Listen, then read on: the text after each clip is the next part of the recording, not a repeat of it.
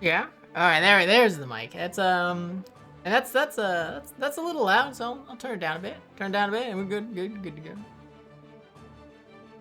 All right. Freeze horns. Yeah. Got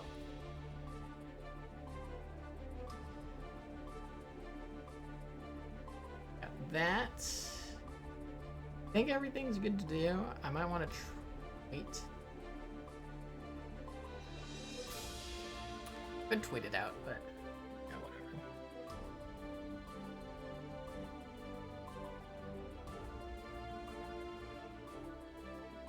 People are joining the lobby. That's good.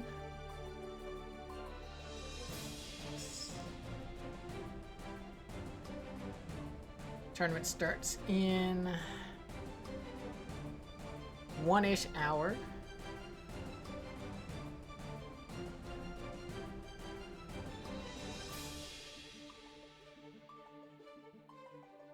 We currently have 80 players signed up, so that is gonna be. When do matches start, Matt? The tournament starts in 1 hour, so you have 55 minutes. You have 55 minutes to check in. Yep, and then we'll start. So this time, you know, I'm just here to play some matches. So whoever's in the lobby now, we can play matches. We're just here to hang out and basically just be available for people to figure out what's going on, answer any questions. Are you ready?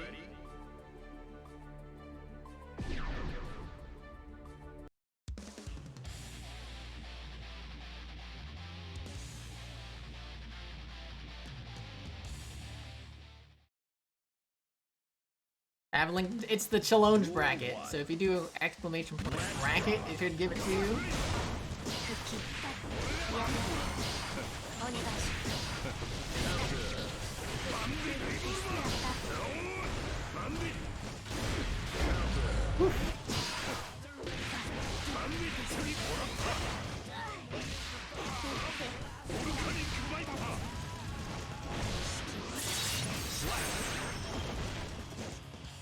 Duel 2. Let's rock.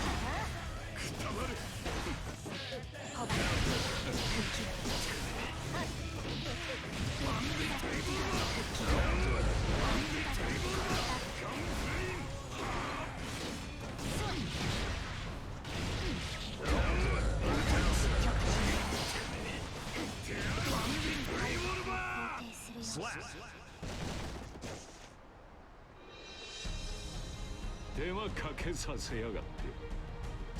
Yeah. So the strive bracket should be there. Oh, I still haven't fixed that command. Crap. No, that didn't work. All right. I guess that gives me time to fix the commands. Not bot commands. Yeah.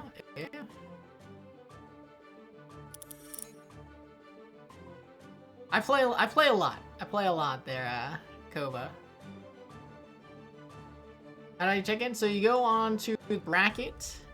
You go into the bracket, and there should be a nice big old orange check-in button. That should be good. I should actually just try and spectate these people. Well, that's going on. Yeah. First timer, it's not exclusive to beginner players, but we welcome, we encourage, like, very beginner friendly. This online tournament, at least from a Street Fighter perspective, we built up a community that was largely everyone's like first tournament experience. So I'm just trying to bring that over to the Strive scene. So like very welcoming. There's nothing on the line, you know. We're just here to have fun. So not exclusively, but we highly encourage beginners to join. Right. So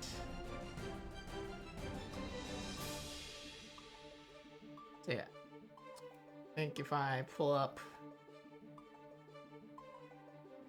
dropout losers round, let's go. Hey, let's go. 25% of people go 0-2, regardless of how good they are.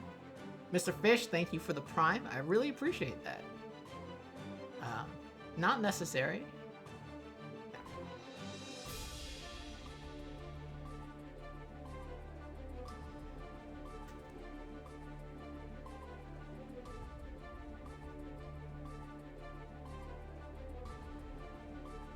What if do change is taken on Chalone? So you do. All right. So here's we're gonna demonstrate some stuff real quick. Right. So here's the Chalone's racket. So if you are, so I'm just gonna register real quick. All right. So I'm registered. Whatever. All right. So I'm registered. I'm gonna go ahead and uncheck myself. So I'm not checked in anymore, right? We go here, right? So this is me. I'm not checked in. There's a big old orange check-in button right here. So what you want to do is just smash that. You're checked in now, right? Then if your name doesn't match on how to change your Chalone's name, right? So after you've signed up, you go to your settings here, same button location, you hit that. And then you can change whatever name you want here, right? So I'm Kevin or Hal, right? Save that. And now, if we go and find me in the brackets, I'm right here. And I have a new Chalone's name. Yeah, a new Chalone's name for this tournament. So that's how you change your name on Chalone's. So let's go ahead and do that. It's free. You don't have to, it doesn't make, you don't have to make your Chalone's account name match. It's whatever, you can make a name for any tournament that you enter. That's all you really gotta change. Alrighty. Yeah, I know, 82 players. Well, not 80, one of them was me, so 81 players. 81 players.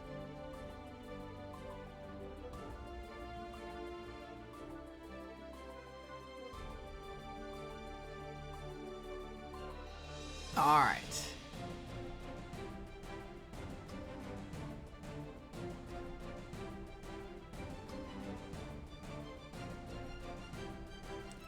Now.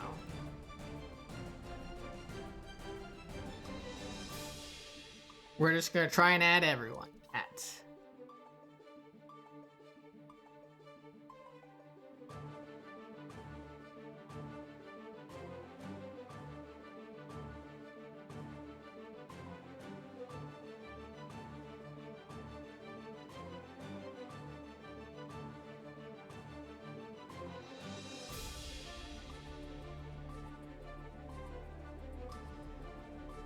Oh, this is gonna be terrible. Going sailing.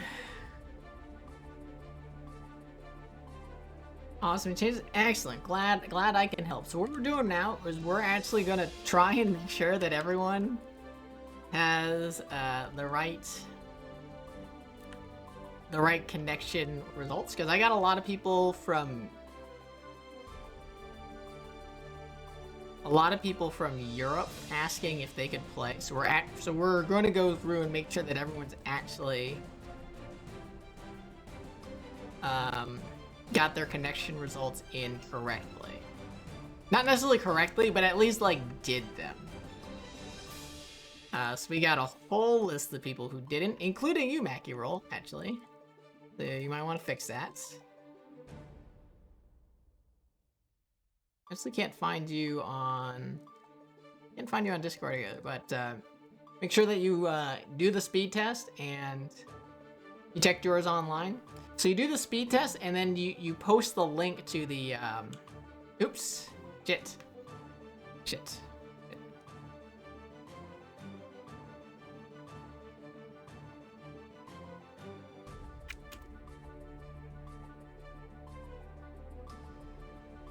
Didn't do the speed test. Alright.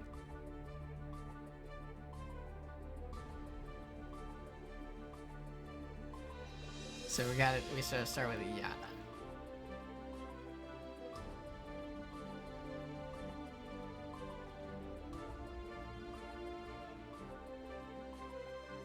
Yada.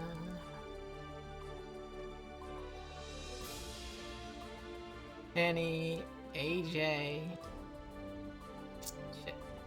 AJ. Just gonna try AJ and TastyBlue. Eddventure. You typed your in, so we don't want you to type in the results. We want you to provide the link.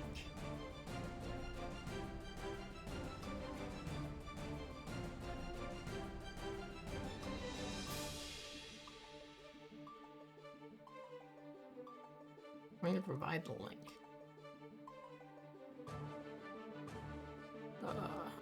Because, you know, we want to have some level of what do you call it? Of verification, right? So anyone can type in anything they want. Anyone can screenshot anything they want. The link, though, is a little bit harder to fake, so I prefer the links.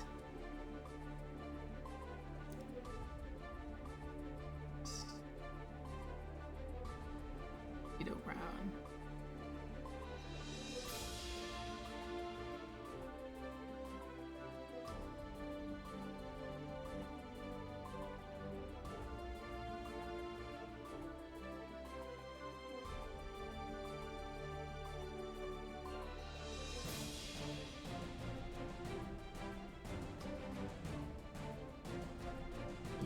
Result. So we'll actually go ahead. Yeah. So we'll go ahead and demonstrate that too. So we'll just go ahead and do that. Bring up the desktop again. All right. So here we are. You know, like that. So there's actually two links. Yep. Yeah.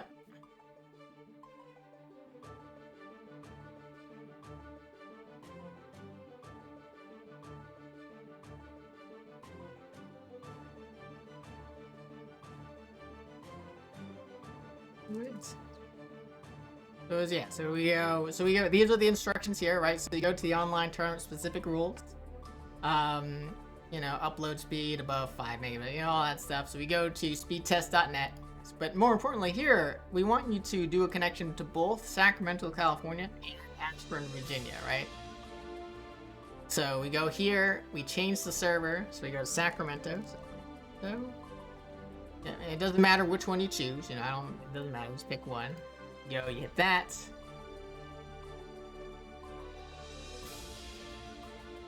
Right, so to Sacramento, I have a ping of 64. My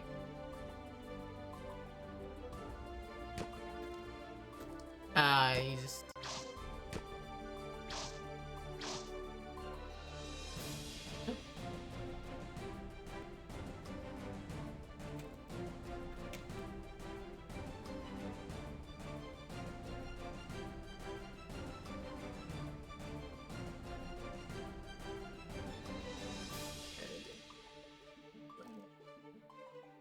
yeah, so you get this, so you share the link. Doesn't really matter which one you give. I prefer, honestly prefer the image, but you provide any of these links, right? Right, any of those links. So that would be one. So you come here, take that link, post it as your answer. So if I were to register, right, I would post, you know, one here, and then for the next one,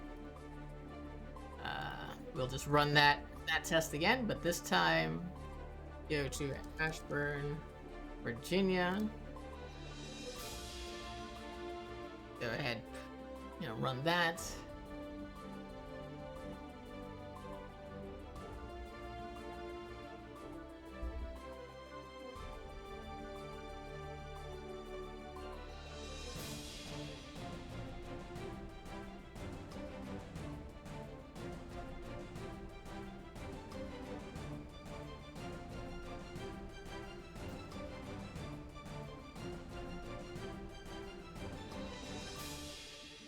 So I'm trying to add Slef. Do.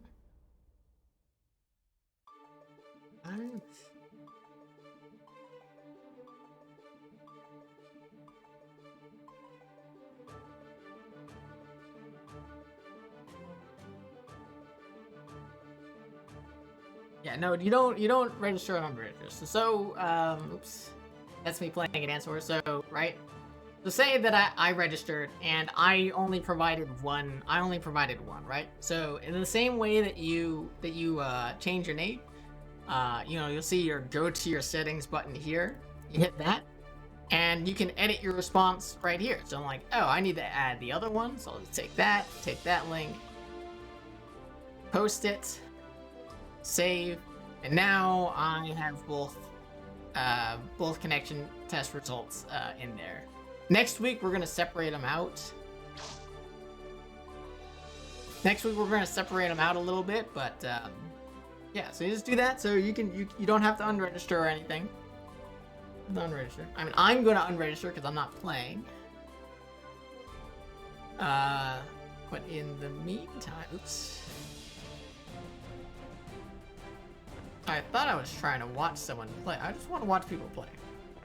I guess I could play again. Are you ready? Sure. How to switch states.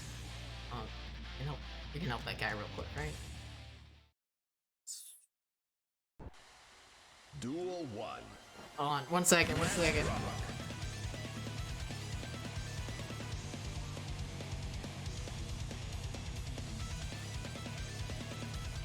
Copy. There you go. Am I still displaying my desktop? Yep. Alright. Ready. Thank you for waiting.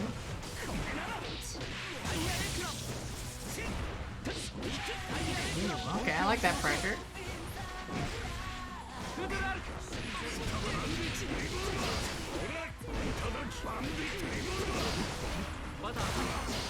Not a huge fan of that burst.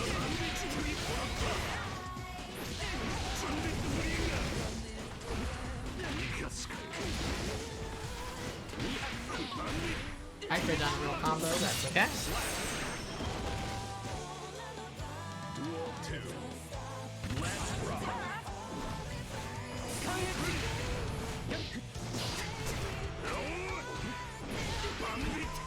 Oh, okay.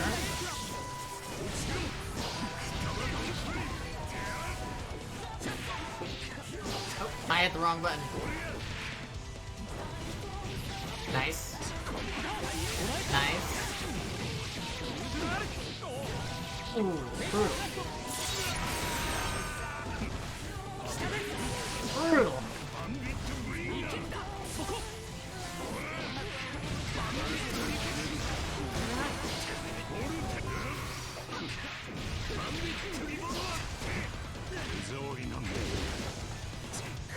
Nice. I'm force burst here. And we bet it all.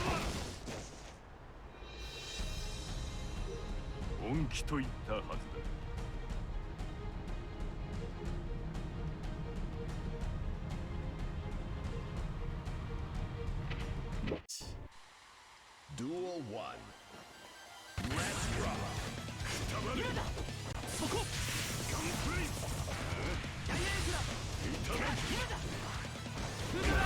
Ooh, got me. Oh, got me. I was not ready for that. They're actually gonna burst that.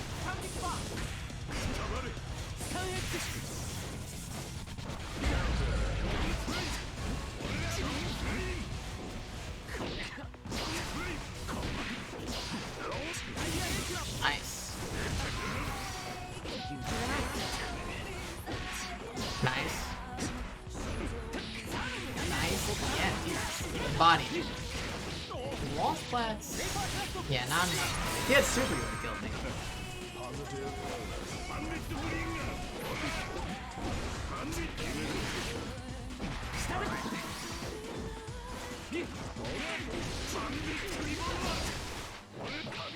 Oh, nice anti-air too.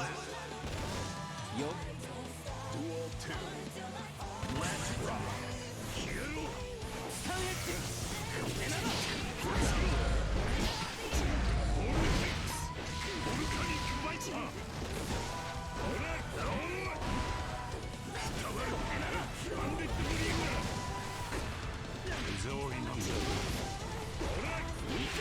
Nice. kept running. He just kept running.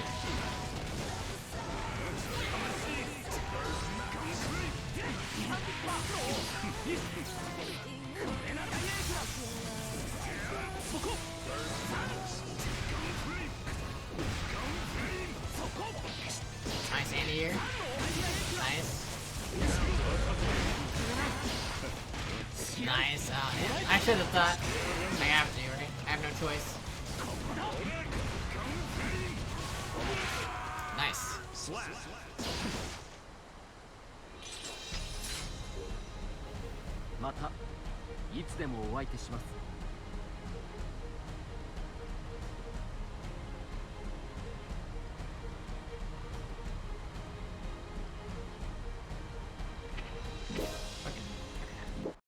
Mankind knew that they can. Duel 1. Alright. Let's rock.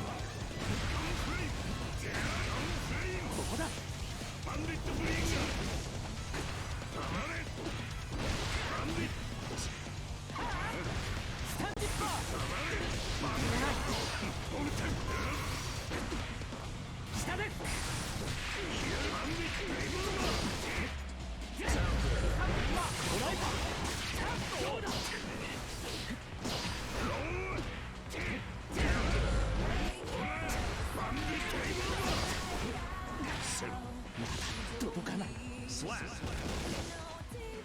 Duel 2. Let's rock. Nice.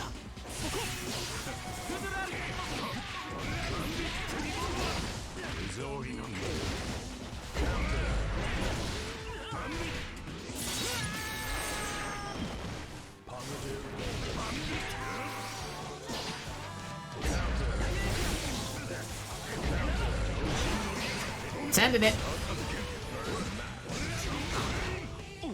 Slap.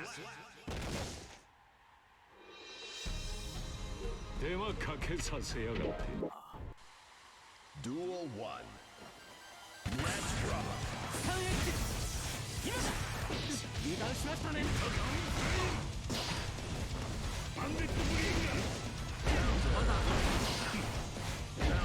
Oh, nice.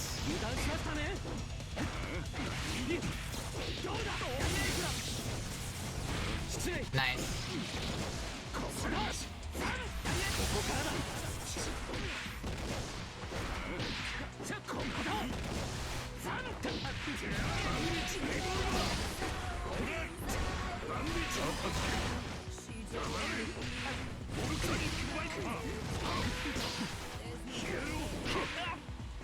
Slap. Duel 2. Let's rock. Ah, damn.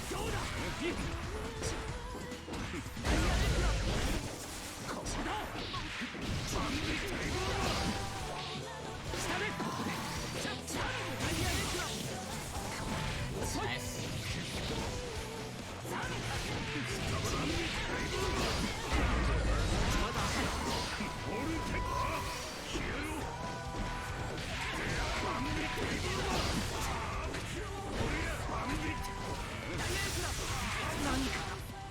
Slap.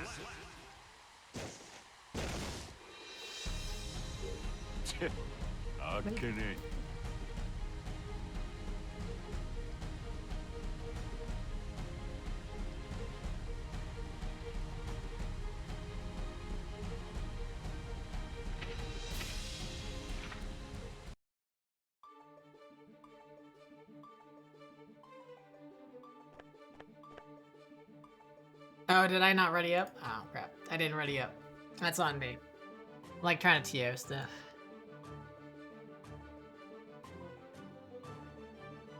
Shit. That's...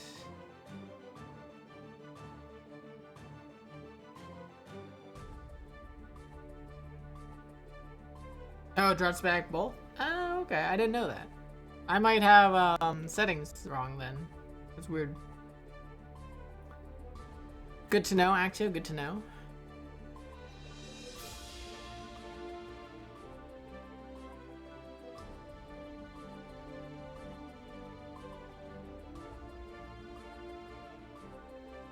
Crap.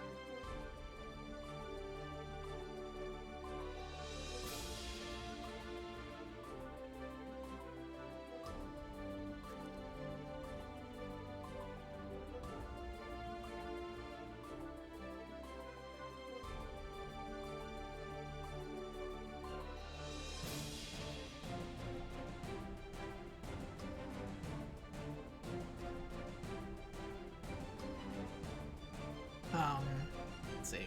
We gotta message somebody. Oh, TOing sucks. I wish I could just play, right?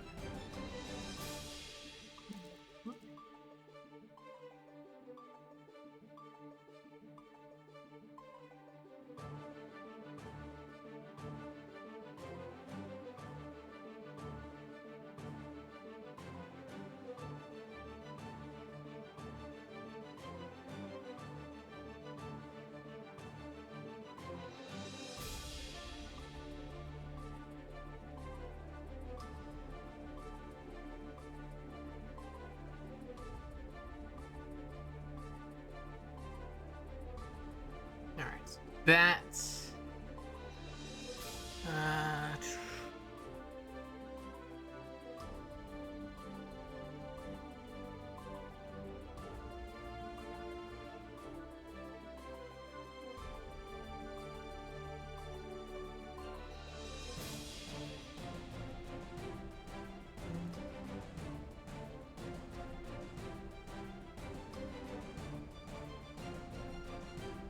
the mic's in the way of my Discord or my Discord chat, so I have to I gotta zoom around.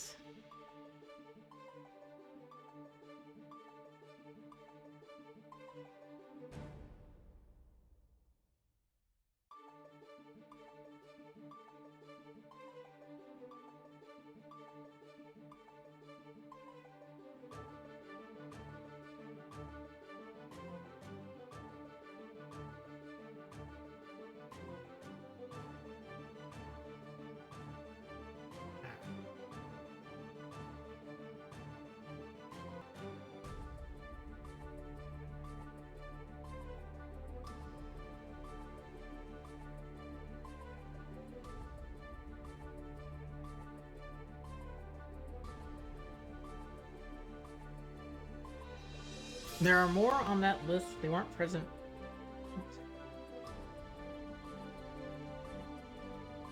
Okay.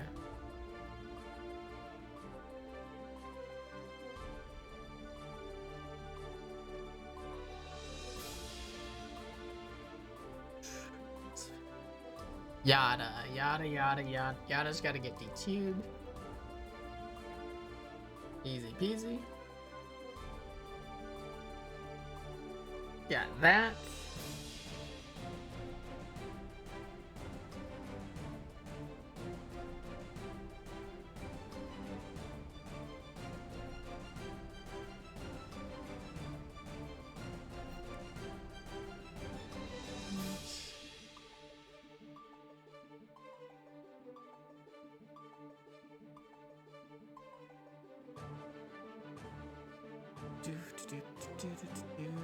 So we got 66 of 84 people checked in.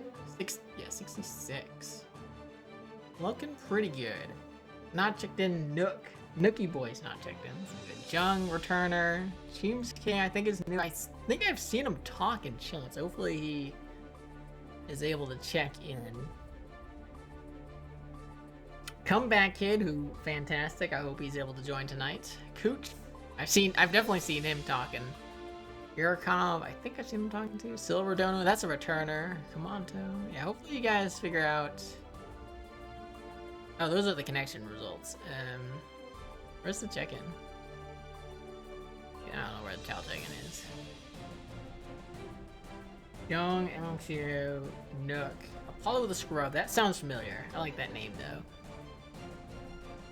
Where is he? Then a lot of people who don't have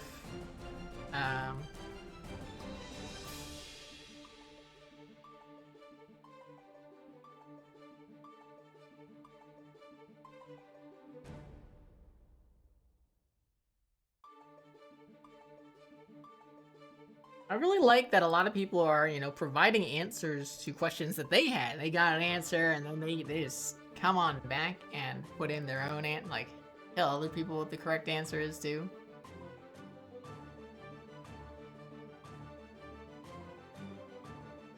And thank you, Slovak. Thank you very much. I appreciate that.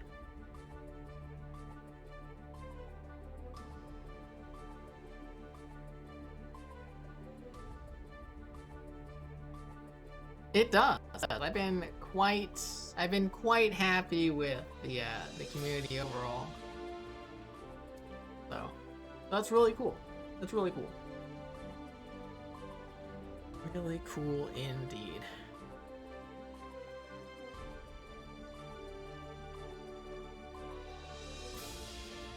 Especially like there's so many new people here tonight because we got a lot of outreach to the Guilty Year Discord, which is really cool. I'm surprised at how many people are excited about that, and I think I hear a drink opening. Saucy, what up? Yeah, the drink is not yet open. I don't know what you heard, but it was definitely a premonition. Yeah, it's crazy. There's like 70-something people. Yeah, so right now I think we tournament. have...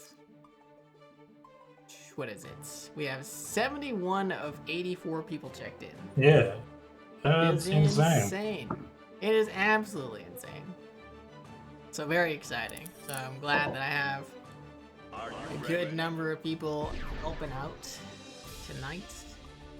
Definitely making things go smoother. You found it through the Reddit? Yeah, no, that's awesome.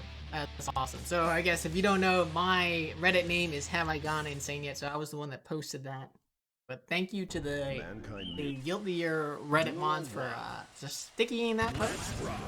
Because I had posted about this tournament a couple times now, but it wasn't until they sticked it that it really got any traction. Nice.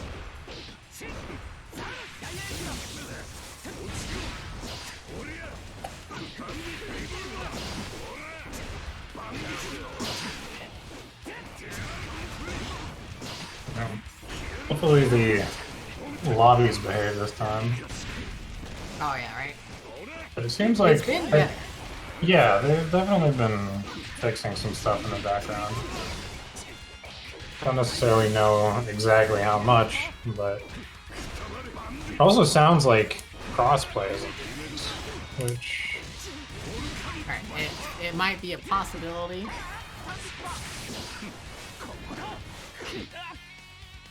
There's an interview, I think I read the actual interview itself, and I think it guaranteed being in the game is a generous take on based on what the Arc System guy said.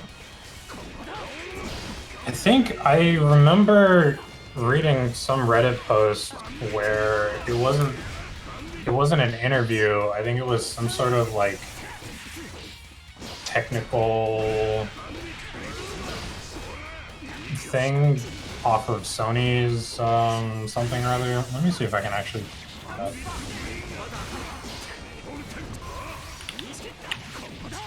The Sony thing, people put it as a reason why crossplay doesn't exist, but they actually just don't understand what we're putting on that. So, it's just a money sharing program that they have to do if they do have crossplay. Yeah, is in the verification process. I think we might be talking about the same thing then. Oh, okay. Yeah, the interview.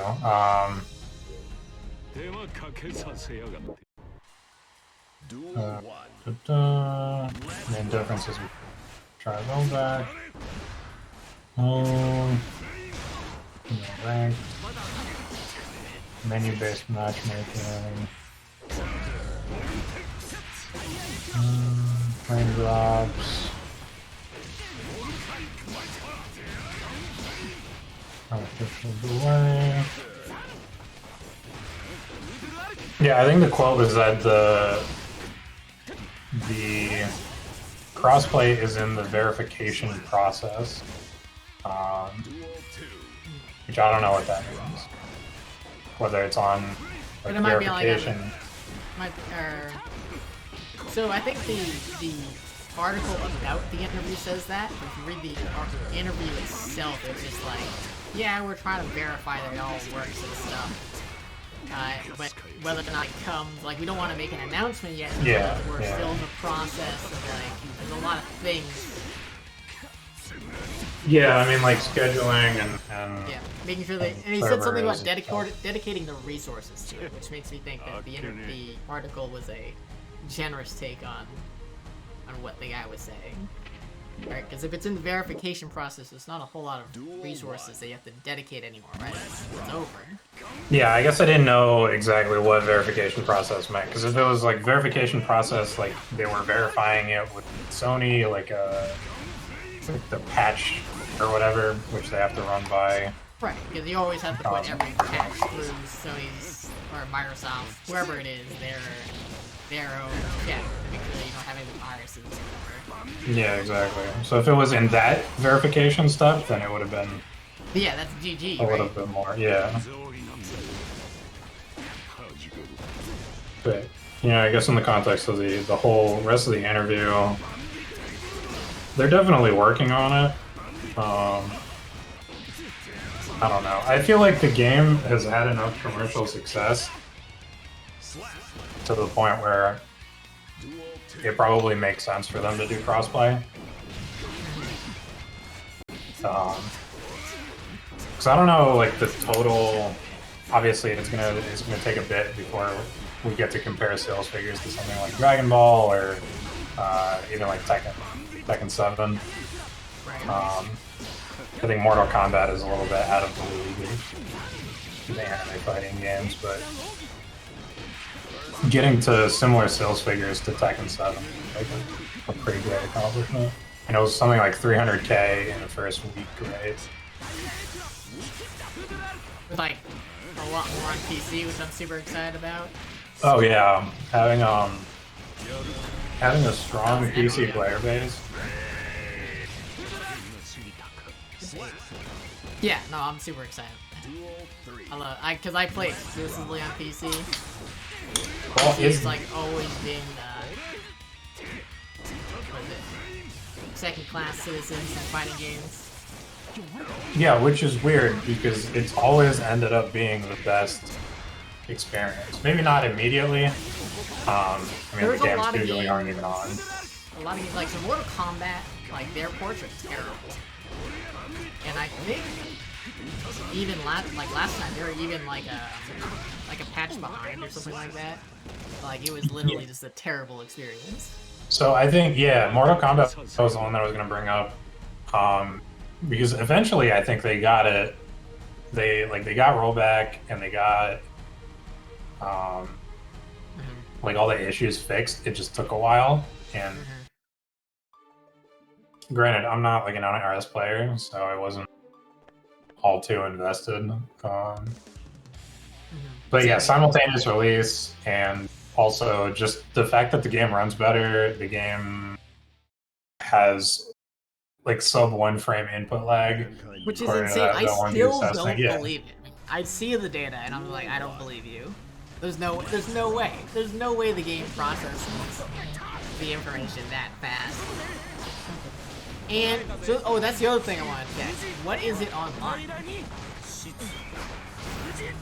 It's 1 frame, I think. No, online. Like I know you said one frame. But does Well, so I think the that netcode, do they add any delay frames?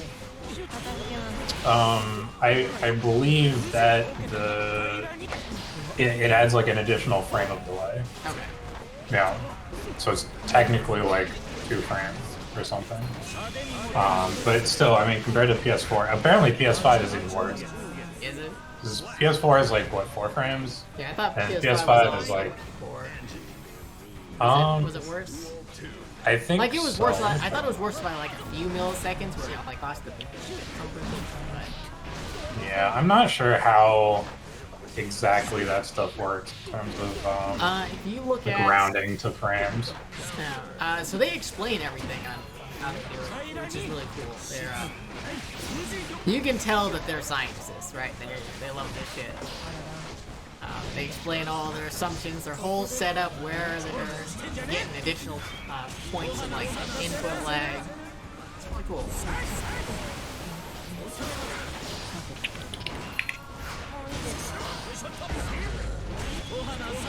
Yeah, Strive on PS5 is like 5.8 to 6 frames, which is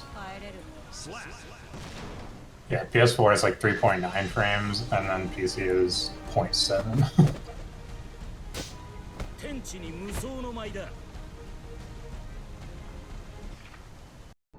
Mankind knew that they cannot change. Which is kind of absurd.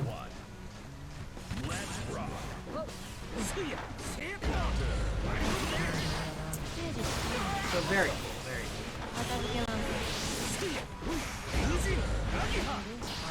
Yeah.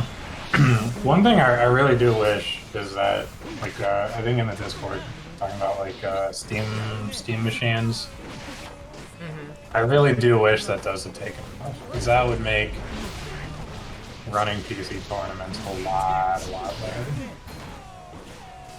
Yeah. I mean, so the thing about PC tournaments and all the problems people would, like, talk about, those are all known and, like, I want to say somewhat solved issues. The biggest problem is to solve them, it takes manpower and money. And FGC is poverty shit, right? Like, we're never going to solve those problems. So we're going to be consoles forever. And that's just kind of the reality of the situation. I mean, like, what's the problem with PC that you can solve with money? So what you need is, what is it? You need a lot of PCs that are all like standardized hardware and setup, right? Yeah. But then you also need actual like IT admins type of people who image all the machines, who, you know, go through and make sure all the correct drivers are installed, test it with a bunch of different kind of controllers, have like basically tournament controllers that you know work, so that if anyone has a controller problem, you can swap that shit Yeah, that's without true. a second thought. Yeah. No, but it's like basically you gotta pay someone to do that. That is. Yeah. You I mean, get, yeah. I don't think that's like as huge of an issue. Like, I feel like there's enough people out there that are relatively well versed that could do this kind of stuff on a volunteer basis. Like, imaging a bunch of computers doesn't take that much time. I mean, if you have one guy that knows how to set up like Ansible or something, it shouldn't be a big deal. The driver issues and having those controllers on hand, I think, is the bigger deal. Apparently, some people made like a DLL that added direct input to Street Fighter V, and that solves a lot of the driver issues with controllers, because direct input is a lot easier to work with. But that's also a little bit sketch, because now you're like adding the DLL to your game that does like weird shit that you don't know about. So yeah, it's a little scuffed. Like, that's the big problem with PCs. Getting things to work is a little scuffed more often than professional.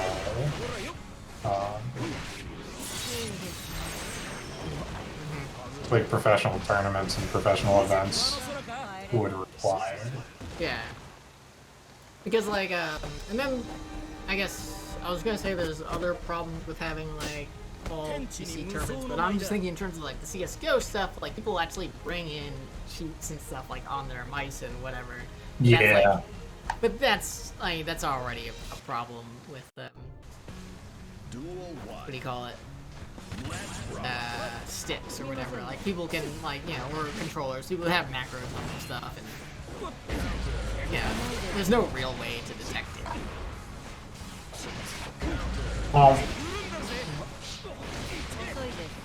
Yeah. I think. Like that Yeah.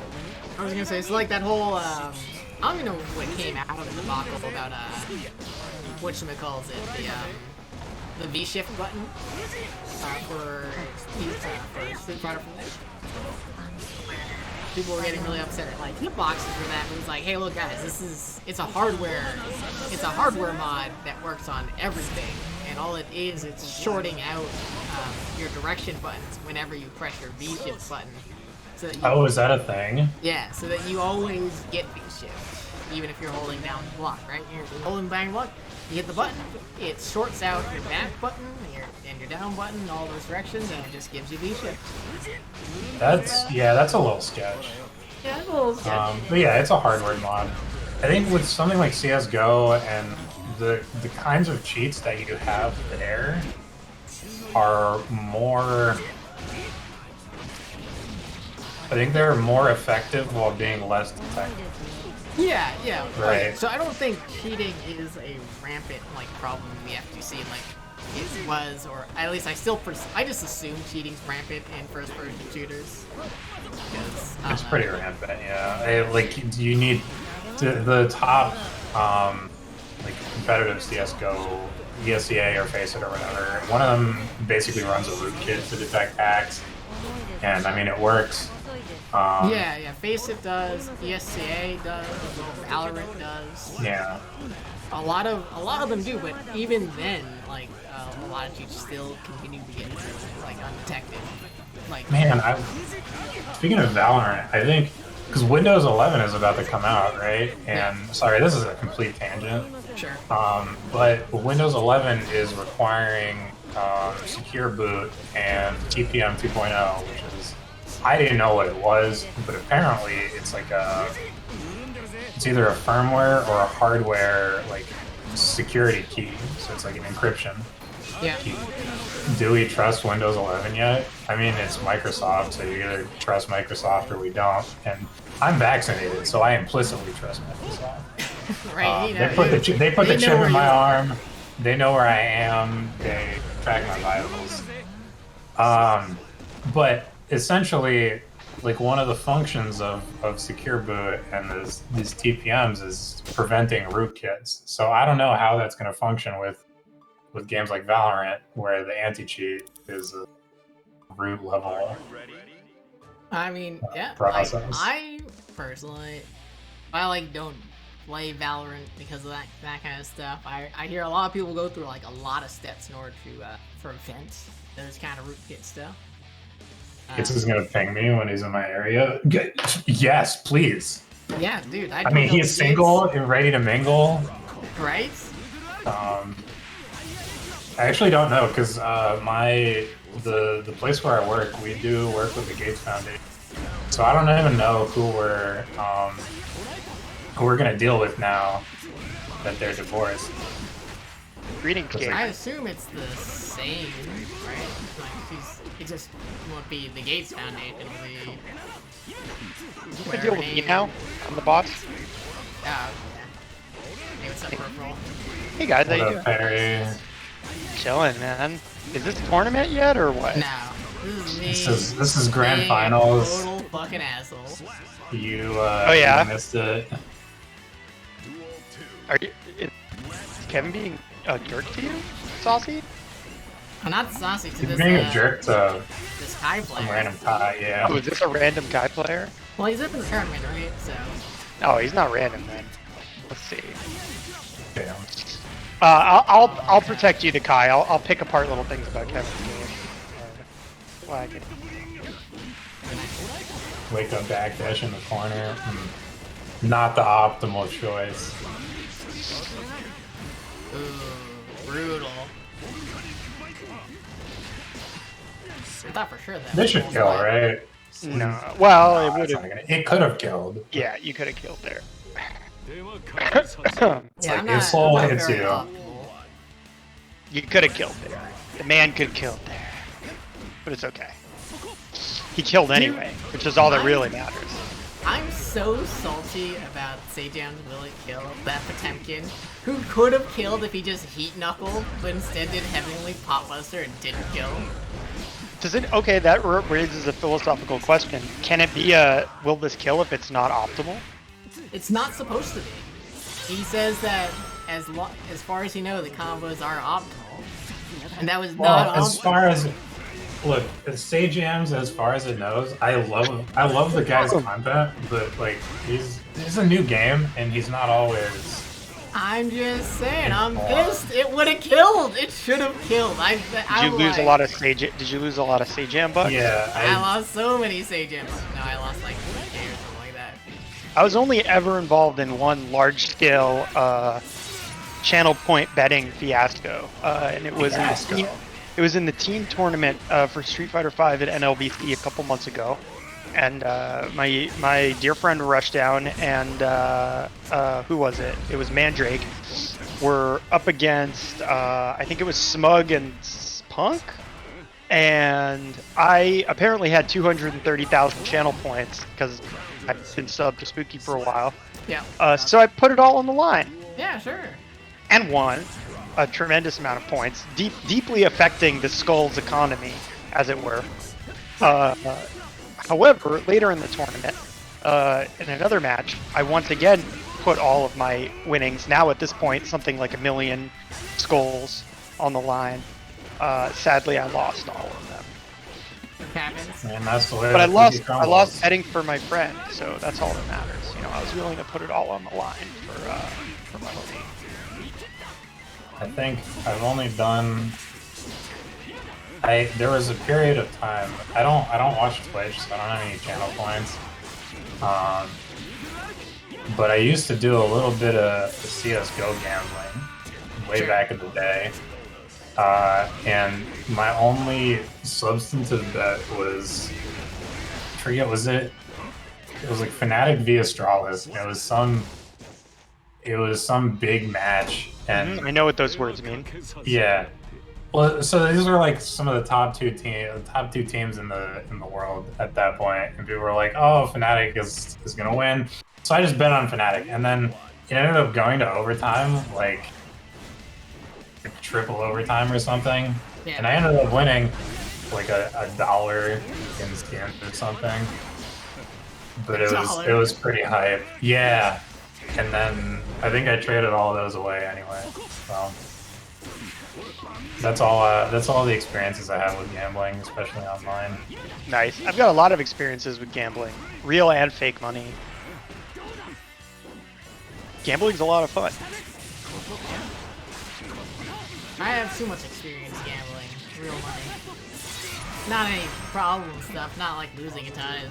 I was like, you know what, I want to be a poker player. That sounds like fun. I think everyone of our age went through that phase, right? What do you mean our age?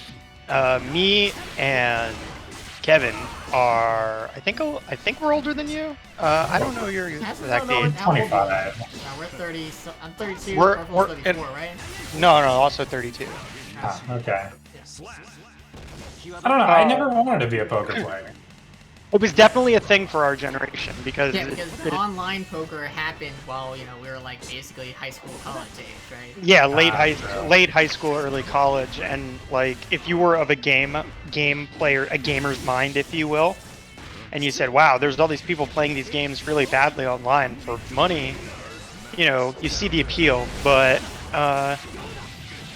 it only worked out really for a select few. Even if it was pretty easy back in those days to be a winning player on online poker, but a couple of years later, the fad sort of dried out for the fish, so to speak, the older casual players. Yeah. And all that were left was like a veritable shark pit of extremely intelligent 24-year-olds who, just stole money from each other, basically. It was a pretty intense time, but for a couple of years, from like 2006 to 2008 or 9, what is humorously called the moneymaker era, not because people made a lot of money, because a guy named Chris Moneymaker won the biggest tournament. Yeah, and he was like a big kind of a. Oh yeah, I can say he was kind of like a schmuck, like a nobody, like a regular Joe, and everybody saw him beating all of these. Win, right? What's that? They saw him win, but not just win. He was winning consistently then too, right? Well, I mean, he won the World Series, and that's all that anybody really cared about, right? Yeah, but even after, he was like still winning. He won a few. I think he was like somewhat competent. I don't think he was bad. Well, I mean, if you won the World Series of poker.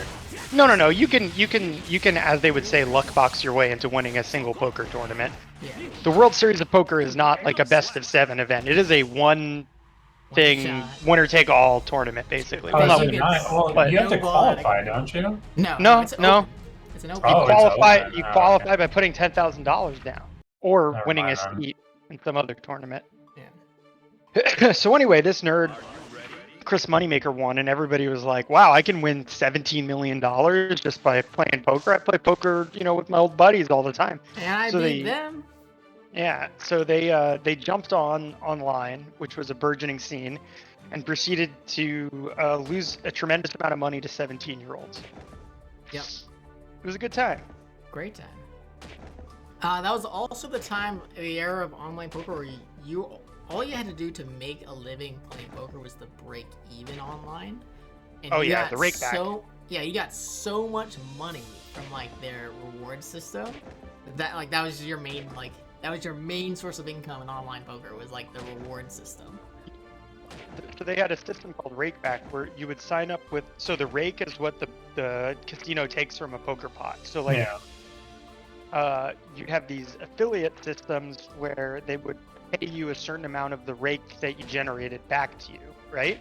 Interesting. And they would do that basically to make sure that there were people always at the tables playing online for the bad players who didn't even know about these systems. It was basically a way of getting, a certain amount of the money that you would lose, or either if you won or lose, like the amount that you would pay the house, back to you. So if you were breaking even in the actual game, you were actually earning as much as, $20, $25 an hour, which was, back in 2006, that was like, Yeah, I think if you're pretty fucking good. I mean, it's good today. Yeah. It's an honest living today, and back then, I don't know if 15 I'd years say ago. honest, given that you're beating Hey, schmucks in online poker. any living that's not like strictly immoral, like you're causing like irreparable damage to the planet, or illegal, or people, or like just super illegal, is an honest living. That's fair. I don't know. Hey, like obviously poker is a little bit of a. I'll be right back though. I was about to say that. GG's. That like gamble. I don't think it's necessarily fair to categorize poker in the same tier of gambling as something like slots or roulette or games. Yeah, it's a more pronounced game of skill. That's definitely true. But at the same time, I think online gambling specifically, even something like poker, like the barrier to entry is so low, and it's such an addictive behavior. Yeah, I don't think it's immoral to play it necessarily, or even immoral to like take people's money.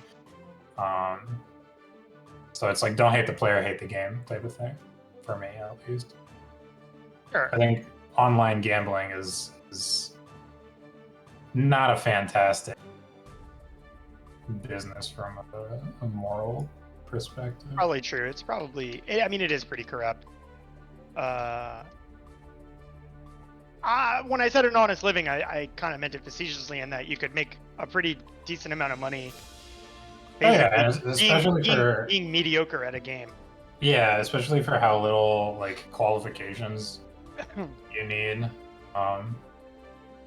That's pretty good. Yeah, no, the online fad when I was in late high school, early college was League of Legends. Right. Probably about as toxic as online poker, but I don't know about that. I think League of Legends is more toxic. There's really no chatting in online poker. Yeah. All right, so we get started. We are about to get started. I'm looking at the Discord chat. I need to add the other TOs. Fly. At who are the other tiers? I can never actually find them. Oh man. Houseman? No. I think Houseman says he was trying to help out with the. Let's see, Gecko, and at our best peons, those RBS.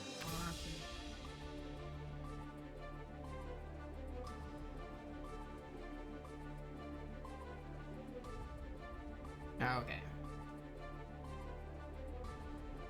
Try that, correct. So are you going to stream to Discord as well? I will, yep, so I'll start that up now.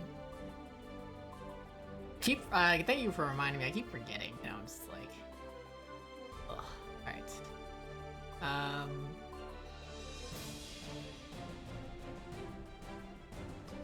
So many Is this- familiar faces in this chat. I think this is it.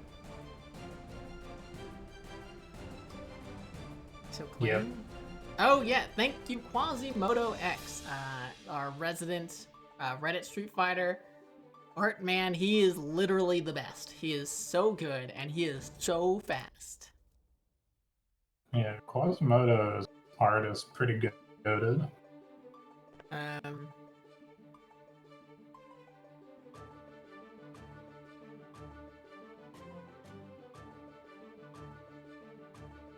Yeah, sorry, I'm trying to get the bracket situated and started. See, you got the Soul Dad Guy outfit. Oh hell yeah! Mustache Soul. You got the mod for that as well? Or... No, I don't. That's unfortunate. How's everybody's experience with Strive been this week? I don't think I've played more than a couple of sets this week. Oh, that's a shame. Work Yeah, is same here. really busy, and I basically have the game open just to mess around in training mode. But yeah, only a few sets. How about you, Barry?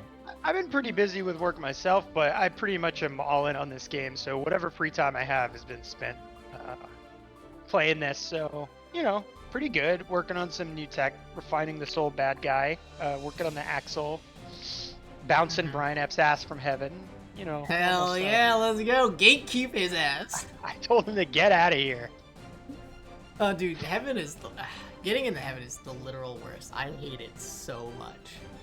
You guys are both Soul players. I don't understand. It doesn't matter. No, It's just annoying. Yeah, the main if you switch floors in like 5 seconds, fine, whatever. The fact that it takes like a minute and a half to watch the animation again, it's like this is bullshit. I hate it. But I think I'm gonna go for my menacing aura this time. Okay. So, how do you get the aura? I keep hearing about an aura, and I have no idea what it is. You have or to how be to like get it. I don't know exactly what it is to get it, what the requirements are, but you just need to be high ranked. Okay. Like in the total score system, you need to be. I think it's the top 300 or something. Okay. So here's what we're gonna do. We're gonna get.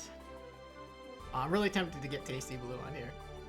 Yo, TastyBlue? Oh, TastyBlue. Tasty Let's go. Blue, yeah, right? I heard his Nagaryuki is pretty good. I haven't played as Nago yet. I kind of wanna find out firsthand, but let's see it. Yeah, I mean, man's been grinding. Does he have a menacing aura? I don't know. I have no idea. I've never played him, but I see him posting some tech clips in the New Challenger Discord sometimes. I see him grinding out the sets. Is he now? Because I remember from his Street Fighter days. Fantastic person and streamer. Yeah, he's a lovely guy. I've always enjoyed the time I've spent with Mr. Blue. So I'm just excited to see him. I'm just like, oh. Yeah, I've been really digging on Nagoriyuki lately. I'm a Soul player primarily, and I play a lot of Axel too, and a good bit of Leo. But I've been playing a little bit of everybody lately because I'm just so interested in the game. And past couple days, I've been putting some time into Nago, and he's a really interesting character. Oh yeah. I hope I can bring some of that insight into the commentary. There's a lot going on with him. He's not the kind of character you can kind of be unprepared with. Yeah, I can see that. I've been playing basically nothing but Zato.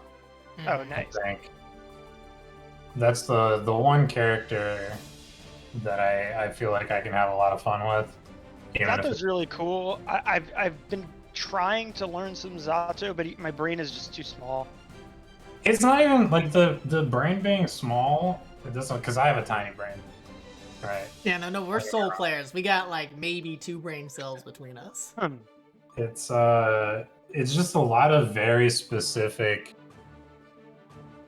answers and very specific conversions And that's why I spent a lot of time in training mode, because I'm It's like, honestly more, for me, it's the execution stuff. Like, I really do have a hard time with the negative edge.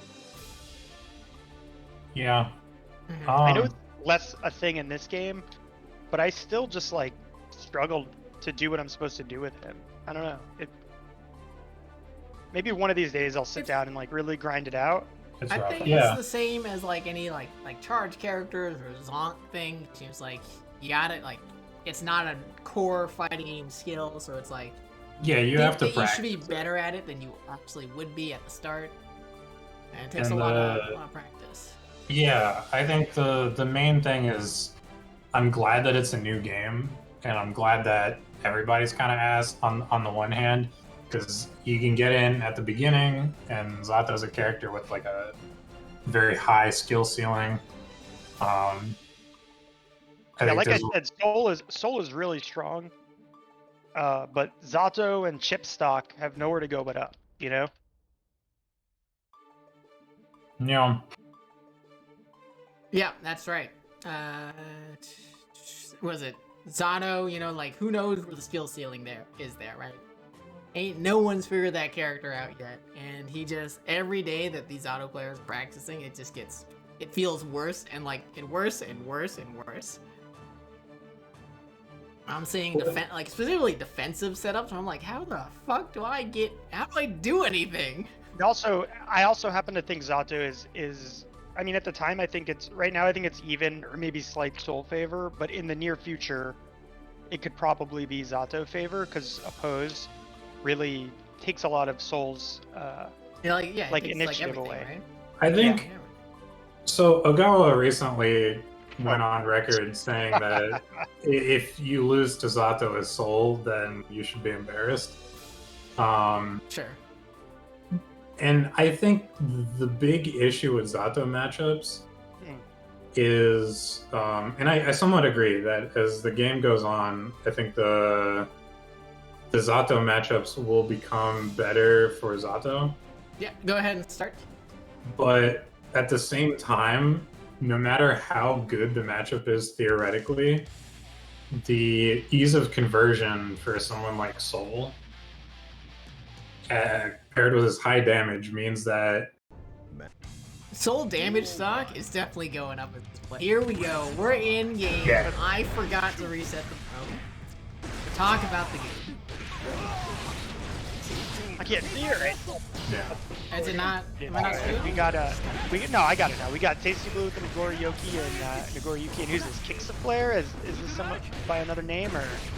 I think this is the Kai that you were playing earlier, right? No, I don't think so. It's the same color though. Yeah, it is the same color. I like the Nagoriyuki color too. We got two sword boys. Oh yeah, Mint Nagoriyuki, probably my favorite. So we got two sword boys in here. One's pretty good, one's complicated.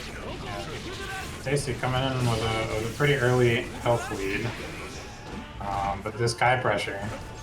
I mean, Chip's a huge problem for kickslaflare right now, and yeah, that's pretty much a game over scenario there. I don't know if that's not a punish, he's in trouble. Yeah, Chip is interesting in this game too because if you're above 1 pixel of health, then you can't die to Chip. Like any Chip damage that you would take would bring you to 1 hit. So it's a really big buff to multi-hitting like supers and special moves. Well, grabs him out of the command grab. Yeah, Liar sees, doesn't want to take the corner pressure. So Tasty's just about at the limit of his blood meter now, which means he's gonna have to lay back a little bit, but You gotta hit those big ass normals. Yeah, I mean, you have to lay back and the man just dashing. I mean, he's getting hit. He wants to slash a boy. A great thing about Nagoriyuki, or something that you see a lot of the stronger Nagoriyuki players doing, is like, once we get that command grab, which totally nullifies the blood damage, which is party time for Nago when they land one. But what you'll see a lot of Nagoriyukis do is continue to use the dash even if the blood gauge is still rising and towards the top, because they can fast cancel it into the, or like stop it short into the 6H, which even on block will increase the rate of his blood drain. That's sort of what we've come to understand how you keep Nagoriyuki going without having to just have these long periods where it gets shimmied pretty hard. Periods of doing a lot of nothing. Is to keep that pressure up with the dash and the 6H. Yeah, Kaido Yes. getting Yes, a wall Captain break. Kool-Aid, you do your matches. Go play your matches. Winners round 1 and 2. Yes. Command grab, BRC, right?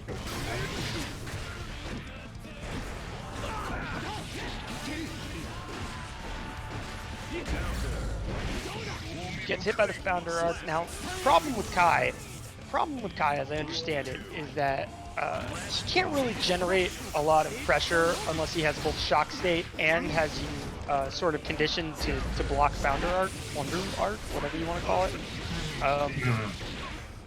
He can frame trap with Diary Clot and hit you low with Stun Dipper. But it's a hard bet with Stun Dipper. Yeah, it's a real hard bet. Well, if he has meter, it's not as big a deal. But Oh, we're going full ham. We got a this pop is Nago a and trip nothing situation. happens. He goes. Fire projectile, not enough to kill though. Wow, good the BRC right dodge. back through. That was great. Yeah. Great awareness. Great use of meter and resources. I like that BRC over just FDing as well because you avoid the plus frames and kind of get off that inner firewall. So fantastic stuff out of TastyBlue. Yeah, TastyBlue looking really good.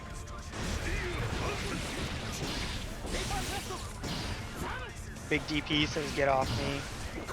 Plus, baits the Another throw. yeah. Sleep burst. Oh, okay. BRC air throw.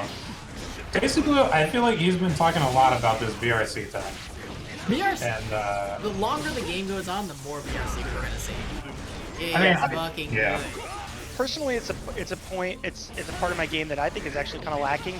Like I haven't really found many good ways personally to use BRC in my game plan. So that's something I'm definitely going to ask Tasty about later. And honestly, his player takes the game. you know, the easiest way to utilize BRC, I think, is punishing. Right? Punishing with BRC gives you a lot better opportunities. And like for Zato, it's the only way to punish certain things that, like Melia Haircar, if you BRC punish it, you get like 250 damage. I was gonna say there's a lot of moves in this game that like aren't normally with punishment. Like think of Mei doing literally anything, Yeah. and you can BRC them actually with punishment stuff. Like 150 damage is super worth that 1 meter. Yeah, with punishment and like regular punishment, I think are the two easier Great BRC anti-air, uses. by the way. Yeah, this is gonna be a lot of Wall damage. break. Doesn't have any meter. He's getting some now, so he's got the life lead. Oh no, dash it in. Good check out of kickslaflare right there. He's got plenty of It's a blood to Street work with. Fighter, dash checking. It's him straight with the Fukyo. That move is very strong. Alright. Let's see how kickslaflare can adjust to this. Oh man, caught him trying to tech throw or something. Just uppercutted the shit out of him. You either try to backdash or Okay, Tasty's towards the edge of his blood limit now. Oh, he went into rage. I was not expecting it. He didn't get that last 6H. That last 6H didn't connect, and it forced him into blood rage state. And unfortunate for the kickslaflare not recognizing the blood level. All you have to do is after the knockout is just back off. Right? Let it happen and just punish him. Yeah, it's just another way that you have to manage the meters and be aware in Guilty Gear is that blood gauge. And it brings up an important point about how Guilty Gear is as a whole. Every character has some very unique things to them, and both people need to be aware of them. Right?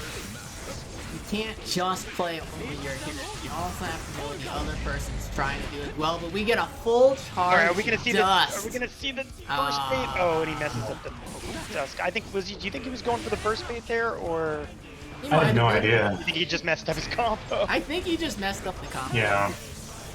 And I think since it was the first dust that we'd seen out of kickslaflare, I think Tasty, the classic rank thing where it's like, do you actually have a dust combo? I'm gonna wait to see it first. Bad first, but we bad got punish him. right there. Gonna do And it. a wake up super.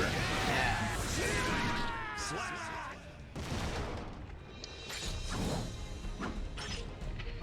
You think Tasty won't do it? Of course he would.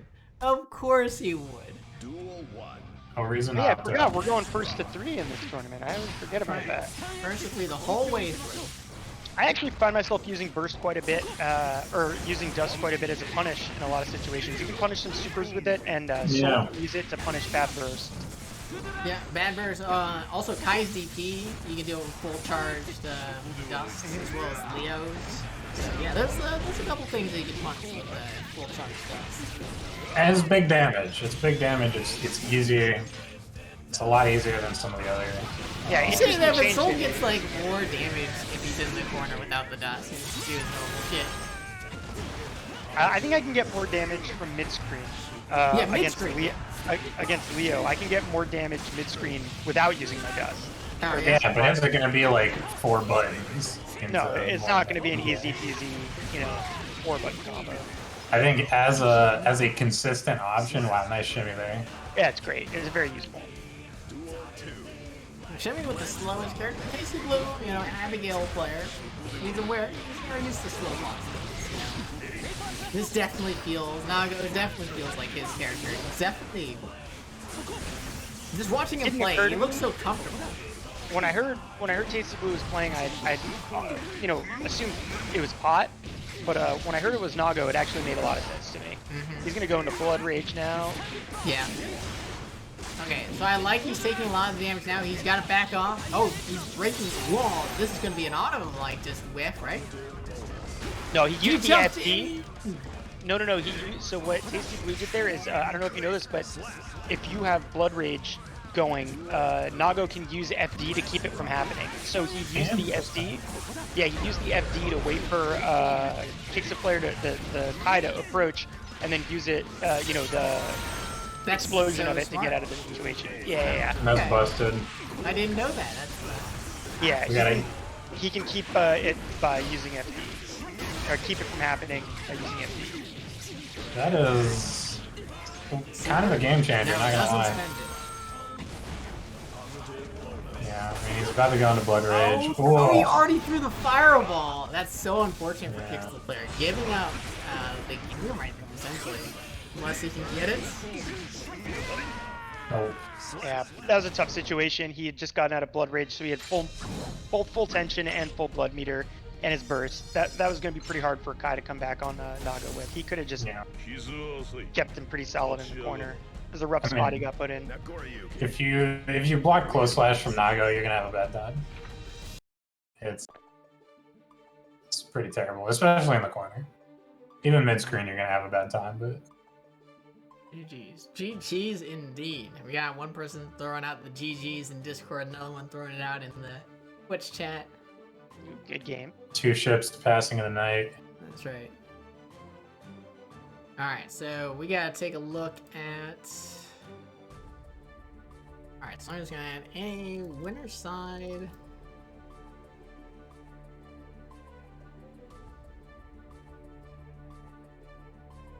I'm gonna see if we can grab someone from there.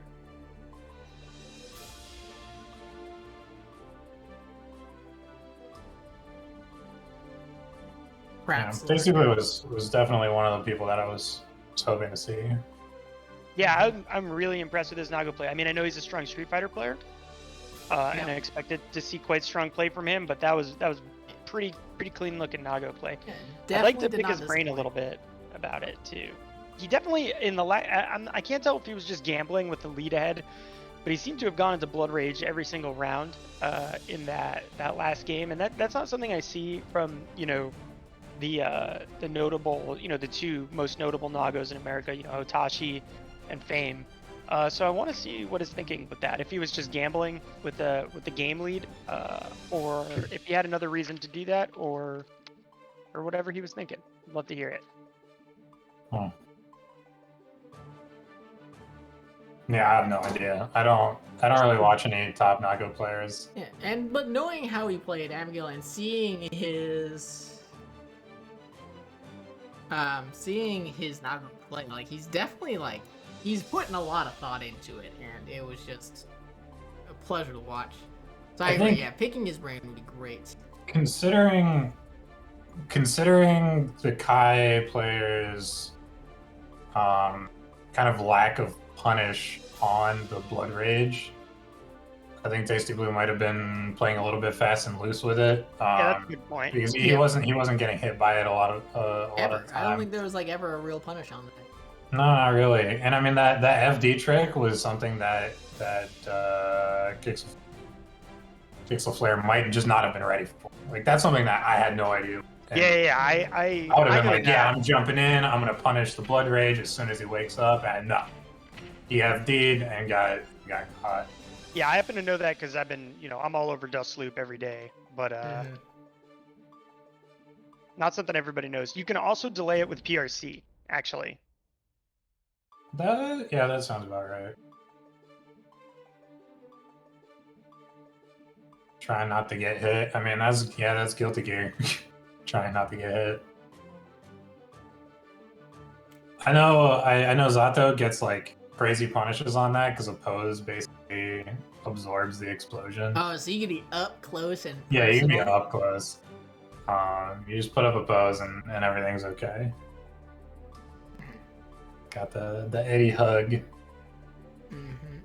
I think somebody actually might have posted a Twitter clip of a like 100-0 combo on Nago if he goes into Blood Rage. Yes, I've definitely seen that was that. sold pretty easily. I think it was the pot doing the dust combo. Yeah, right? this is like it was just Zato, which that was that's why it's interesting. But also, if you run up and just command grab him, he loses 70% health because command grab lasts like it lasts so long. Alright, but here we there go. we We go. got Nook Gang Cop. Oh, the There's man, a the original. CA Nookington. The believer. Yo, these costumes, they kind of match too. Both costumes are pretty fire. Haha, I see what you did there. You got both ladies who dash around and jump around a lot. See what Nook can do. I've heard some good things about Nook's play in this game. I haven't actually played him yet myself. I can count him as a friend, so let's see it. Nook is he's been playing Amelia for like three games now. Yeah. He was in the first tournament we did. First or second? I can't actually remember now. First tournament. He got like third or second, if I remember right. He did really well. He was put on to really like displaying that early Amelia tech.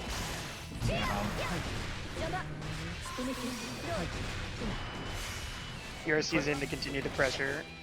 Yeah, but good He's certainly defense moving like CA. Amelia. Same side overhead is enough to kill. Get mixed. Yeah, those low air dash jump H's are so strong out of the other. Especially with the disc hitting you at the same time, really masks what side you're going on. It becomes really like a pure guess.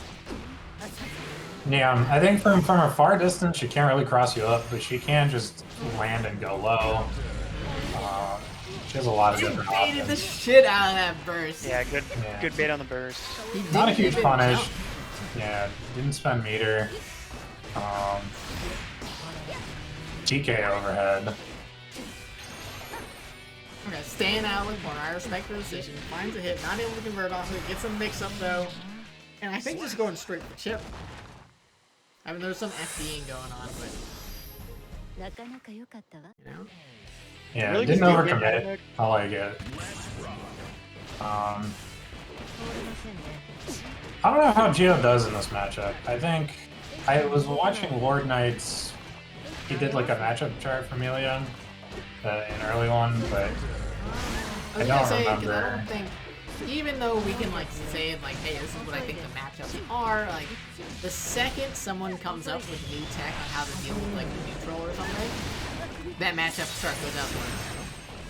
Like, Yeah, I could say that, Amelia probably has a pretty time winning the neutral in the air against Geo, because, Geo's strength lies in, like, the fast ground control game. normal and her ground game. Amelia can really move around that, but Geo also does a pretty good amount of damage, and Amelia out there with the second least life in the game, so... Yeah. and if I remember right, Geo doesn't have the best anti-air option, especially against No, her 6P Against is Melia, not really. No, Yeah. but Well, her DP is really good. Okay. It's like it's super good, and it's not even invincible. It just low profiles everything. Yeah, Right, it's but- more like a 6P than a DP, but it hits both sides, so it is pretty strong. It's very strong against Chip actually with his Sakugan kick, but I don't know anything about this matchup. Sure. I'm just shocked to hear that someone's saying like, yeah, DP is as an anti-air in Guilty Gear. I'm so used to hearing like, there's no way in hell you have the time to be like, I should DP now. It's pretty solid. I mean, even because the recovery, I don't think it's only -17 on block. So even if they block it in the air, you end up being +3. I assume that you would be at least safe, yeah. Yeah, unless they like, I think either IB or FD good. But that's like more layers than your average air interaction. And on counter hit, you get a big pickup, which versus Melia is extremely. Yeah, that would probably take about half a million's life off if you get the counter hit. Ooh, that big 2D. That thing is a sword normal. It's got like 8 active frames. It's -3 on block. It recovers. It's got 10 recovery frames, I believe. Yeah, 10 there's frames no of whip recovery. punishing that, you know. Because if you're pushing out a button early enough to like whip punish it, you're getting hit by it. Oh, Yeah, that button's drops pretty nuts. combo right there. Ooh, gets hit by the Takes it frame back trap. up. There it goes. 2-1. So something that I was worried about as Guilty Gear released, or seeing the beta test, is I was worried that the game wasn't going to be fast enough, you know, but you know what, I was wrong. Those fears were pointless. The game Yeah, is it's still plenty pretty fast. It's not as fast as Plus R, but it's No, still very fast. And I think a lot of that speed difference between Plus R and this isn't just the speed that characters move or anything, is that Plus R doesn't have any slowdown effects. You know, it doesn't have big hit stop, it doesn't have Roman cancel to slow everything down. So it definitely has the feeling of being much faster, and this Geo makes quick work of Nook in that round. Yeah. I think there's characters in this game that are fast, and there's characters who can definitely slow the game down. Like looking at somebody like Melia or Chip play, the game feels very fast. Especially Melia versus Geo, where both characters want to be fast on offense. Is he dead? I think so, yeah. Yeah. Yeah. Hella dead. Alright, I shouldn't have even asked. But then there's characters like Pot or even Soul. I think Zato, like when those characters get going, they do tend to slow the game down.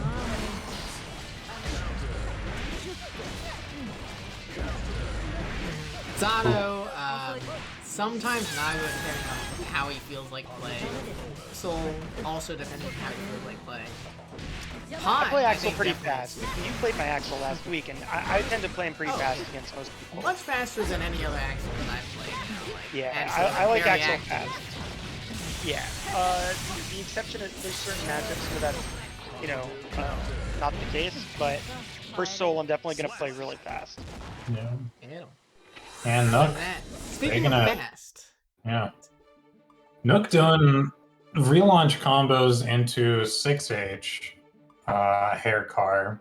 I don't know, is that the new optimal melee attack? I really Yeah. could not tell you. Melee and Geo are at the bottom of my list of characters I've really spent time with. Because So I know cannot you can, tell you. yeah, you can do like relaunch into 2H hair car, and that makes the hair car hit pretty hard, pretty high, and you can get Oki. But I guess 6H is just more damage.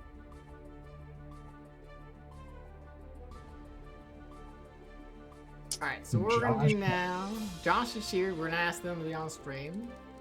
But, like Joe does, I want to go through the list of people, even though it's a lot of people tonight. I'm gonna just go through everyone, recognize all the familiar and new faces that we have on here. So, number 1 seed, Azure Flame, great Eno player, also has a Kai that's a little sus. It's okay. I know the guy in life, so I can say that. Fatal Saber, who I think is new. Curtis, I think also new. And there's a lot of new faces in this because we have, what, 82 people or whatever it was that actually made check-ins. Yeah. Dark 82. Something like that. I forget how many people actually checked in. There's 88, including the people who didn't check in. So a lot of people tonight. Yeah, it says 84 players. 84. Yeah, Okay. I mean, I'm seeing some familiar faces. There's Escaping Jail, who actually got knocked out. Silver Dono also got knocked out, of winners at least. The Dark Sea Core, Yurikov, DK La Pina Bitch. That name. Let's spectate this match real quick. Some Make dude sure I named don't miss that. Getty. Yeah.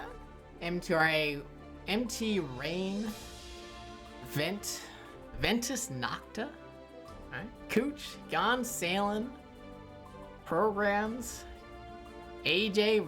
AJ's been to every single one of our tournaments so far, so thank you, AJ. Bod Resp. This is a struggle. Orgasm. ETH. Oh. Lane's another regular. Revilo. Oliver, he's a Street Fighter V regular. Fantastic Zeku player. DJ Cali. Laracat. Cyclohexane. Bushido Brown. MLG Pro 2 to max. Where is MLG Pro to the max? That's hilarious. He is in losers, yeah. Okay. Kova Korin. Eddventure, the great Axel player we saw last week. Boy Weapon. Thingamajigger. Okay, that's a lot. I thought he was being racist for a second, so I got worried. Yeah, I was like, that's not how Thingamajigger is usually spelled, is it? It might be, but I got worried. All right. Yeah, it's usually with a J. I saw the end of Thingamajigger. I was like, wait a second, hold on. Do I want to keep talking now? Platypus Base, Gaudon, Maki Roll. I saw him in stream chat earlier. Xenosity, Lunian, Merciless Baker, Frenza, Silver Dono, recognize that name from previous weeks. Josh, who we should have on stream. Are they playing? Are they both here yet? They are. Oh. They waited for me. So nice. Thank you. No comeback, kid. We're fucking getting in there as fast as we possibly can. Alright, we'll continue that, we'll continue that bit after this match. Duel 1. And a classic matchup. The week 1 matchup. May vs. Soul. Everybody hates everybody. Great to see. You love it. Both characters thinks the other character is complete fucking bullshit. Well, that's because they are. They Yeah, the answer is that they both are. Hits with the fully charged dust. Oh no, and he... Oh. Yeah, I think he had the burst in order to stay alive there. It made so much damage on dust. Not... Oh, he not tried! sure what He Seri's tried! playing. Oh boy. I respect the big damage. shit out of this Soul player right now. No dust. It's so good! Go! Go, Soul, go! Duel 2. We seem to have taken a time machine back 1 month to week 1 of Guilty Gear Strive. People getting hit with fully charged dust. I mean, Non-optimal dust combos. You got it. This is PC too, because like you can't even. There's no excuse for getting hit with the fully charged dust. Yeah, with that 1 frame of input delay, you have all the time to block. That's a game 1. Yo, styling on the man a little bit, giving him the super. I forget what they call those. The overdrive. Giving him the overdrive. Yeah. That's the first game. I'm critical actually art. struggling with my. Round Star 3K, an absolute May classic. Mays have been doing that for 25 years. Counter hits the dolphin. Counter hits the dolphin again. Burst to not die. Joe, that anti-air. That was actually godlike. Tries for the full charge dust combo, doesn't get it. Too far away. Blocks the super, gets the punish. Not gonna kill you. Man, he's really trying to. Yeah, these two players either know each other and like each other very much, or hate each other very much. I can't tell which. But they definitely know each other. Maybe it's like a ranked rivalry, right? They've been facing each other off on heaven or wherever the hell they are. I'm not so sure. Josh, Seri I noticed was a level 450 soul, and Josh seems to be a level 80 main. So maybe they know each other from PS4, but they wouldn't have run into each other a whole lot. I don't think. Yeah, maybe. Interesting combos. Some real interesting combo theory from Seri. Yeah, he didn't get quite the slowdown that he had wanted there, but you know what? He's flowing with it, right? The fake gun flames. Hold on, 5K is dash cancelable too? Yeah. What is this tech? He needs it. Back up. He needs it. Trust us, he needs it. It's important. Yeah. Just a little shout out for the new players or for the players that are looking to improve. New Challenger is a great Discord to go to. We got coaches, mainly Street Fighter, but we're also getting a lot of good Guilty Gear coaches. Dash up, wake up, dash up super for meaty. Look, there's a ton of new players, especially in Strive. Like the Guilty Gear channel is full of people. But yeah, you can get slapped by higher skill players. That is also cool. Using that free frame as well, you know. What is it? Seri really showing us all of Soul's good shit. Look at that. Oh, once again, mistimed the meaty throw there. I guess not meaty. Can't meaty throws here. Unoptimal dust combos, but you know what? They look flashy as hell. And what more can you ask out of a Soul player than to do something that's fucking cool? Yo, the jump back air dash and punishes that dolphin.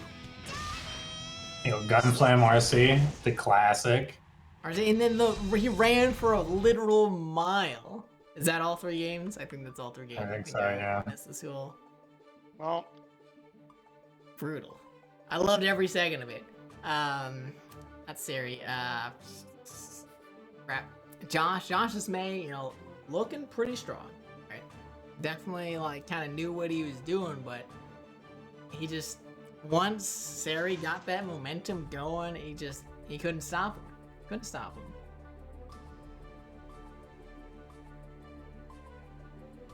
Slovak, so when we say beginner friendly, it's getting bodied isn't beginner. It's not like it's not beginner unfriendly, right? It's when we say it's beginner friendly, it's like we take the time to help new players get accustomed to the tournament setting, help them provide a lot of support in terms of helping them get signed up. We don't like stack the brackets in any way where it's like, all right, we fully seed the brackets so that beginners always or new people always get faced up against higher level people. I would say if we were to do a tournament like that where it's like floor 7 tops, that would just be a beginner tournament and not beginner friendly as such. Yeah. I mean, the floor system is also kind of whack. Floor system is also super. That's also so it's like rank gating tournaments at this point in Guilty Gear Strive's onset is a little sus. I think for the even more beginner friendly tournament styles, like Swiss bracket has tended to work out pretty well in my experience for like Street Fighter 5. Sure. But so this tournament is not just like, oh, we want to provide beginners like a super. No, yeah. Like the way I'm trying to say is, this is a lot of people's first double elimination tournament experience, and we want to make that as friendly to them as humanly possible, right? And that is our goal. Yeah, give people a very great, positive first tournament experience so that they have more confidence to go to their locals, go play people or go to whatever regional event that's happening near them, so that they don't feel they feel like, hey, you know what, tournaments are a thing that I can do and have fun. even if there are people around that are better than me. It was Yeah. advertised as and a to beginner that friendly end- tournament. So I think that the. Oh, Sorry, go ahead. go ahead. Oh, I was just saying, like, to that end in the commentary too, like, we focus on, like, things that might be informative to people to understand, little bits of tech and stuff like that, and maybe a little bit less the, like, play-by-play interaction. It's again, just to reiterate, the focus is on it being a friendly environment, but not necessarily a beginners-only tournament. I think the disconnect might be that it is a So that's friendly the mod tournament of the. for. So sorry to cut you off. My Yeah, bad. go ahead. But Slavank, so that sticky post, so they say beginner tournaments. The original sticky post said beginner friendly tournament, so that's a miscommunication between me and the mods of the Guilty Gear subreddit. So I'm sorry about that. Yeah, drama. Yeah, I know, such drama. So if you go into the original thread, it said beginner friendly, and I explained, like, hey, look, we have good people coming in here, but you know what? We just want you come in, play people, have fun. Both in the Street Fighter thing, everyone's super willing to give advice. They run sets afterwards. Like, it's just a very nice environment, and that is what we're trying to provide. Yeah, as an online local, Yeah. so to speak. Some might say. Potato Fest, that was jank and fun AF. This is jank and fun AF. There's a lot of jank combos going on. Don't worry about that. I have not seen a single optimal soul combo thus far. You're right, because he might have. I think he did one. I don't think so. There was one where he got like the RC into the charge dust into the. Yeah, but he missed the charge dust. Yeah, he missed he charge missed it dust. once. No, he got one later on where he got the charge dust, okay. and he got the 5K into the / and into the bandit revolver, which only hit because he was close enough to the corner. So that seemed pretty Okay. optimal. All right. You might still be better off doing the heavy DP afterwards, but Yeah, you're basically your goal with Soul in terms of combos is to end in the HVV with a clean hit no matter what, even if you're mid-screen, because it gives you the best Oki. But the reason why you might not want to is corner carry, or you can really set up like a pretty hard to react to Fafnir on me by doing after the bandit revolver. I definitely do a good mix of both, but I tend to always strive to end my combos in a clean hit Volcanic Viper. That's really the damage is really worth as speedrunners say. Yeah, totally worth. And you can actually get some pretty, this is more in the weeds Soul specific tech, but you can actually get some really, really good setups after an clean hit HVV with, like, if you know how to do a Kara Gunflame, you can do into Kara Gunflame and you end up right next to them in like +8, I think. Very good situation. So there's that. Damn. Yeah, Soul's messed up. See, Soul's I have pretty no good. idea why his DP does so much damage. It's such bullshit. It is like actually bullshit, and I love it. Because he needs it, right? His He neutral is actually bad. doesn't need it. That's what what all the doesn't soul need. players. That's what all the soul players tell me. He's bad at far ranges. He can't get in. He's got terrible neutral. So you know what? And the gaslighting worked. I'm now a soul down player. Yeah. Well, I'm very sorry, Slovak. And obviously not the experience that we were hoping to provide you, but this is exactly what we're going for.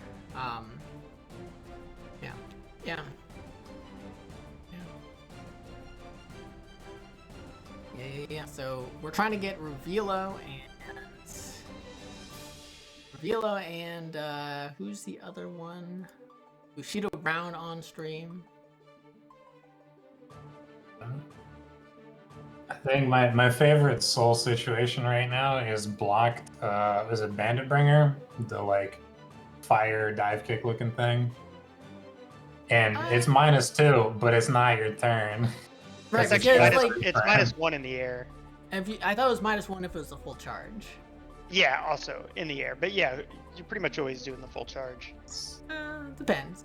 It's You like, don't oh, want to be yeah. predictable of your timing. So there's definitely times when. I'll take the gamble. What are they gonna do? 6P me? Ow, that hurt. Yeah. I was playing sets with the Comebackid today, and I was getting a little too predictable with my full charge Bandit Bringers. He did counter hit 2H into the super for 50%. Ooh. It Oh, fucking no. hurt. It fucking hurt. So I was like, yeah, you might want to change it up just a little bit sometimes. Axel can punish it very well too. Oh yeah. I was like, my 2H is getting beaten up. If I could do counter hit 2H on Zato, then yeah, it'd be fine. But... Yeah, Serilocal, it's the grounded version is actually Did I just lose everyone? I lost everyone. Can't hear you guys now? No? Shit. Shit. What could have caused this? What could have caused this? We getting there, Bushido? Are you in? There you are. Is that your opponent? I didn't actually check to make sure that's your opponent, so check for me. Device. RTX. I think I'm gonna have to restart Discord. It is? Perfect. Thank you. Duel 1. Let's rock.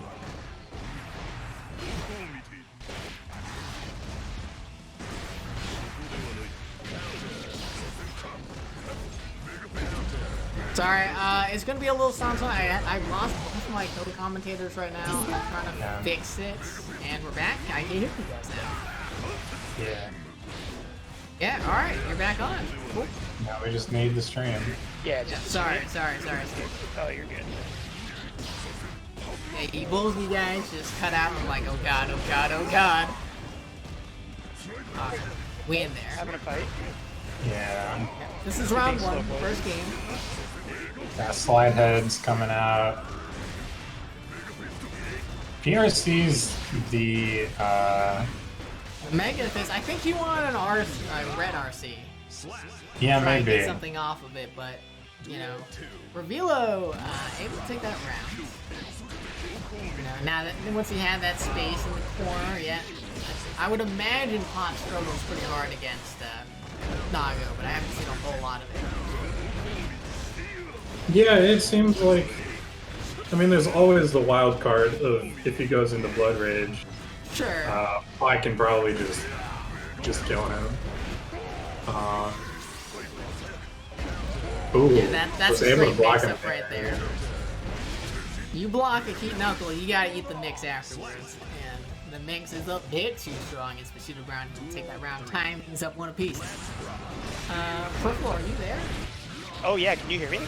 Yeah, I can hear. I just wanted to make sure because I haven't heard. Oh, it. okay, yeah, I'm here. I was having a little audio trouble, but Okay. Ooh, super. Super's the 6H.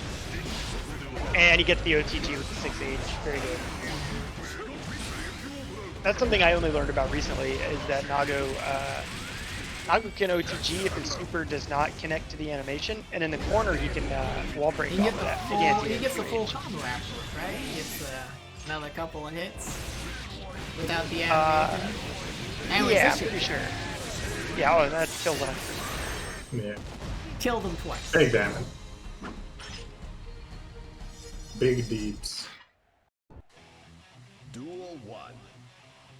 Let's rock. Oh, that's one way to start around. That's pretty great. Didn't get the hugest conversion off of it though, but could have probably taken off as much as half of Bushido Brown's life with that hit.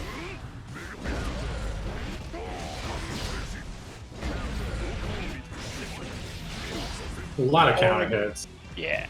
This game is mostly counter hit. It's a lot of counter hits. I don't know how I feel I feel like that's about just that. because everyone's new, right? And everyone's like, "Can I press the button here?" Probably, right? No one's punished me for it before. And you just hit them, and then sometimes someone's like, "Ah, actually, I can't press here." It's great. Alright, so I got a DQ fool. Ooh.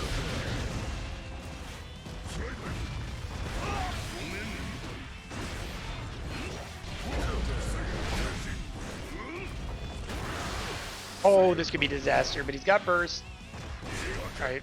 Oh, yeah, gets chipped out by the normal that's got full chip damage. Oh my god. Yeah, what a character. Yeah, really interesting situation. I would be lying if I said I didn't forget that his normals have chip damage sometimes and don't FD it. I don't think I've ever been chipped out by a Nago player. Oh, I Really? have. He does so much chip on There's a every lot of chip, level. but I think I just get hit twice and die. So Oh, you're too busy mashing to get chips. You're not getting chipped, you're getting counter hit. I'm getting counter hit. I'm getting normal hit. I mean, I'm playing Zato. I may not be Chip Emilio, but You die pretty quick. yeah. Ooh, hits him with the uncharged dust, not enough to kill. Wow. Yeah, wow. The mix-ups. Bushido Brown able to bring it back. I Them can rush down. thought Revilo had it in the bag.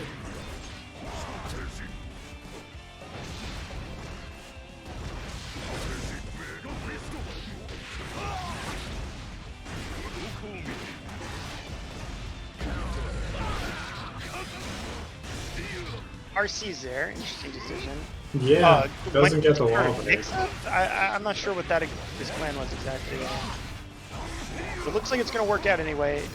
He's got a pretty big life lead to work with. YRCs and takes the +10 on block. Takes game 2, I believe.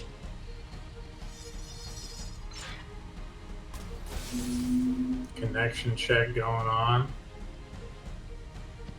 Hopefully it doesn't throw us out, but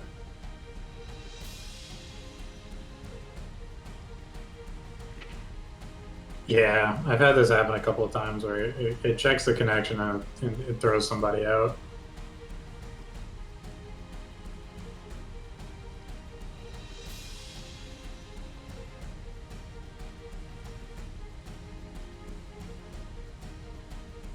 And Kevin might be gone somewhere, so we'll see what's Kevin. going on. Have you there? Is the stream running? The stream seems to be running.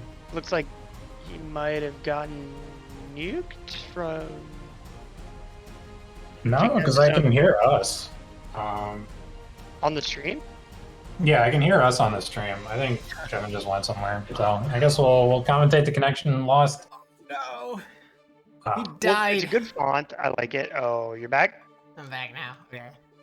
I thought I was safe to go to the bathroom. Alright, Nope. It's never safe. It's never safe with the strap. But it looks like on crap with Revilo. yeah, 2-1 rounds. Nago at precariously low health, but Oh, we do it Change for the Abo sound. commentary? yeah, we're doing health bar commentary. Alright. Ooh, it Okay, takes okay, so I'll leave it takes back it. up. So that did he win the second game? Or did Bushido win game 2? Yeah, it looks like that's Revilo, I the told Nago him- one. One game 2, so that's 3-0. yeah. Pretty solid play. Yeah, I do think Pot kind of struggled with the matchup. Okay, so I think that was a 3-0 for Revilo. Hey, it looks like a super rough matchup. So bad against Super Nago. rough. Nago is definitely one of those characters where you gotta. He's got a lot of mix-up opportunities, and you gotta be watching his meter. You gotta be watching how the player plays, obviously. And Pot might not have all of the tools necessary.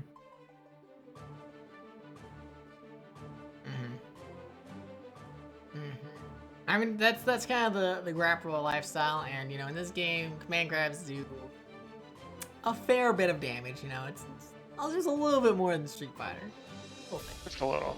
A little. Plus, if you have meter, you use RCM as well. Yeah. All right. I that actually means- Go ahead. Yeah, I haven't checked Pod's like frame data, but I think in previous games, didn't Pod Buster used to be invuln? I don't think so. Well, No? so thing is, in this game, is it's not throw invuln or throw invuln. What do you mean? You know So a what? lot of I'm just gonna, command throws are throw invulnerable. They are in this they are game. throw invuln. Visible? No, you can. Sorry, we're losing you there. Yeah. So like, there's going to be a lot of good people, and if you get an unlucky draw, the bracket war, like that's it. That's going to happen. You're going to run into them. And that's just kind of the nature of a random seed bracket. But so we're hoping that a lot of people will be like, you dodge them, right, with the random seeding. But it's also a really good just experience to play against those Celestials. You know, you get to see what it's like in the higher floors, and it's a really good experience, right? You know. Yeah, you're gonna look. The reality is if you want to get good at these games, you're gonna have to play people who are a lot better than you at some point. And you might as well do it now. Not at a major tournament where you've flown all the way out there. That can be its own fun experience. But to get that experience against these players, I think it's really invaluable, because even if you get absolutely smoked in a set against a good player, that'll really expose some very obvious things about your gameplay that have flaws, and that's really valuable into itself. Because if you're playing somebody who's the same skill level as you, you might get better at actually playing the game. But when you play a stronger player, they're going to expose things that you're absolutely worst at and exploit them, and they make that in pretty harsh relief for you. So if you go back and revisit those losses, you can probably learn one or two really, really valuable things about your own play that you can correct or improve upon. No, it definitely doesn't feel good. So I understand where these guys are coming from. Losing to playing somebody way better than you in Guilty Gear, and anime games in particular, just is it's not a fun experience, but it is valuable, as Perry was saying. Yeah, I mean, the thing is with the games is I was talking to Deb about this a couple of weeks ago, actually before Strive came out, when I was learning Plus R, and she beat me 51. Yeah, 50 games to one game in a set. Yeah. Hey, you got that game though. I got the one game. On her Haas. So I've got that going for me. I have beaten an Evo champion at least once, right? Mm-hmm. That's right. So, we were talking, and, it's something I knew, but, she said something that, really was smart to me, which is if you actually want to get better, your goal shouldn't be to win. Your goal should be to lose, because you're never going to get better if you just win all the time, right? So, yeah. One thing I do want to say, though, is, so we're not, we also don't expect you to come and be super sweaty about the game, right? Not everyone wants to be oh, you know what? I want to be the best, and this is the best way to become That's the true. best. I'm a sweat lord, so everyone knows I'm a huge sweat lord. So yeah, Barry, you're not the typical new player. Yeah. So hopefully, even though there are a lot of Celestials and high floor players in here, hopefully that you came in, you chatted with some people, you had fun, got to play some games, and you know what? Best case scenario, you found other people who got, who got knocked out or playing that you do want to play against, and you guys can set up some lobbies and play together. Because if that's what happens out of this tournament, that people find more people to play with, regardless of skill level, then this tournament is a success. And that's really what we're looking for. People playing games. Yeah, that's also a good point, Saucy. I am the world's biggest sweat lord. So we were getting too far down the sweaty tangent. I was like, hold on, let's cut it back for a second. Okay, if your goal is to have fun, playing long sets with people around your skill level, I think is probably the most fun. I would agree. That's the most fun. Because since we have time, we're waiting on round 5 to populate. we have Eddventure versus Seri, but we've already seen Seri and Eddventure. Great actual play, but we've seen him on stream before, so I'm hoping for actually the winner of Axio and Off-World versus TheComebackid is the one that I'm really looking forward to. Also, we're giving the losers bracket a chance to catch up because they're taking a little bit. I want to see at least one Zato match. That's all I want. I don't know if we have any Zatos in here. That's so sad. I just honestly don't know. All right, so where were we? We got Ogawa? Do we got Ogawa in the bracket? Makiro, we got Xenosity, Merciless Vega. Renzong is waiting for his loser side right now. He's really looking to get it. It looks like they just finished up so good. Goblin versus it's Kage. Fallen, Saber, Piscetti. TheComebackid, fantastic streamer and player. He runs his own tournament on Saturdays. I think it's happening tomorrow. That his tournament's happening, so go check his tournament out. He's fantastic. It's already Friday. Yep. Escaping Jail, Rizzy, Worf will see you in stream. Young Static, Lion, Will, Silkies, Gels, Penny, Anfield. I'm running through these because there's so many names. Anfield, Axio, best TO of all time. Deception, Teams King, Patagon, Melon Soda, Kumatamo, MLG Pro 2D Max. Fucking fantastic name. 057, Off-World, Danish, Nookington, CD Lime, Raihan Pita, Aether, W King, Nerd Soul, who's seen in chat as well, Duroi Chaos, Captain Kool-Aid, Cube, Arroyo, Jam Ryu, TastyBlue, kickslaflare, Sabian GGS, Risky Sweep, Dippykun, Drive Tournament regular here, New Guy, Jerb, Slovak, and Eminent, which I think is also a regular here. So thank you guys for showing up tonight. Dippykun's here? Dippykun's here. The best name in the entire FCC. Yeah, that's right. He's here. He's here tonight. He lost against a New Guy though, and he's out of the tournament. He lost against Curtis. He might not be here anymore. What do we got for some upcoming matches? Let's see what we've got later in the winter side bracket. So what we got Revilo, who we just saw, versus the winner of Zerflame and Cooch. Zerflame, obviously, that great Eno player and shitty Kai player. Eddventure, fantastic Axel player versus the fast soul of Seri. We got TheComebackid and his May versus the winner of Axio and Off-World. Actually, I know plays Geo. I don't know who Off-World plays. We haven't seen him yet. TastyBlue and his Nago versus the winner of Nookington's Milia and Duroi Chaos. And I don't think we've seen Chaos before. I'd love to see Nook Milia versus TastyBlue Nago. Yeah, that that would be fun. That would be fun. That would be. Right, yeah, but I'm resistant to try and get Eddventure and Seri in on here right away. But, Well, I'd be happy to watch Eddventure. I like his Axel very much. Mhm. I was really impressed with his play last week.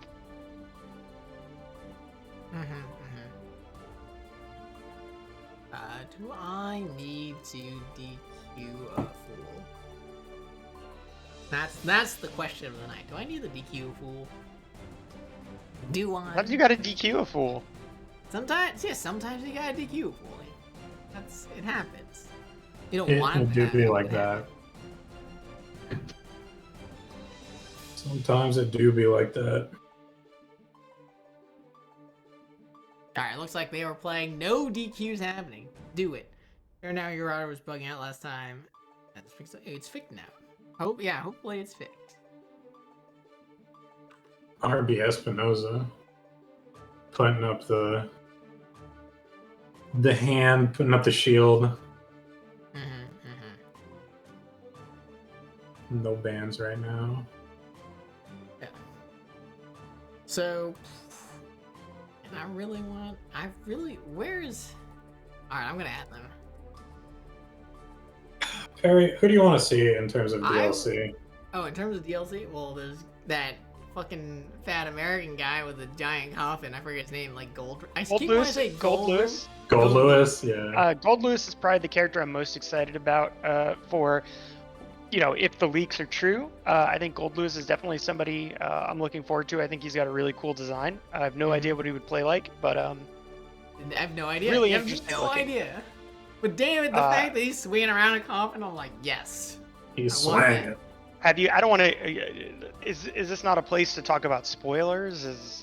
I are think we can talk sensitive about to this? spoilers. Because Well, they're not like real spoilers, right? His renders leaked, right? It is. It is. Yeah, and if you look in the render files, you know, it comes out of that little coffin, right? It's Little Slayer. alien boy. Some big old alien hands coming out of the coffin. Yeah. So he's got an alien friend, and I'm really excited But to he meet doesn't that fella. believe in aliens. You look at his bio; it says does not believe in aliens. He's got one. Well, yeah, 'cause with he's him at all working- times. Yeah, he doesn't This- believe in them. He knows they exist because he has one. He carries it around with him. He's a government employee. Is that His how that Twitter works? bio is gonna read, "There's no such thing as aliens. We went to the moon. The Earth is round." Fluoride, it doesn't make you crazy. Yeah, all that stuff. Yeah, there's But so in terms of returning Guilty Gear characters, I think the number one character I want to see the most is Venom. I'd Okay, really yeah, love. yeah. those people. I'd really love to see what they do with Venom in this game, because you know, you look at a character like Axel, who's in the spirit of his old self, but you know, redesigned for the more linear nature of this game. So I'd love to see what they do with Venom. I could kind of see him as a zoner or space control character. You know, he One probably ball maximum. yeah, one ball maximum, maybe two if he has like a Bishop run out special or something. I would love to see that. I don't know. Like characters like that, characters like Venom, characters like Johnny, I almost don't want to see. Why? Why Just not? They're because great. they're great characters, but are they great Strive characters? They will be. They will all be great striker. I have a lot of faith in the design of the characters in Yeah. this game because I think everybody is I true to think- that Guilty Gear design in this game. Soul came out great. Milia came out great. Chip came out great.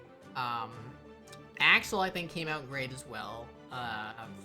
Who else? Who else is a returning character that came out great? You know, I think came out pretty well as well. You know, it came out pretty well. She's not that different from her old self. She's just not yeah. as strong in the system. And not Right, as no, strong, exactly. and like the execution requirements obviously went down. Yeah, but that's what I'm saying. It's like so far every returning character, even though it changed, has come out pretty well. So, you know, Yeah, I'm I think excited it to might see- just be personal biases.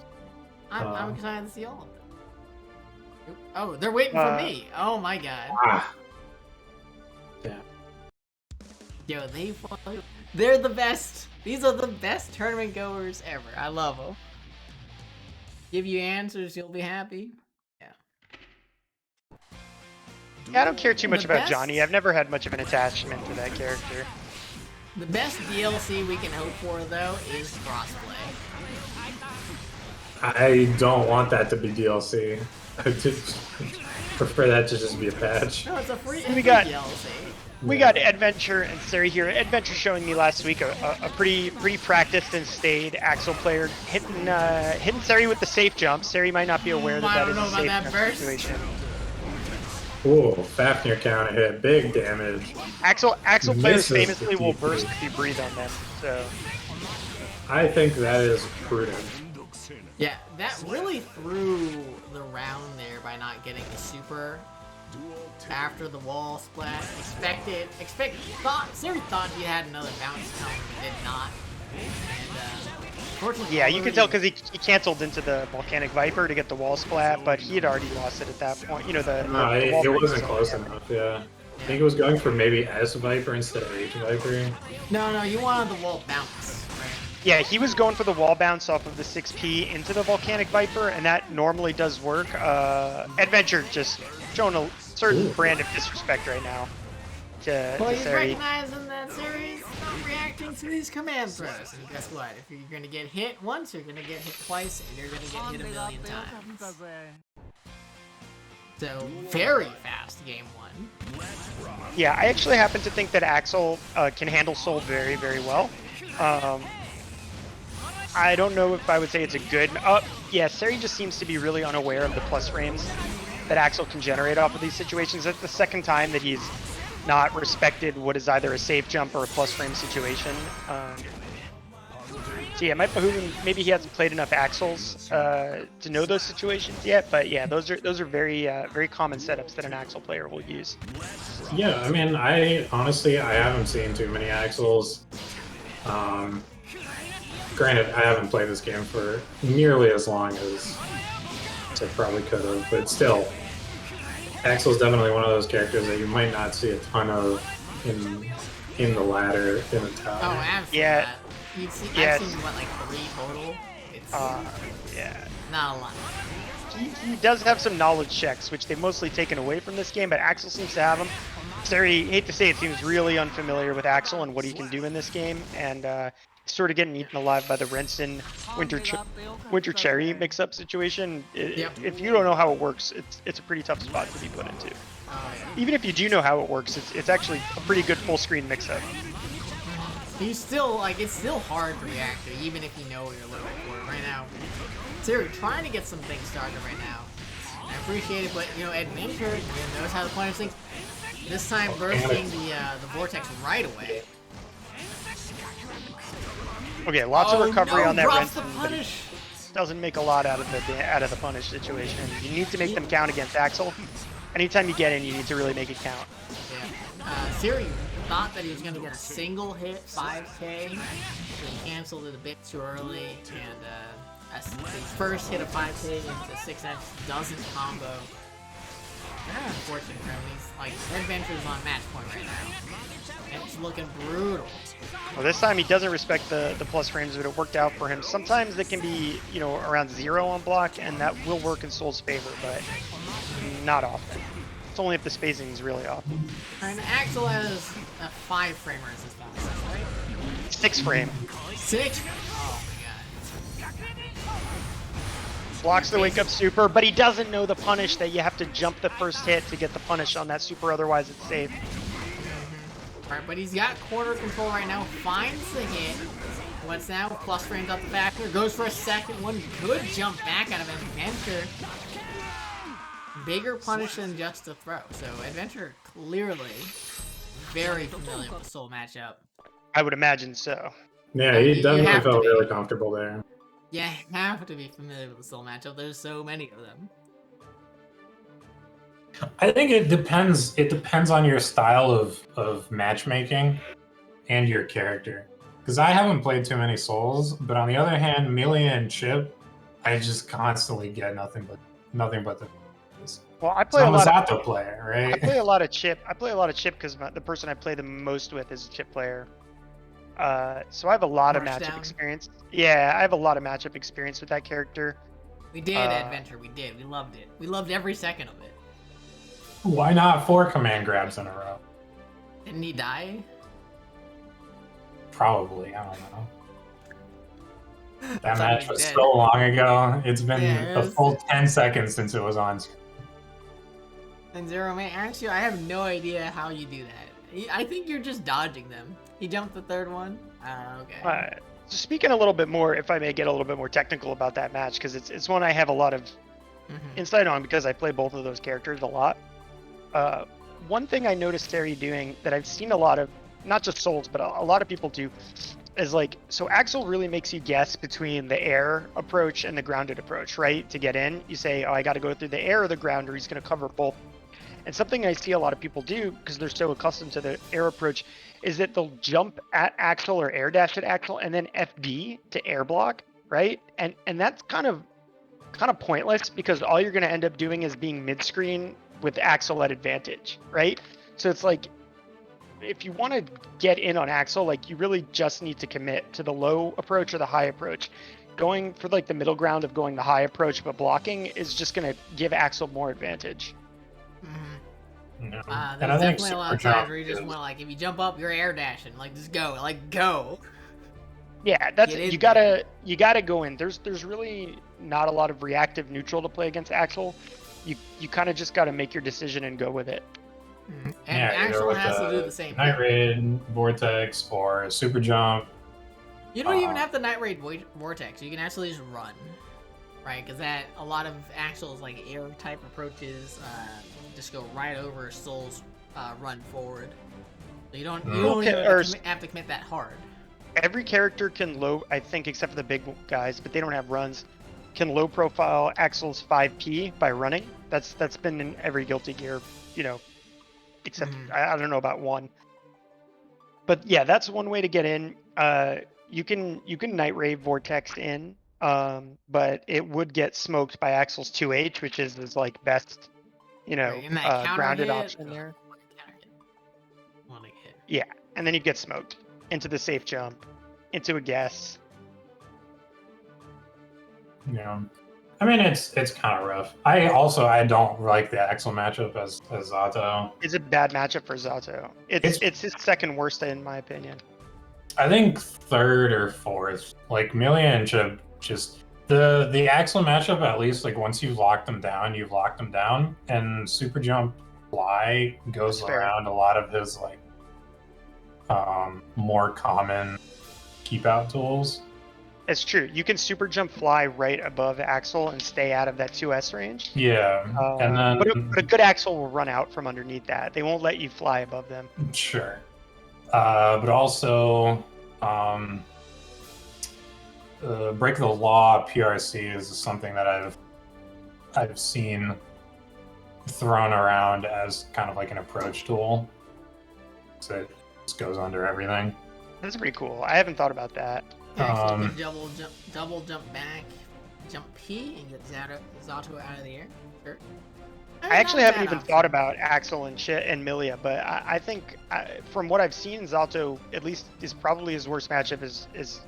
It's Chip. It's Chip or Milia. You think it's Chip or Milia? I think it's Leo, maybe. But I don't know a lot about the character. But it seems like Leo just really messes him up.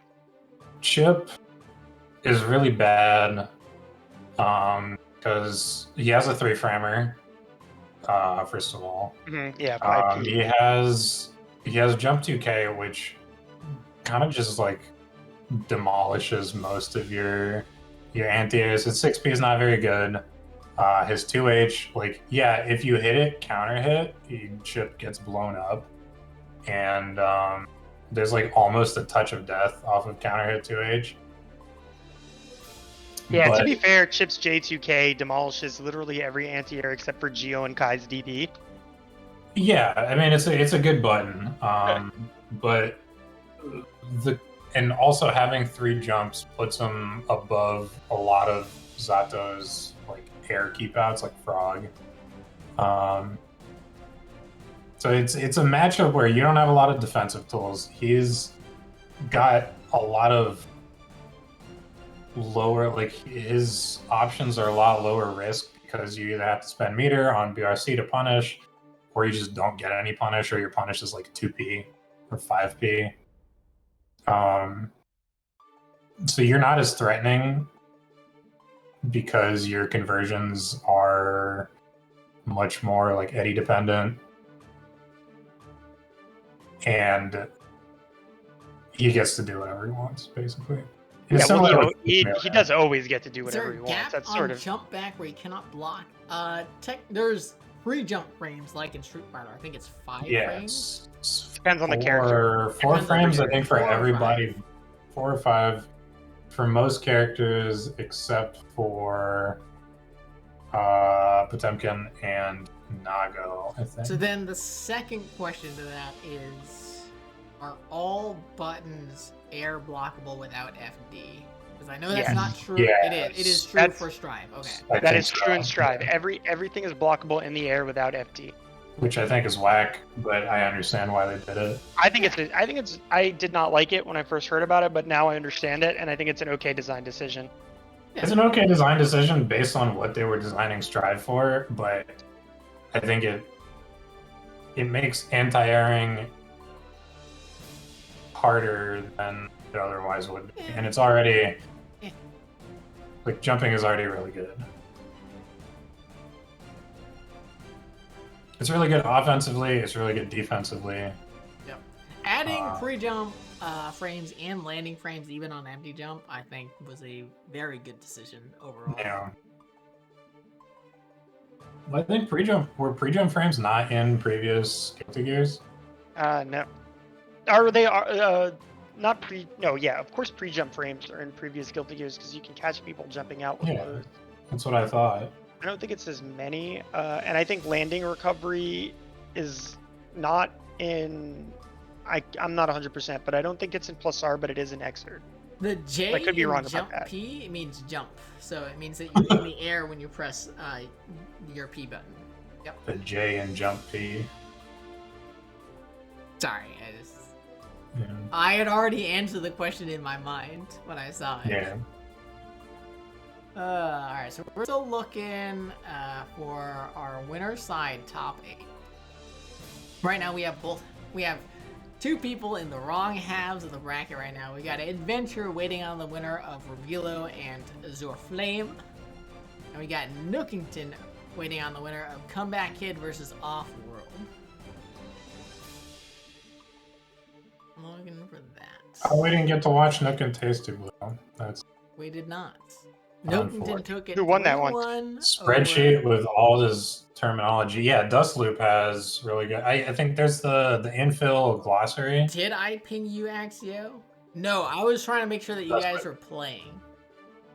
Because I thought you guys were taking absurdly long.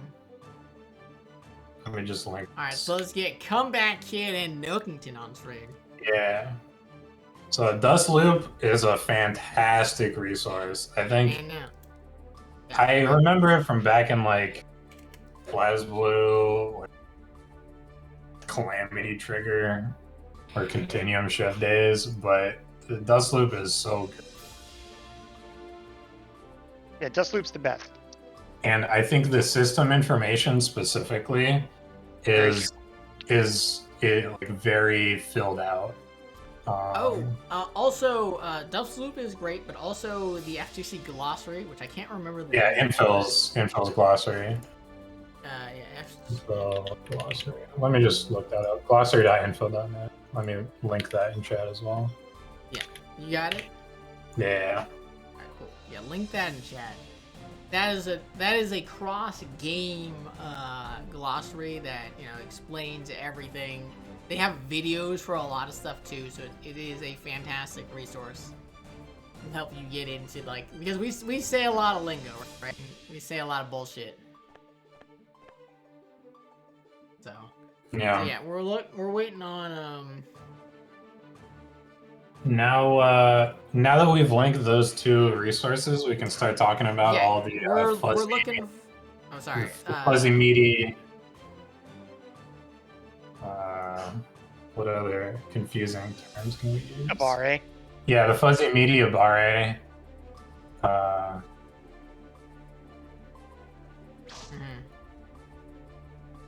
Trip guard. We're looking now. Oh, they're in here. They're already in here. I'm at them for now. We got Nookington, the Nook Gang God, versus TheComebackid. Grabbed him by the ball. That's right. I'm glad that you're all about it.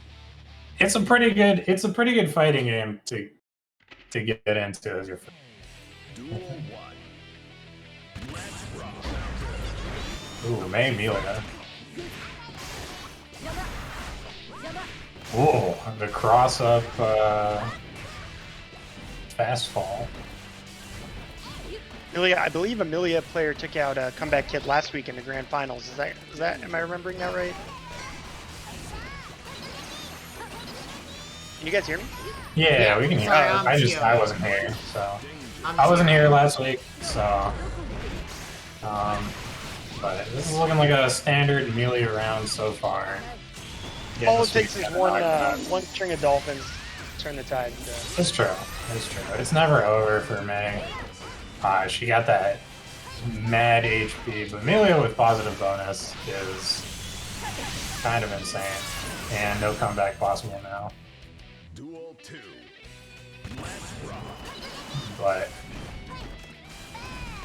I don't know, man.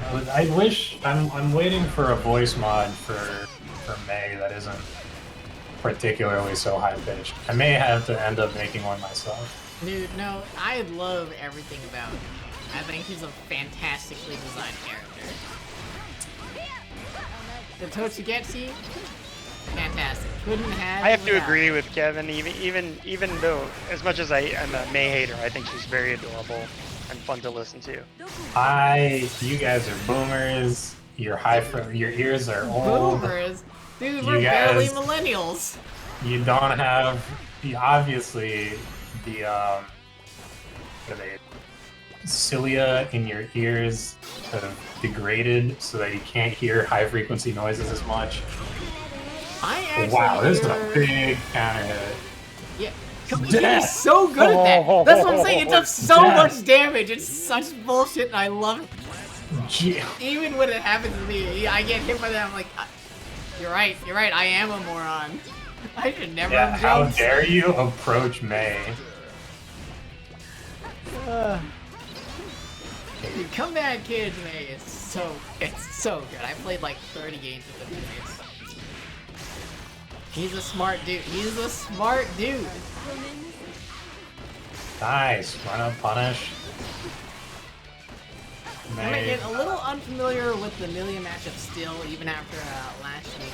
That reversal super on the disc. The Oh, discs wow. are never meaty. Maybe just keep whatever option Amelia's doing safe or give her the cross-up opportunities. Well, yeah, throw disc. Throw disc is not meaty, but she does have options to deal with whatever you put Yeah, out. she can safe jump off of throw disc, but she can't get a true meaty other than the safe jump. Like She can safe jump. She can capable to beat certain reversals. Oh. She no. can. Oh wow! Yeah, unfortunate. Yeah, she can safe jump. She can land and go for the low. Although, you know, all of those options are vulnerable to specific counters. 5P, 6P, DP, and throw. Mhm. So this is an unfortunate circumstance of, what do you call it? Of the fact that since we are looking to get the tournaments run as quickly and as a player-friendly experience as possible, we don't set the lobbies to first to one like every other Strive, Strive stream, like tournament stream out there. And it basically means that sometimes this happens, but it also means that there's no like big delays for most of the streaming matches. There's no like, you know, minute in between every single game, which I think really breaks your flow and your concentration. But we are paying for the price for that right now. Yeah, and it's not like we're totally clueless. We do see the health bars and the round counters. Yeah. I guess I just So- want people to know that it is a conscious, active decision that we're making as a tournament. That's important. I don't want people thinking like, man, these noobs, don't they see everyone else going like, oh, just make it first one, and that way you never miss a game. But you know what? Player experience first, not streamer experience, not commentator experience, not TO experience, not like watcher experience, but literally player experience first. Yeah, and it being first to 3, I think, as long as the players are watching the Discord chat, it means that even if we do get a disconnect, it's 1 out of 3 games, or even more, as opposed to 1 out of 2. Yeah. So yeah. Back on the DLC topic, what would you like to see, Saucy? Who do you want What to see? would I like to see? I mean, I want them to port over some plus R biking, personally. I want some guard cancels. They're not going to These, do that. They're not These, going to do these They're not guerrilla gonna characters have been oppressing Misato for so long. I just want them to have to think about. I want them to do it though. I want them to have guard that. cancels. A guard cancel character would be an excellent counter to Soul and May. Yep. And Leo. Exactly. So, that's a good point, actually. Right, Soul, May, Ram, Leo, like all those characters. I don't know are, about Ram. Her boxes aren't that big. Well, you have stuff like the one where she flies over. So she may not have big hurt boxes, but she definitely has long move times. So you can do the one where she flies over. Needless points of frustration learning curves, and I think they'll add a mechanic that'll let you get punished for making her opponent block. No, this is wishful thinking. I understand that Strive is a game that is different to other Guilty. Yeah. But this is something that I would want. Yeah. Right? And It's not... I also think that it would be interesting in the current state that Strive is in, right? It would make people like think a lot more about their matchup stuff. Just kind of like a lot of how it happened in Plus R, right? It completely changes the matchup, makes people think a lot, and I think that is overall good for the health of the game. Not that I think they'll actually do it for the same reason why. The design philosophy of Strive has Mei hitting you with a -5 move on block, and you're still in a rock paper scissors situation, right? Which is unintuitive. People think, "Oh, it's -5. Let me take my turn." Nope, back that. Nah, for Soul. Oh, not for Soul. Good. Soul too good. Comebackid is up 2-0. Thank you, Eddventure. Appreciate that. But I mean, biking in any form, I think is good as long as Tatami is still busted. What do you like to do in that in the -5 Dolphin situation? That you're Farce so confident Keep about? blocking. No, I was gonna say Far Slash because it beats out a lot of her options. If she backdashes, you recover in time, and if you get her backdashing, you can do a forward slash into. Okay, all right. Yeah. We're on the same level then. I thought you might know something I don't know. No. I'm not that good. Ooh, nice anti-air conversion. And he gets the wall splat. Let's go. Yeah, give us the frame data arc. What the fuck? Bullshit. Speaking of bullshit, we got Nookington. Yeah, bullshit blazing. We got Nookington going. He's getting Those Comebackid jump low. H's. Getting them high, getting them low again. We're going into the mix this time. High Comebackid with the blocks, but he's not blocking throws. Maybe he is blocking throws, depending on your point of view. Ooh, goes for the heavy disc PRC. Yeah, and Comebackid whiffing the crouch H, but Nookington already into the air, not able to whip punish it. Unfortunately, really could have sealed out that game there. Great backdash to the Comebackid, but he gets counter hit on the other side. Oh no. Yeah, really forced the burst there. The wall splat would have killed him. Ooh, nice punish there. Baits the burst. Baits the shit out of it. Let's go. Oh, but Nicholson takes the round. Takes the game, in fact. It's 2-1 now? 2-1. I believe so, yeah. Yeah. Showing that Amelia is not to be underestimated. Yeah. For some reason, I heard Amelia is May. I was like, the fuck are you talking about? Nookington just won. No, I'm the idiot. Comebackid, not really blocking low, but I guess as May, you have the health to be able to take a few more of those. I think he's just messing up his fuzzy guard timing. Yeah, maybe.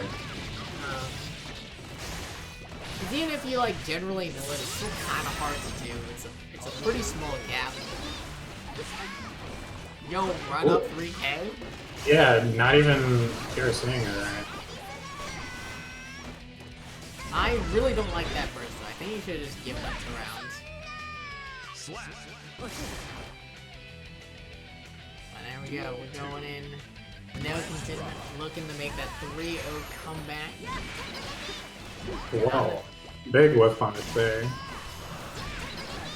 Good challenge out of Comebackid there, sticking out that one match. Double overhead, cross up.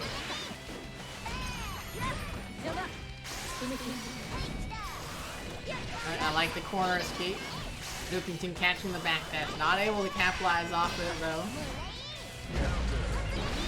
Ooh, the big 2 get That him. did so much damage. This might be death. Nope, Yeah. not death. Very unfortunate for Comeback Kid that he drops his super. He got that horizontal off him instead. Hopefully he doesn't lose the round for it, but Nook is trying to make him. Yeah, it wouldn't be too hard for May to force the chip out in that situation, even though Millie had half the bar of tension. Yeah, and positive bonus. Yeah. But I mean, like, you gotta still react with the FB. You don't want to just be holding FB all the time. Like, you're just gonna get dolphined and lose all your meter. The up dolphin couldn't make it through? Comeback Kid. Trying out his zombies, trying to learn the matchup mid-set. No air dash mix up after that RC. Goes for the regular dash. Yo, the chase down out of Comeback Kid, not letting Nook get away, even with all of Amelia's air movement. Nice 6P there. Gets himself out of the corner. Other side. Nook with a cheeky command dash. Good defense out of Comeback Kid, though, continuing to block. Good blocks. And a Wow, whip good whip punish, punish on it too. So good. Good challenge. Not able to convert off of it, though. Probably should have went for a 6P instead. There's the 6P. With that, Made 6P pretty good. Yeah, pretty good, pretty good. So that should be that. Takes it 3-1.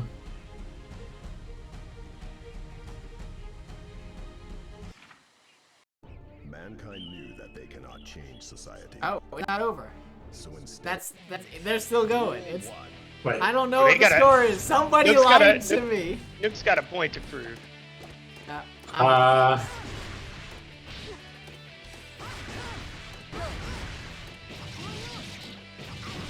they accidentally remixed. Do we I not think, have I think it would be the- faster if the May did the killing here. yeah, no, I don't fucking give a shit. There he's I'm out outta here optimizing the I accidental don't give a rematch shit. I'm out of strats. here. I mean, you know, that's one reason to bring IKs back. Probably the only reason, actually. We don't want. Well, hopefully they change. But there's no stun in Guilty Gear anymore, right? So May can't do the BS like May's 6 not speed. terrorizing you anymore. Like stun. 6P into IK. Yeah, so those days are long gone. But you know what? I miss it. Do you? Do you really? I do. Well, Plus R is still there. It's a game that I'm probably gonna go back to. Yeah, absolutely. It hasn't even taken like a huge hit. Obviously, it lost like half its player base when Strive came out, but there's still like 200, 250 people regularly online playing, which is a testament to how good the netcode is, but also to how good the game is. Yeah, I think Strives, you know, obviously took away some of Plus R's heat. I think as time goes on, more people will find a way to either, excuse me, long day, find a way to play both or return to Plus R if, you know, they don't find what they're looking for in this game. I don't think Plus R is really going anywhere. I think it made such a big Definitely not. impact on the FGC in terms of technology and like opening Guilty Gear up to a whole new group of people. Like for a lot of people, Plus R is their first Guilty Gear, not Exerd, you know? I was gonna say same here, except I came in once rollback hit. I'm like, rollback? Yeah, no, Yeah, I same came here. in Let's when go! rollback hit too. I didn't play Guilty Gear until the rollback patch came out, but I've become all in on the game because I enjoy it. It's Just so, so- It's so much fun. It's like, and I think the difference between Strive and Plus R for me is the amount of interaction. Because everybody drops their combos, everybody. Oh, and Plus R, yeah, absolutely.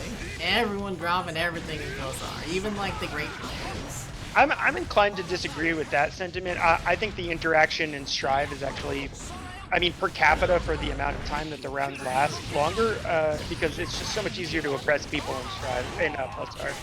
We also play Soul. Yeah, Soul's ain't quite the same character. But also we oppress the shit out of people in Strive. Yeah, it's like if I get touched by Soul twice, I'm dead. Granted, I play Biken and It's not even Johnny. bad. Oh, in Plus R. Oh wow, he just straight up just caught him sitting yeah, there. he just did it. This is an interesting matchup. What do you guys think of it? This is okay. So initially, I thought it was Axel favored, and then I've come to think it was sort of even as I learn more about what Nago can do to Axel to beat him. But it requires a lot of matchup knowledge that's kind of at the higher end of the level. So, I mean, Revilo is a really strong player, but I don't know how much time and dedication he's put into labbing each and every individual matchup. I think you can only say the top players of this game so far have really come even close to that. And I wouldn't even say that they have. Yeah, they've even, even considered all of the matchups and put in some work. And you really only see that opinion out of people like Fame and Hotashi, who actually think that it's pretty even or even Nago favored, which I don't know if I agree with. But I can see it. I can see it being even because while Axel can keep Nago out due to limited mobility, like he has super jump, and even though Axel can deal with the super jump stuff, he also just has big moments. Well, and oppressive mix-ups. That's very true. Nago at blood level 2, or the highest blood level without blood rage, whatever you call that, becomes very difficult for Axel to deal with and contest Axel's big hurt boxes pretty well. Nago's 6B is very strong, which kind of eats up Axel's air approach. And above all, the important thing against Axel is having good punishes against his moves, and Nago can punish pretty much all of Axel's stuff with Fukyo, including his 2H. Yeah, that's something that I just don't know enough about Gets Nago the air throw. to deal with, but yeah, jump B. Where's Eddventure's PS4 game 5? Who knows? It's in the closet because we're playing PC right now. We got 0 frames of input. Yeah, 0. 0. We got -1. The game already knows what you're pressing before you do. Game plays itself. Baby game. But yeah, so this is looking really rough for Revilo right now.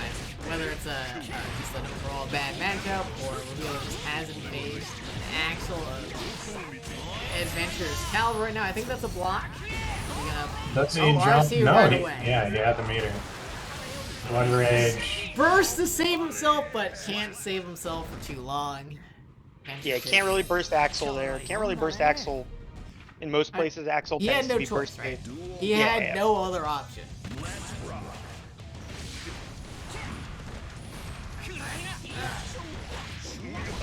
Cool. Alright. The jump. Yo, this is looking pretty good for Revilo right now. The empty jump throw.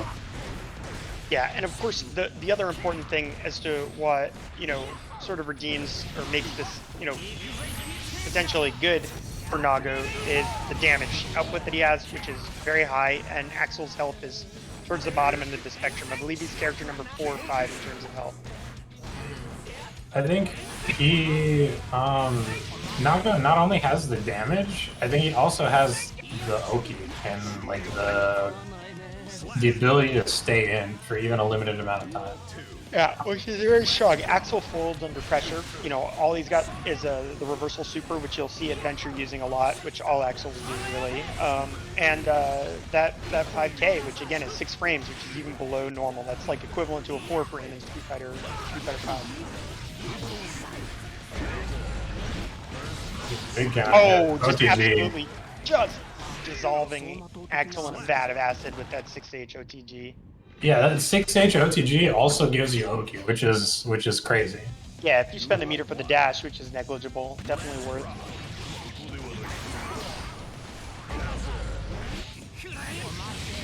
So Seri, you get the command grab or the close ass. It's pretty good. Did not manage his blood gauge very well in this this round. Puts himself at very low health. But he gets in on Eddventure, which, could change very quickly. He blocks the reversal super, which is something that Eddventure does have a habit of doing. Ooh, he has labbed it. Yeah. Not a big punish, but he did get it.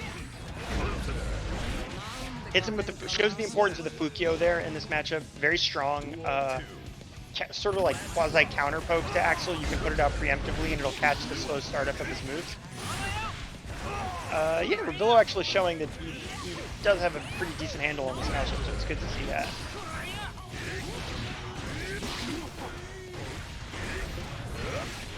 Good awareness of his own blood gauge, making sure he does the blood gauge specific combos.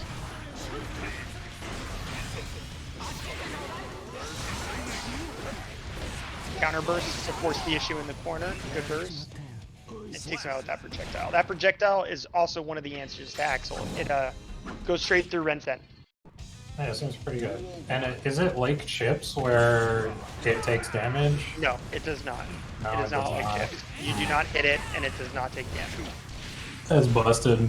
Gotta email Harada about that. Yeah, and but it's also plus. I think it's plus 5 or 6.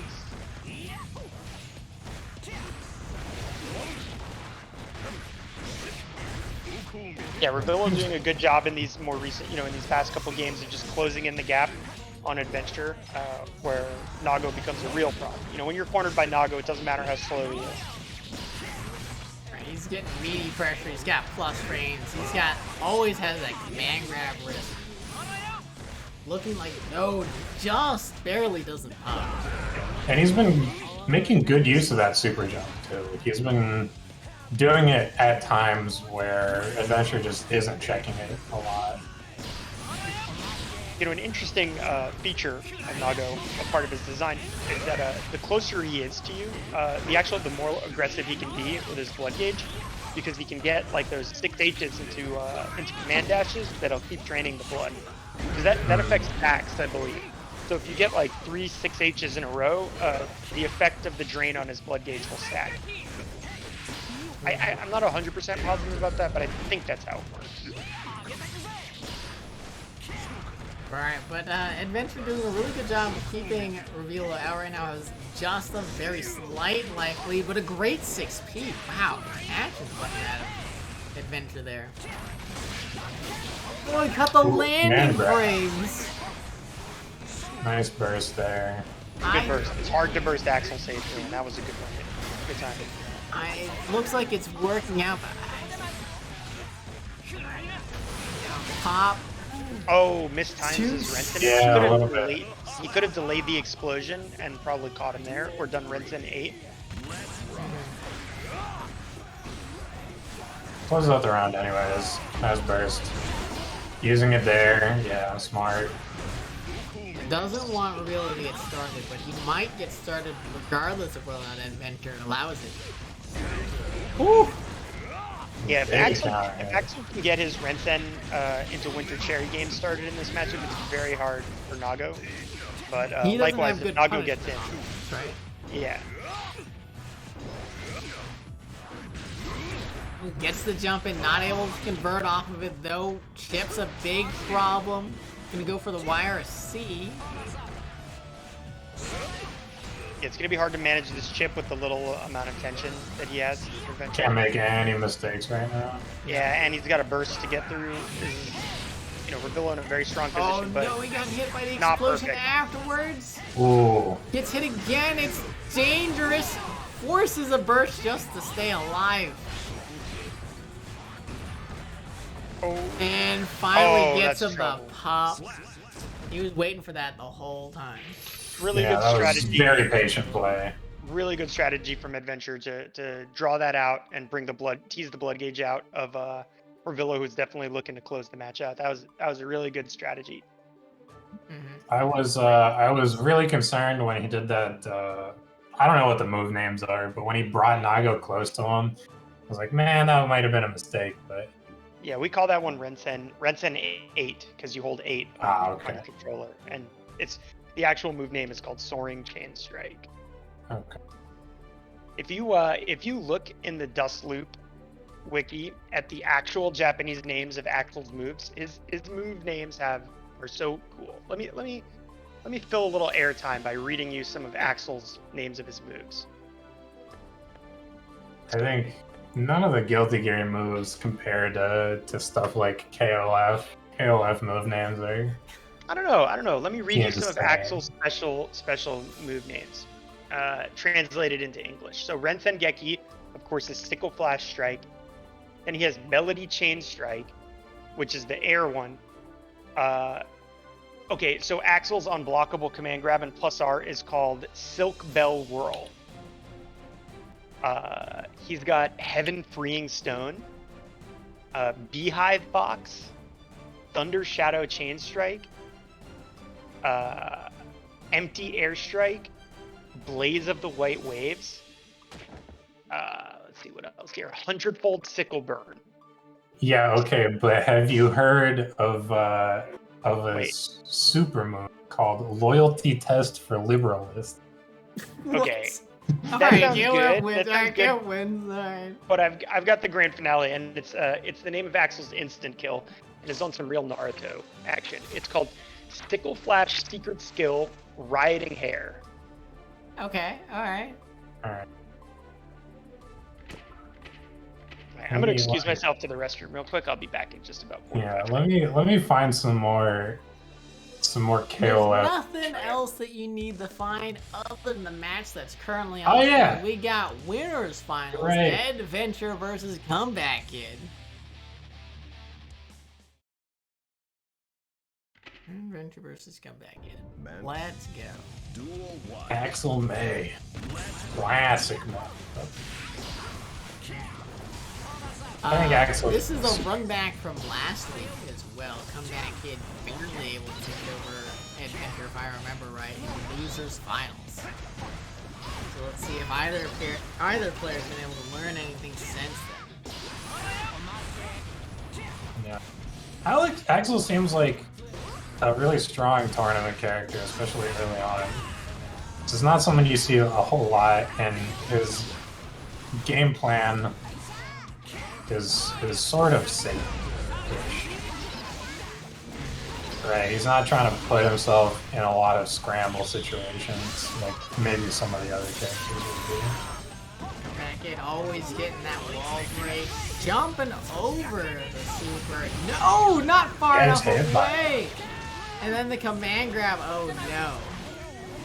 Winners finals. Winners You know- finals. Good to You see got a you. same mix-up, but gets hit by a 2K2D, bursts out of it. He bursts. He wants this round. He doesn't get it. Eddventure punishing the shit out of Comebackid for getting greedy on that round. We talked a lot about this matchup last week. I'll reiterate that Axel players think it's May favored. May players think it's Axel favored. I actually think it's pretty even. That's the classic syndrome of an even matchup, right? As the other side thinks it's in favor of the other one. Eddventure making it look pretty good in Axel's favor right now. Yeah, misses the wall break there. Axel can have some difficulty breaking walls in some situations because his moves are so slow, and Axel seldom gets wall breaks to begin with. Probably among the least often wall breaking getting characters. That was some complicated syntax I used there, but Eddventure cleaning up the round. Complicated, a good word for jank. Sometimes you just your brain is faster than your mouth. Excellent color choice from Comebackid. Yeah, They look great in the blue decent. ready. it's alright. I think Classic May is pretty good. I will give her that. I am a notorious May hater.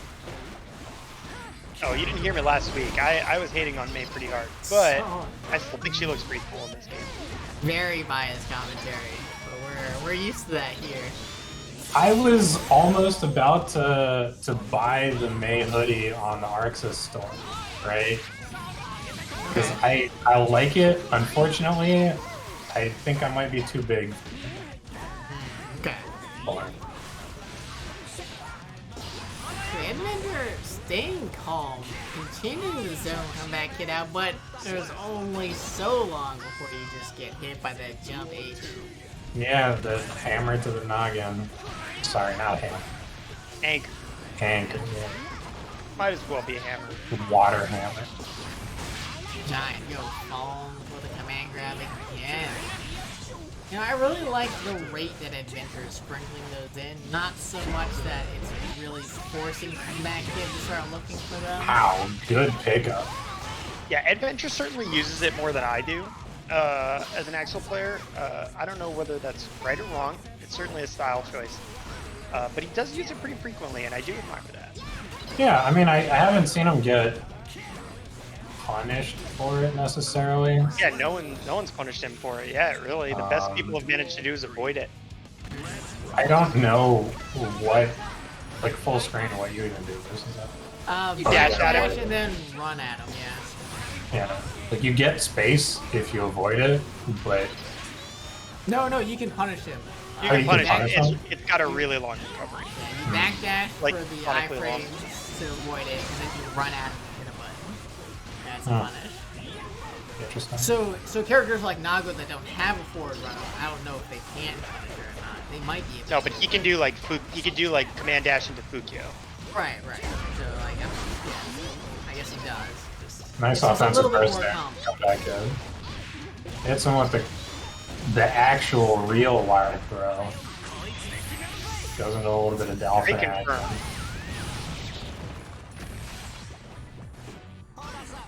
Nice super. He's still in the corner, but a little bit of space. Double overhead. Gets the counter hit. It's actually not an overhead. It's not an overhead? Okay. No, It's never not mind. an I'm overhead in an this game. idiot. It's just a frame trap. Okay. And it'll catch jump outs and stuff like that. Color Or me. movement. Wins. Is that 6K canceled into a charge move? I'm not sure. I didn't catch it. I was looking away. And one of you guys confirmed. It was. Kuma Tamo is confirming.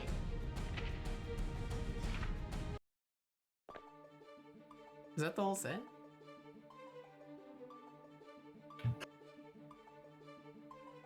Is it? I thought that was 2-0. Okay, it might be just... Comeback Kid might need a second. Maybe switching things up. Maybe getting a different color. Who knows? 5P, I always- 6K ransom can work with the correct buffering. Yeah. I keep forgetting that Axel is charge. Oh, yeah. Oh, that's what you're asking. Yeah. You can do that. There's a pretty lenient buffer in this game. Comeback Kid just looking for the space, the time, trying to gather his thoughts. Let's see if that works out for him here. Right now, Eddventure is like he's zoning the shit out of him right now. Yeah, but I mean that might not always be. Oh, there's one hit. Yeah, there we go.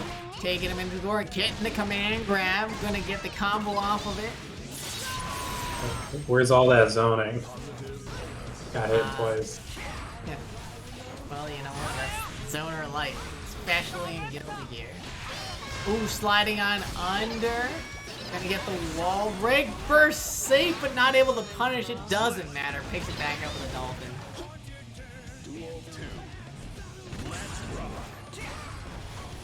Alright, Comeback Kid trying to make that patented Comeback Kid come back. I think really Eddventure, you know, he saw the clip that I posted. He's like, this motherfucker Comeback Kid, how dare he dunk on me? Dunking him right back. So I gotta remember that. For next week's clip, we're gonna give him one of these rounds. Because it is a solid dunking right now. Yeah, I think that round was pretty textbook. Hit him with the command grabs, hit him with the mix-ups.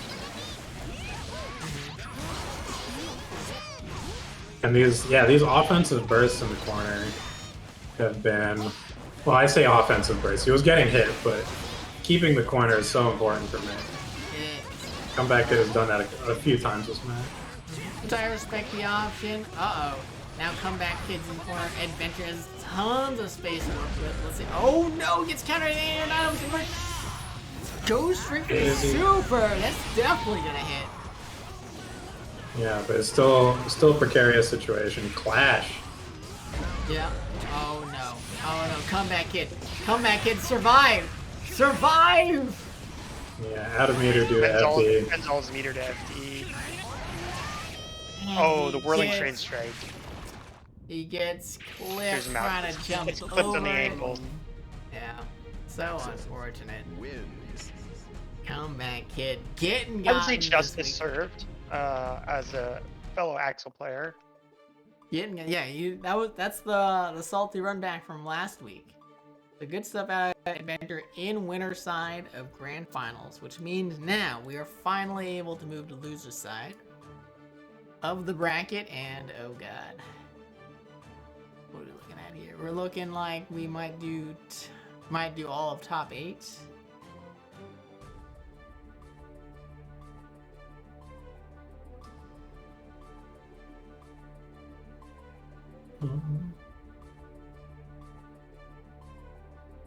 Possibly. Yeah, I haven't checked the bracket in a while. So we got Azure Flame and CD Lime. Are they playing already?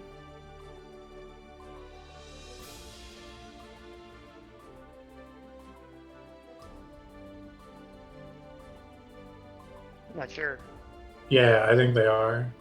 There's a GLHF that went out. So I think they are Bushido and playing. Tasty haven't started playing yet, so we're gonna get them on here. Perfect. They're very ready. They're so ready. They're so ready. That's another Nago pod match, right? Bushido Yes. Brown got Yes. taken out by a different Nagoriyuki. Now I'm trying to remember. It was Bushido versus... Revilo. Yeah, that's right. That's what it was. Revilo took a 3-0 over him. Yeah, and if he wins over Tasty, he's gonna have to play him again. It's just gonna be straight Nagoriyuki action. For as niche a character as he is with his unique mechanics, is jeez. Pardon me. Has become very Purple's popular. dying over there. I'm dead now. Yeah. It was Yes. nice knowing you guys. You're going into Blood Rage. Goodbye. Right. Goodbye. I'm losing half of my health. It's fine. I'll Someone make a quick- comeback. Quick, someone run over there and combo him. I honestly, I think at the beginning of the game, like, People thought Naga it was weak, seems, but seems that- funny now, but like now that people have found out like more tech to keep him out of Blood Rage, I think Yeah, people are there's, like, starting to couple of realize. Alright, Here we Bushido go. Brown admittedly is weak to Nago. Let's see if he can pull anything off in this matchup. TastyBlue's the hell of an opponent. You know, he's hitting them with the slaps though. Getting a good anti-air. Converting off of it. Yo, going for that damage. Yo, that wall run. Pardon me. Goddamn. Yeah, the wall will break. Do you know how the wall break mechanic works? Yeah, the further away you are from it, the more damage it takes. No, not the more. So basically, the best way to think about the wall, and for anybody who's watching, is think of it as an invisible stun gauge. If you are out of sight of the wall, then your moves do half damage, half quote-unquote wall damage, right? But as you get closer to the wall, they'll do full wall damage. So no matter where you're hitting a person, the wall is taking some level of damage on screen. Yeah, and it's based on the player, not the current wall. I Yes, did not correct. know that. Wow, okay. It essentially is a stun gauge. Yeah, it's That's the best really way to cool. think of it as an invisible stun gauge that it recovers as well. Yeah, this is a weekly tournament, all three of us. So fantastic. I can't remember the names anymore, but he did the PRC into the Temkin Buster to close out that round there. Good shit out of it, He's looking to try and as well.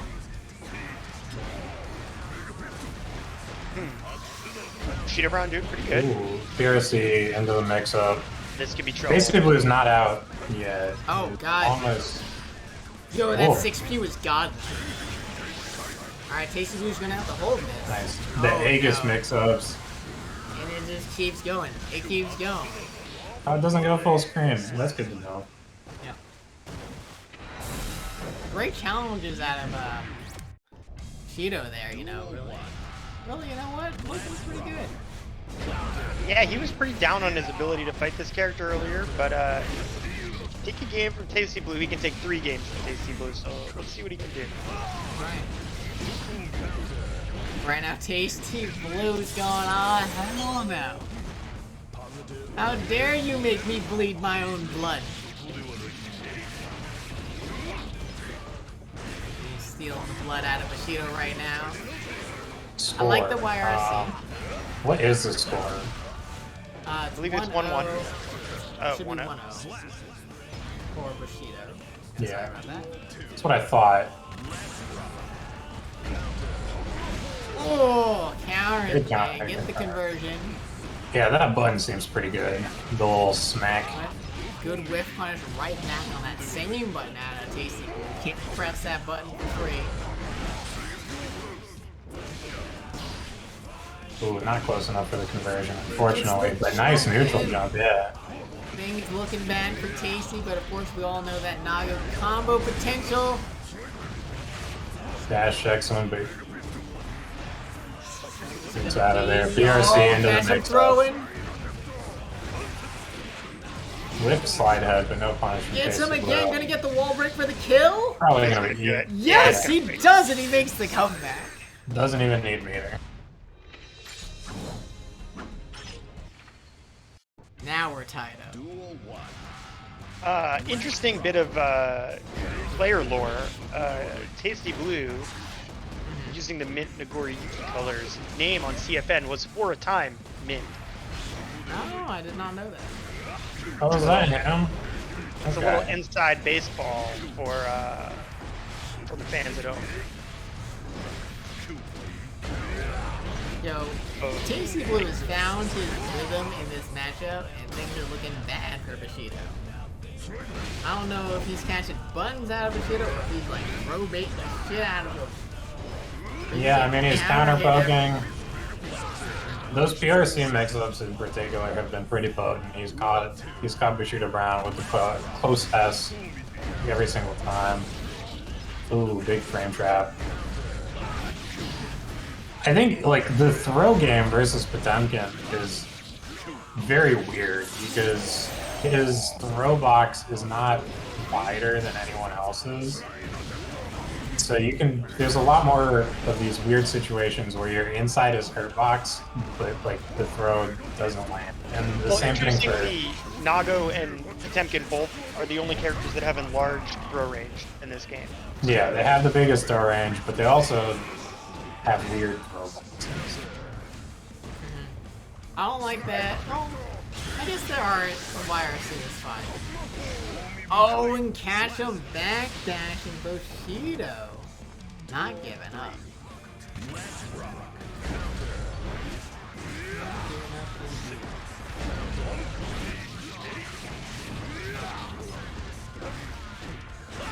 Bushido, though, finally calming down, doing some more backdashing, doing some more blocking. It's working out for him.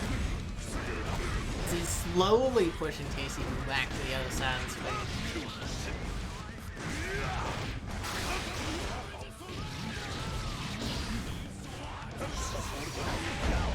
Oh no, he pressed the button right into. Did I lose you guys again?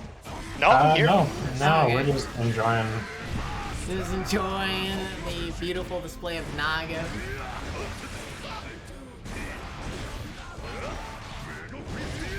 Ooh, good whip punish on that Mega Fish, and you know what? Trading the hammer. Not Hammerfall. Hammerfall is where he charges forward. I forget what it's called. Fall down. TastyBlue up 2-1 right now.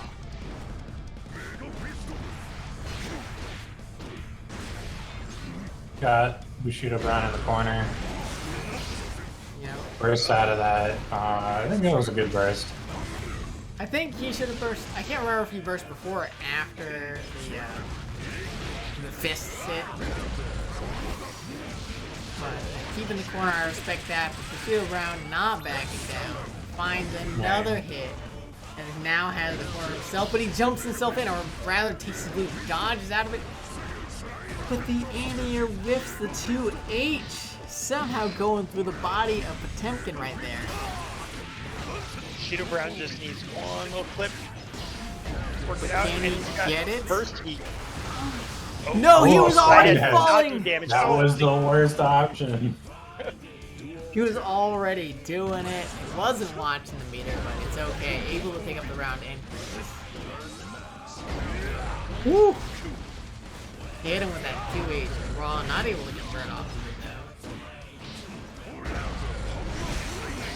I like that burst. Keep the corner, prevent the damage, prevent the Oki.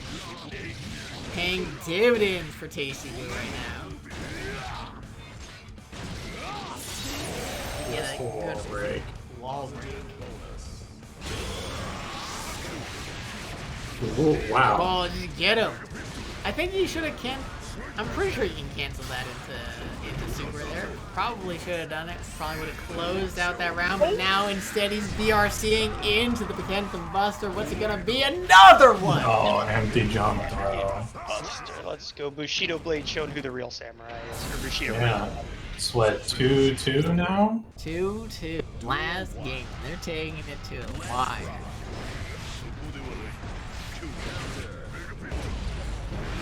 Scary lad is right. This regular throws him in the corner. Gets the pressure after that. Whatever that move is called. TastyBlue taking it corner to corner. Will he get the wall break? I think, yeah, he will. Oh No, no, he too won't. slow! Perhaps a little gritty, perhaps that messing might up, do perhaps it. he's a little dead. Yeah, a little bit. Just a little bit. Bushido Brown 1 round away from overcoming a character that he's admittedly said has given him a lot of trouble. Yeah. TastyBlue not gonna roll over. Oh, Forever the competitor. He's won his fair share of tournaments. He's made his fair share of comebacks. He's used to these pressure situations. I don't expect him to crack. Reset. The Ooh, jump, not able yeah. to punish the throw though. Or 2Ps. Yep, gets the anti-air. Not the best conversion. Pops. Oh no. It's looking like a chip He situation. had the FD. He had the FD. Doesn't get it. Unfortunate. Bushido taking it 3-2. GG's indeed. GG's indeed. Alright.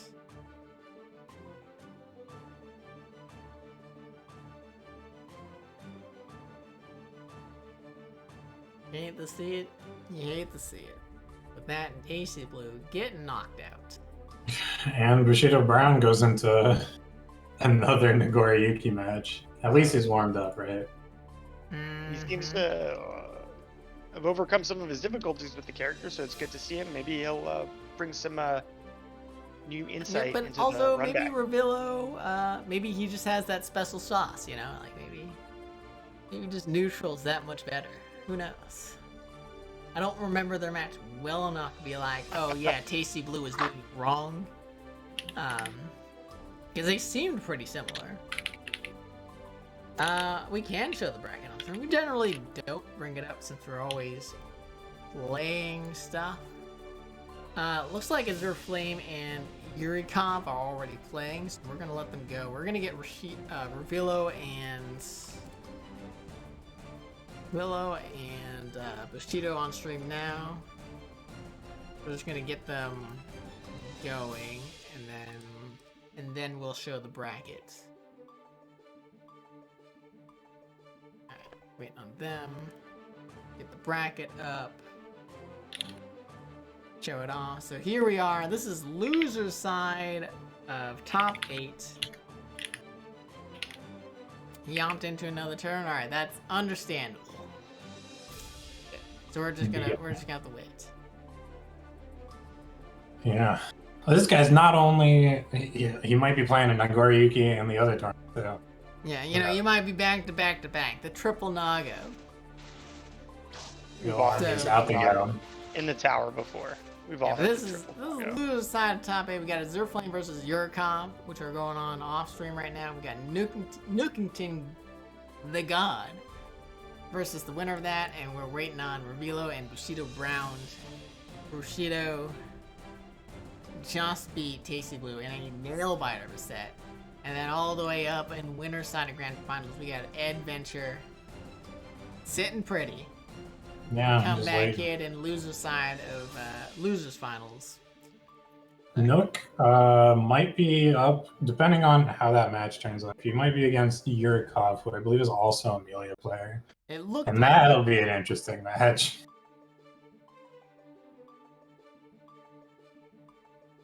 Lots of air dashing, lots of jump slash. Will be cool to see if it happens.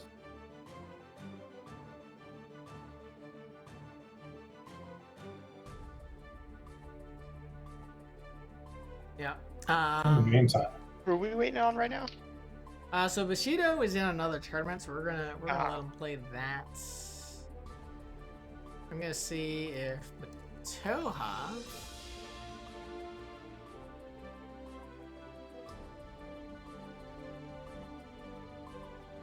oh yeah, because they're playing off stream on Street Fighter. yeah, there's the Street Fighter tournament going on as well. Yeah, only 4 people this week. Street Fighter tournament has been really struggling ever since Stripe came out, and I don't know if it's because I don't stream the beginning of it anymore, and people are like, "Well, F that," or because I think people are just getting kind of done with Street Fighter. NLBC's had numbers problems. Like, Strive is a good game. I think Street Fighter 5 is a great game. Street Fighter 5 taught me everything I know about fighting games. It's a Sorry to fantastic hear that. game. But it's an old game at this point. People are bored with it, and Strive has got enough of Guilty Gear to make Guilty Gear players happy, and enough of Street Fighter to make Street Fighter players happy. And it's shiny and new, and it's just people are ready for something. I mean, that's It's not really true. engaging. And the netcode. I was Right. gonna say that people finally had to taste a good netcode, and they're like, "Well, fuck that shit." It's good netcode, and you don't have to be playing KOF 2002 or Ultimate Plus Match, R to be Plus R. Yeah, exactly. Or Skullgirls or Mortal NRS. or like Last Blade. Yeah. Code Mystics rollback implementation, very good. The Last Blade 2, as you know, I like that game a lot, Saucy. Yeah. Still not as good as the Plus R or the Strive. That's rollback. true. Axio brings up a good point that Street Fighter 5 on Mondays, the East Coast tournament hasn't really been impacted.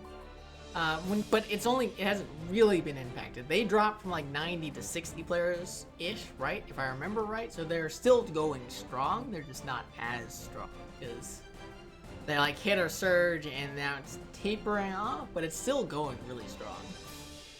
Oh, it happened a while ago. Oh, okay. So I just haven't been paying attention then. But yeah, there's still a lot of interest in Street Fighter 5 because it is a great game. Like it is. Sorry. Offline though. Offline. Offline, I don't know. Offline on PS4, that was probably the worst experience I've had playing Street Fighter 5. Offline on PS4, when the consoles are sitting on these tables with no ventilation and it's been 10 hours playing the whole time, that's an awful experience. Rank drop galore.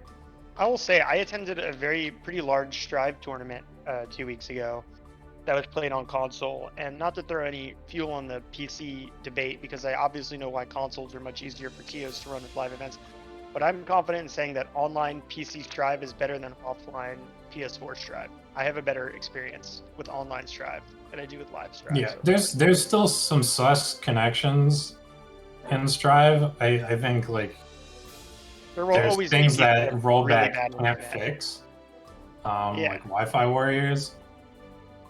But yeah, for the most part, I think PC Online is equivalent or better than PS4 offline. Yeah, it's I'm perfectly fine if Strive lives most of its tournament life online and has a select few live events every year. But I mean, before this tournament, I was playing people in Japan. Like, you just can't say that about other games, Like, pretty amazing. I'm in Florida too. I'm not on. Yeah, I'm not so you're the people that Giuna is complaining about. That's right. You are the problem. Go to hell, Giuna. There, I said it. I mean, look, it's not even like a cross continent. It really Connections depends are on fine. really Cross depends continent on- and cross ocean might be a little bit. I was So playing. it really depends on the ping, right? As long as you're below like 150 ping, it's fine. There's no And- way that you're going to be 150 ping to Japan from Florida. I was playing some people in Japan, and these were arranged matches, not me just going to random lobbies and torturing people. Okay. And this was 195 ping and 2 rollback frames, so pretty playable. All right. Not perfect, but pretty playable. I think if you're playing specific people, sure, but yeah, jumping into random lobbies that are way outside your region is. I also have symmetrical gigabit internet, and I live next to the the server, so I have 1 ping to my server, so that really helps me. So I was gonna say, so the ping, if you just look at a city to city ping, so like person to person is gonna be higher ping. Miami to Tokyo is 160, so it's like just barely outside that like I would consider like a playable range, but that's just because I go playable range in that you don't really notice the rollback and all that stuff, right? You just play like you normally do, and you don't really think about how it's online. So like it can be playable depending on both players' internet connections and their routing through the ISP into the those undersea cables. Yeah, I'm lucky in that I have a very high quality internet and close physical proximity to my server. Which cuts down on any like city to server time, right? Like if I lived in a different neighborhood, that would add like an extra 30 ping onto it to my travel time to the server, and that would push it over the edge to being pretty unplayable. Yeah, I think my ping to Tokyo is 184 milliseconds. Right. So which is it's totally playable. I mean, I played people in plus R in the 200 plus, and it wasn't great, but it worked. Why is my internet getting throttled? It's only like 400 megabits. This is unfortunate. I pay for 600. It is disgusting. It is disgusting. It's also supposed to be symmetrical, but like the ISPs are not going to give you symmetrical until you complain about it. So I only have like 20. Mine's been pretty symmetrical. Oh, you only have 20. No, so that really depends. Like the symmetrical stuff really depends on what kind of internet that you're getting. Most fiber lines are symmetrical versus cable lines, like the broadband high-speed cable. That's due to just how they're structured, that they dedicate a lot more of their bandwidth to the download part of it, and that's because they're repurposing like TV lines for internet. Yeah, no, this is fiber. It's just Comcast. Oh, well, fuck Comcast. Yeah, I've got I had no choice. I actually recently, I live in a condominium in Florida, and while we're filling some time, I'll tell you guys about a terrible law that Florida has. Condominium boards of directors are entitled to sign long-term contracts with individual telecom providers. So the board of directors for my building 10 years ago, before I even thought I would live in Florida, signed an agreement with a company called Opticaltel, which no one has heard of. Right. And for a long time, I was being charged $110 a month for 100 megabit. It is disgusting. Because I'm paying $50 a month for a gigabit fiber. Now I'm paying $30 for gigabit fiber. As of about 2 weeks ago, it was installed in my building. Nice. I'm paying like $60 for Speaking Comcast. of paying $60, Yurikov is paying his life right now. This is an Amelia mirror. Yeah, he paid $60 to Arc System Works to get messed up by Nookington. To get mixed by his own character.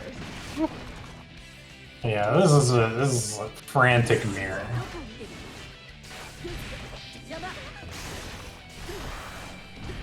both characters with low health, obviously. Both characters with high mix-ups, obviously. Let's see if either character, either player can show something to the other player that they haven't seen before. That'd be pretty interesting. I want to see how frequent the blocks are in the Oki situations. Yeah, I mean, theoretically speaking, there should be 50-50 setups.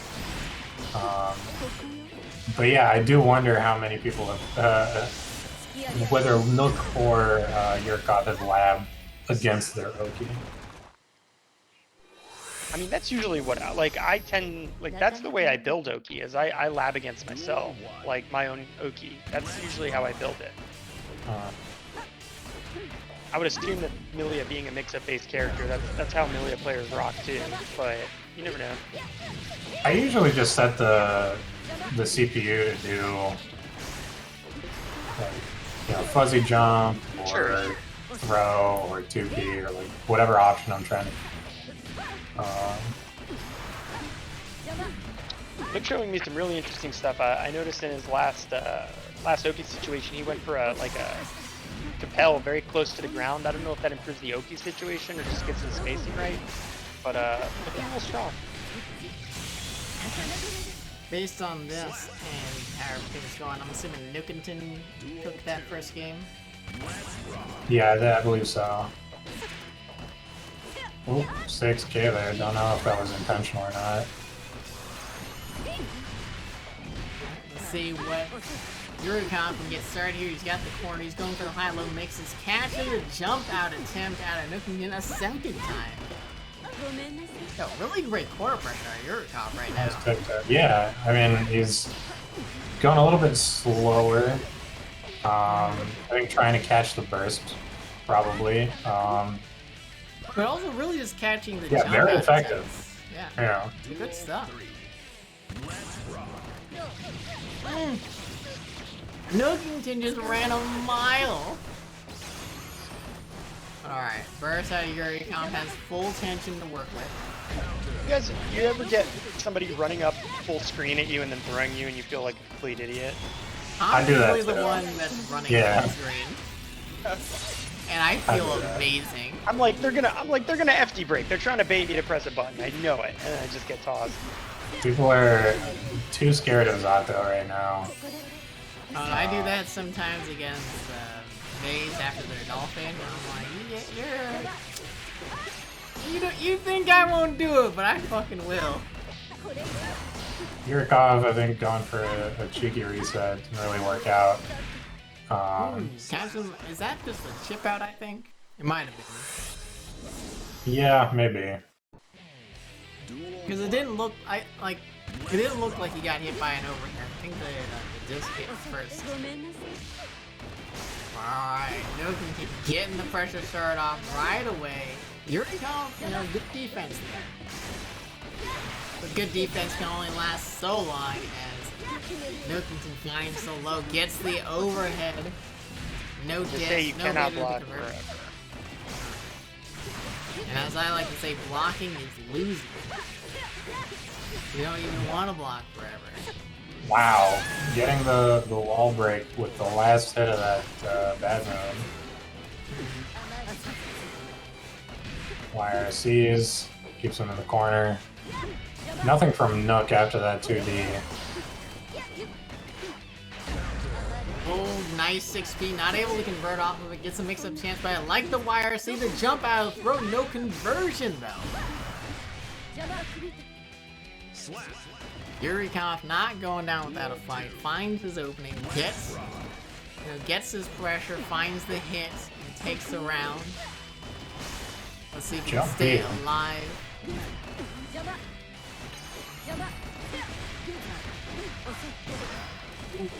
Man grab reset, but takes the throw. Something that you wouldn't really see in previous Guilty games. Yeah. One frame even throw. then, I don't think you should be teching. Teching feels like a mistake. But maybe it's just offensive throw anyways. Hey, if he tries to do any fake pressure, I'll throw. Yeah. Well, that's I think what it is. So there is a throw tech OS that you can do if you do not have burst.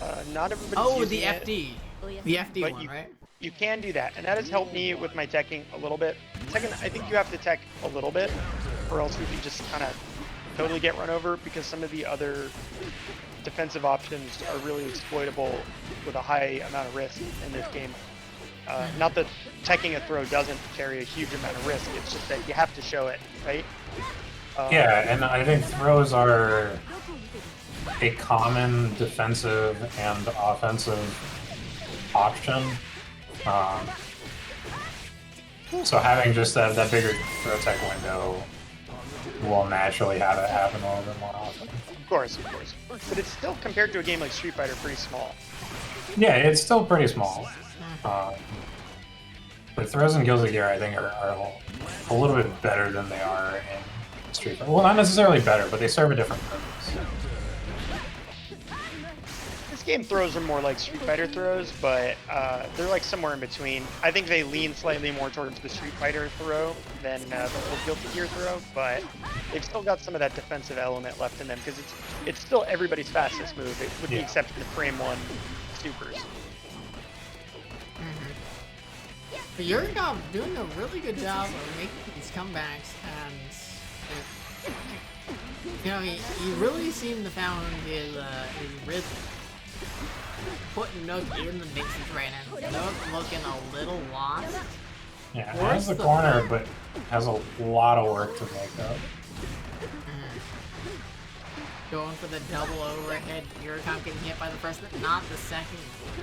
Good job staying calm. The full wrist, the counter hit. A small conversion though. Not sure how much more melee it can get in that situation, but the instant bad move gets the wall broach. Yurikov all of a sudden looking like he's in trouble. Ooh, Capel taking it. Yeah, Nook made that comeback. And the jump out, the little rose jump out to add that hitbox out there. Getting over the throws. Nice stuff out of Nook. Other side clipping him. Gets him there. Not able to full convert off of that though. And I like that full screen haircut. Alright, into the PRC, going for the chase out. Nookington was just like, nah, I am fucking out of there. Really good anti-air from Nook. Gets the full conversion there into death. Like close slash, if you can get it as an anti-air, is so good. So good. And that's So GG's good. from Yurikov. That's right. GG's indeed. Good stuff out of Nickington. He's moving on. Let's take a look at the bracket again. So that means we need Revilo and Bushido Brown. Revilo already in here.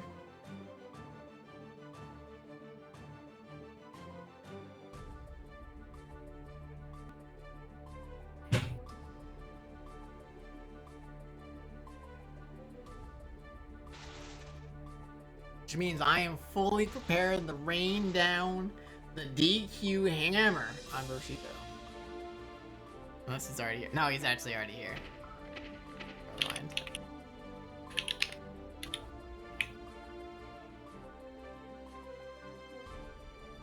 That's the imposter.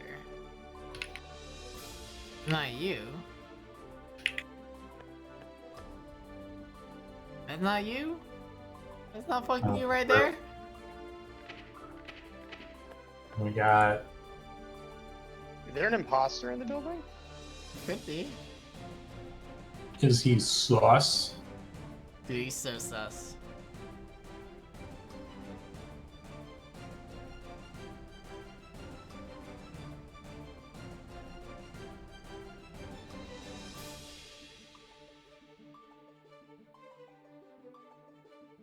Oh, we're good now. Wait. I think Revilo is on ecstasy or something. He's Seeing drawing. shit. Doing a little bit of goof. Oh, he thought he saw someone enter with. So he was in the lobby, thought I was referring to somebody else with his name, which is possible. Is he secretly a celebrity? Does he have impersonators? He's like, that can't be me, I'm me. He's looking into the mirror. Oh my god, let's go! Classic. Hit him with the disrespect. but Revilo, fully charged does Speaking of disrespect right back. disrespect, Oh, gets the combo. Some good stuff. Putting Bushido in the hurt box right now. This is some fast-paced Naga play. The classic. Sitting. Dude, we're a one-grab game right now. yeah, both characters have the resource. Well, Pot doesn't need the resources. I'm surprised Revilo's not just going ham or doing. Yeah, I mean, he's got red like a bunch of RCs. supers. Yeah. Yeah, Doesn't need it. Saving the meter for next round. that's right. I know is the. Good meter management. Alright. Ooh, gets the counter hit. Pushing Bushido into the corner. Overall, just controlling the space really well. I say that as Bushido gets an empty jump. Reveal clapping right back. Yeah, doesn't go for the Oki after the OTG6H. Probably sitting on too much blood meter for that. Woo!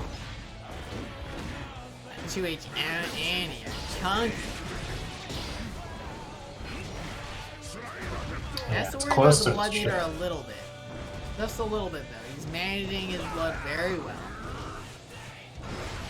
He has some in the bank. He's spending some. Yeah, you never want to have it be obviously totally full, and you don't really want it to be empty either, because Naga loses a lot of value from his normals when it's empty. Because he gets that extra range. In particular, the extra range once it's at 2 meters, right? So Extra that's- range, extra chip damage, extra better frame data, better normal, better Gatling options. It's great. Well, the Gatling options Six are doing changed, weird but things? some things become natural combos. Yep.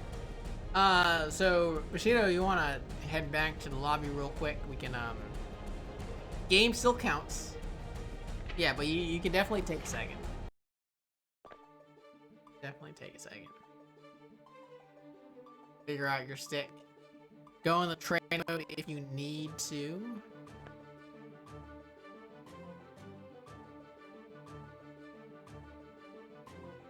Looks like he's exiting out completely, so we'll just let that rock.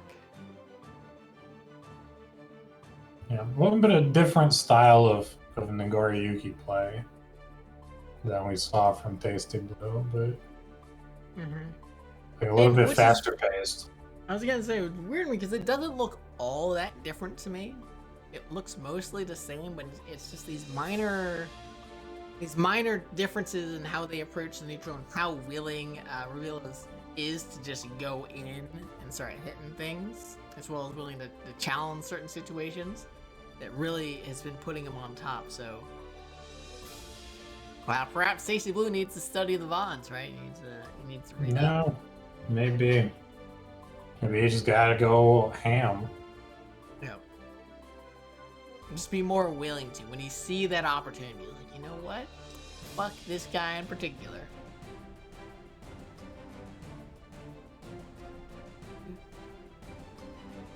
A pretty good tournament so far. I'm kind of sad that we didn't see any Zato, but Sato's a hard character. it's a hard character. We haven't seen much in any of the tournaments. Like, it could be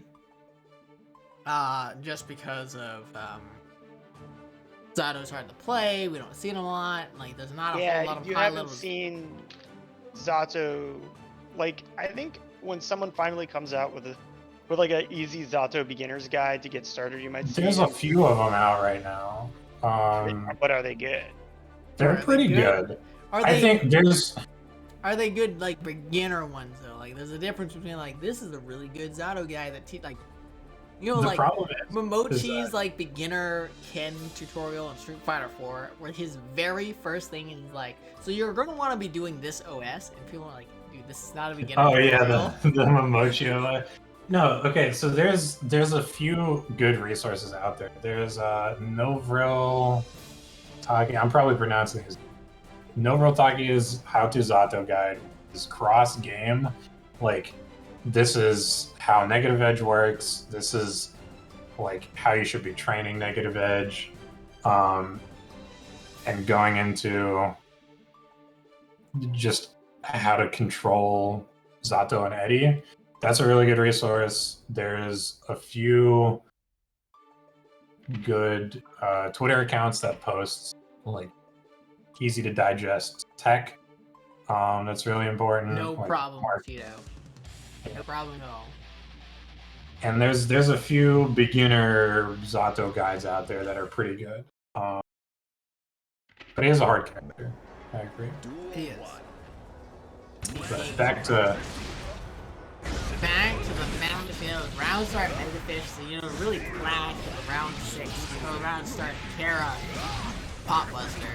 yeah. But you know, Revilo takes a quick lively, getting a couple clean hits into great conversions, and you know what? Bushido's in trouble. Super jumps in. He's looking like he's in a world of hurt. He's got the whole screen that he has to come across. Really good It's a reaction cool to the stage. fall. The classic. Yeah. As a TRC tool. into the command throw, but it doesn't matter. Wake up buttons doing it. Yeah, didn't command grab again. Yeah, it's 5 frames. I think that would have beat. Yeah, interesting about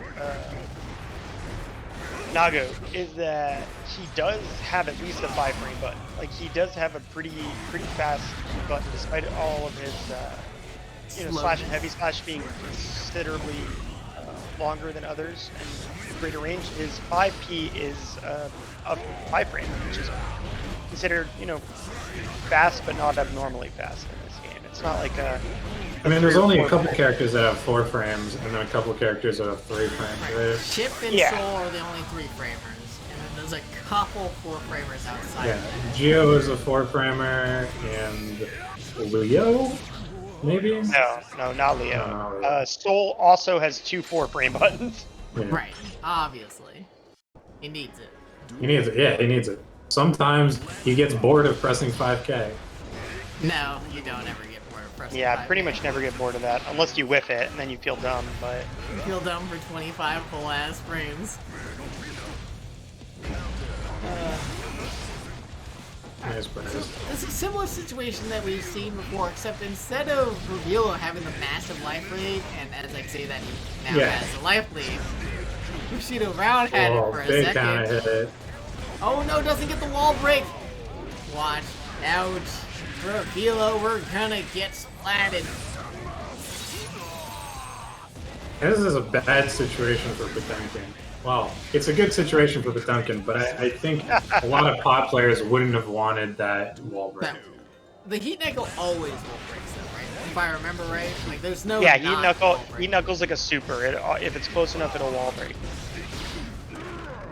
And they gave him that obviously because he doesn't have very long combos. Yeah. Alright, but Alright. Revilo doing a great job of fighting out of the corner.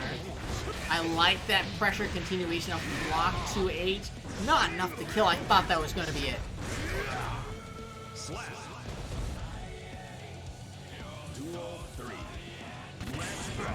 The last round, the Kara Pop Buster round start. Get fucked. Goes for it again, but revealed with a bang. Small punish though. So is the Nago walk speed not enough to just walk back out of that? No, he's so slow. So I think with most characters, Kara Potbuster loses to just walking back on start. I'm not 100% sure. I feel like...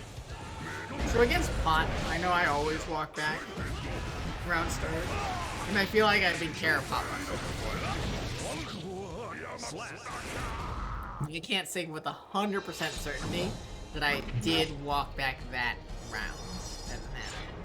This is definitely something that needs confirmation. Was that it? I thought we had one more game to go. I thought that was 2-0. I might be Well, there was that wrong. delay between game 1 and Right, 2. but that was one game he won. But he might have won another game. It was fast. So fast. Alright, we're seeing GG's. You lost the first one before? Okay, so I'm just weak. That's the problem. So it's Nook, Revilo. Alright, Nookington is in here. We're gonna spectate the match. We're ready to go. Thank God they waited long enough. I was worried. Alright. So we didn't get to see Nook versus TastyBlue, but we do get 2 NCH regulars, but we do get to see Nook versus Revilo, so hopefully this will give us a taste of what this matchup is actually like. So pretty interested to see it. The shout out NCH again, because Nook is a great NCH coach, fantastic player, fantastic person. NCH, great place to learn any and all fighting games. Yeah, people who are just, they just want more people to enjoy fighting games, and it's kind of great. In the same way that fucking Nookington got demolished that round. Holy shit, he died so fast. Yeah. Someone submit that to the Milia any percent run.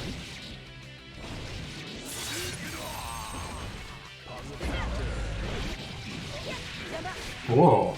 The double close S. Well, I mean, submit this to the Nago 80% Right? run. Because Nago's definitely a Making it slower perfect. speed run, but goddamn, Nookington put in a solid run right there. Yeah. Ball hits, ball splat into the super barely enough to kill. Like, that felt like a very optimized run. That's a 50% combo on Nago. Nook definitely doing the work. Oh, and he baits the the burst.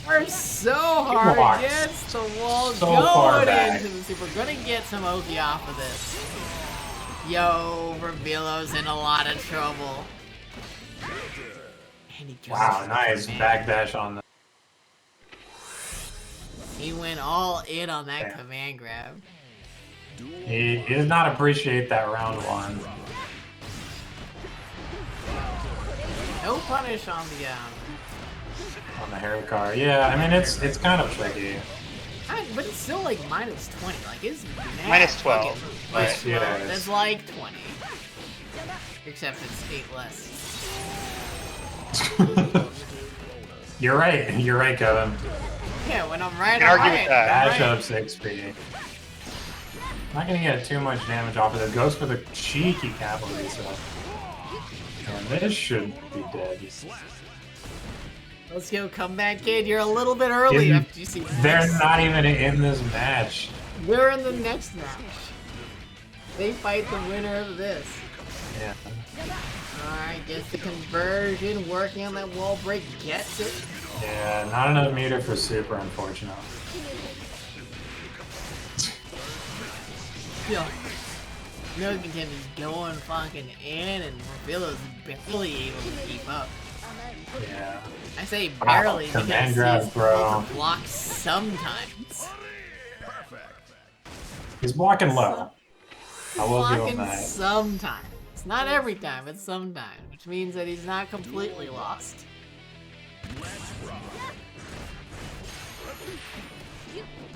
Nookington realizing the advantage that he has, and I don't want to say a character matchup, but in a player matchup. He's exploiting it. Oh, okay, same size it looked like. Reveal still able to get those blocks. I think I got mixed up there. Oh man, jumping over the anti-air. Revilo paying for that dearly. Alright, we got a gold burst. I use a PRC to keep the pressure on, but you know what? Wow. Nookington. He goes for the S disc BRC, but 2H just blows through that. It's looking bad. It's looking hella Yeah. bad for Revilo right now. Nook still has burst. He's got the life lead. He's not over. He's Yeah, not it's gonna not does a lot of over, but- damage. Yeah, like I mean he's at 2.5 blood gauges now, so he can't like go super ham. But he can keep hitting his butt. But I mean, he just did 2 hits and took out 40% life, and as I say No. that, Run up he throw. gets the throw. Run up throw. The classic. It's so good.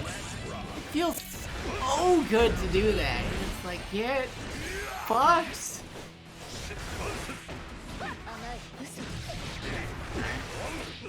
Whip throw, small punish on that though out of Revilo.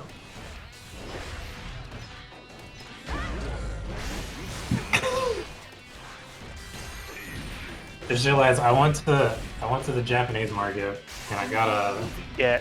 a ramen soda, but it wasn't a soda. It was designed to go on shaved ice, and now I understand why it's so sweet. I just drank it straight out. Yeah. Oh, blocking the trash dust. Just no good. Nice blocks. Takes his turn afterward. Misses the OTG. That's trouble. That's gonna mess up his blood gauge a little bit, but he didn't go overboard, so he's still got some room. His life is pretty low anyway. Yeah, that was a pretty high haircar hit, so you got the H disc after. Yeah, that Nice, Revilo GG's. real summed up that set really perfectly. All right, GG's. He got fucked hard, fucking hard. All right, so that means we got Nookington versus TheComebackid. This losers finals? This is losers finals. Yeah. I'm just gonna double check that real quick because I'm like I 99% think so. sure it is. Yeah, I don't see any other Yep, that's it. matches.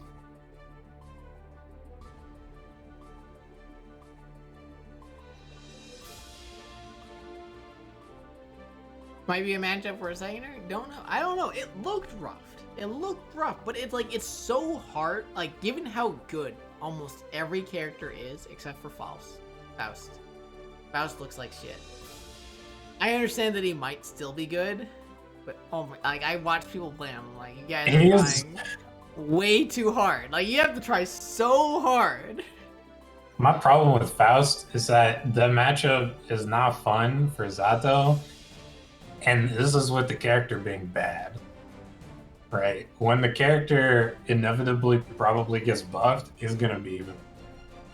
Sure. Like, sure. But I mean, like, I look at how hard Faust has to work at full screen. I'm like, guys, just play Axel for the love of God. Like, pick a better character. A few diehard Faust players from Plus R who've switched to Axel. Yeah. Oh, one of my friends, my IRL friends, is sticking with Faust. I'm like, and he's like thinking of quitting the game because he's not having fun. I'm like, just play any other character and you will have a ball. They're all fun. They're all fun. Except for the one that you picked that you, like, for no reason are sticking to. I mean, sometimes you want to play the specific. Like, I want to play Zato. That's who I find fun in this.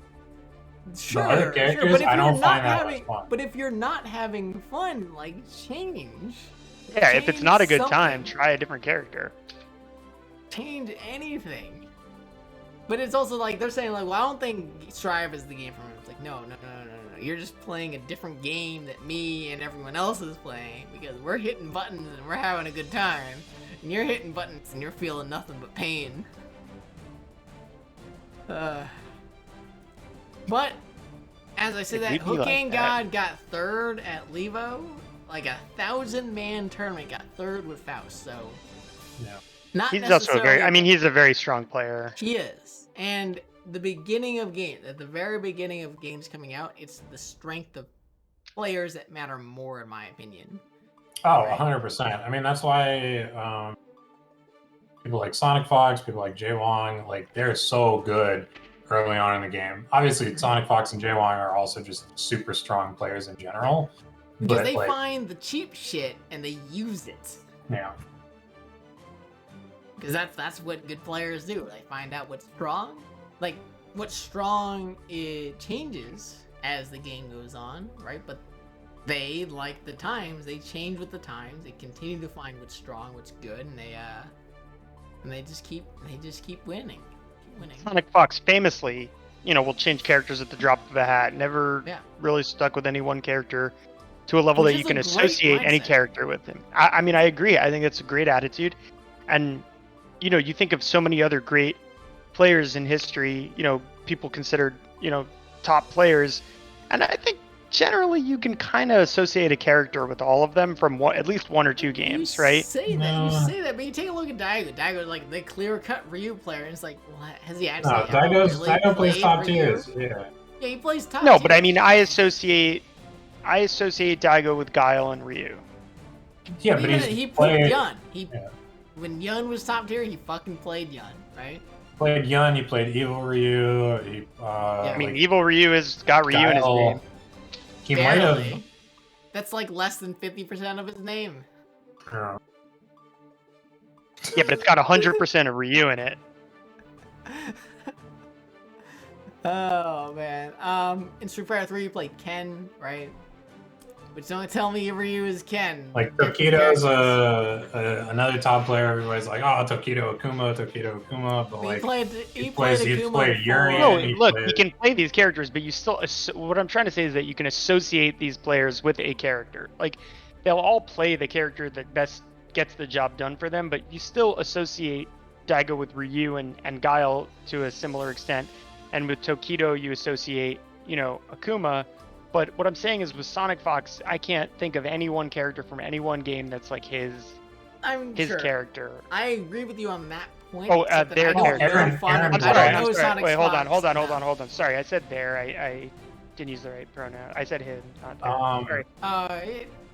It's okay. His Aaron Black Okay. in MKX, I think. Or So Yeah, there, yeah, we're gonna go for the Yeah, correct yeah. pronouns here. So Yeah, my bad. Sorry about that. I just No, it's fine. Like we just need to be try our best, right?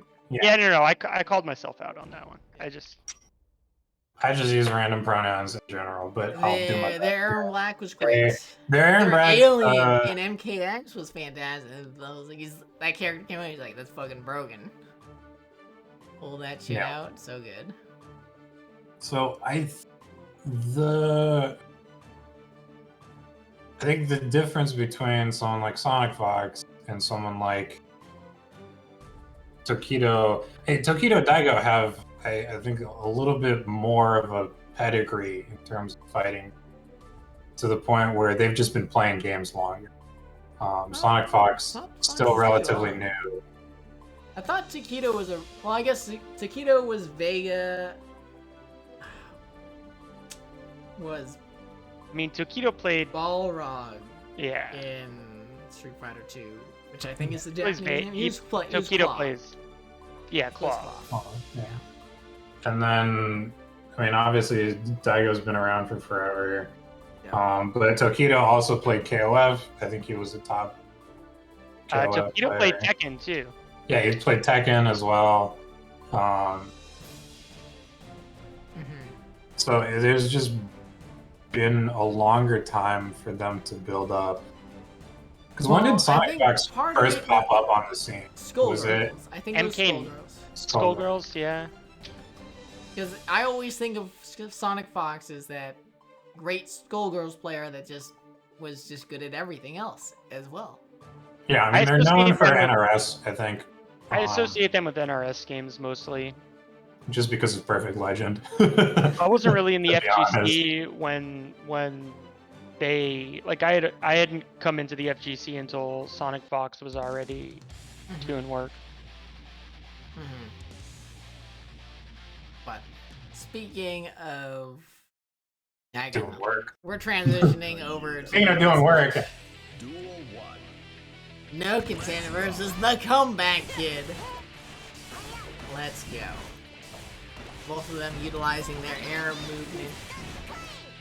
TheComebackid's neutral is really good. I mean, I know May just jumped around and hit buttons, but even then, he puts a lot of thought into when he's pressing buttons, how he's doing his air movement. Very impressed by his play overall. And that's paying dividends right now in this game against Nookington. yeah, I Great think challenge.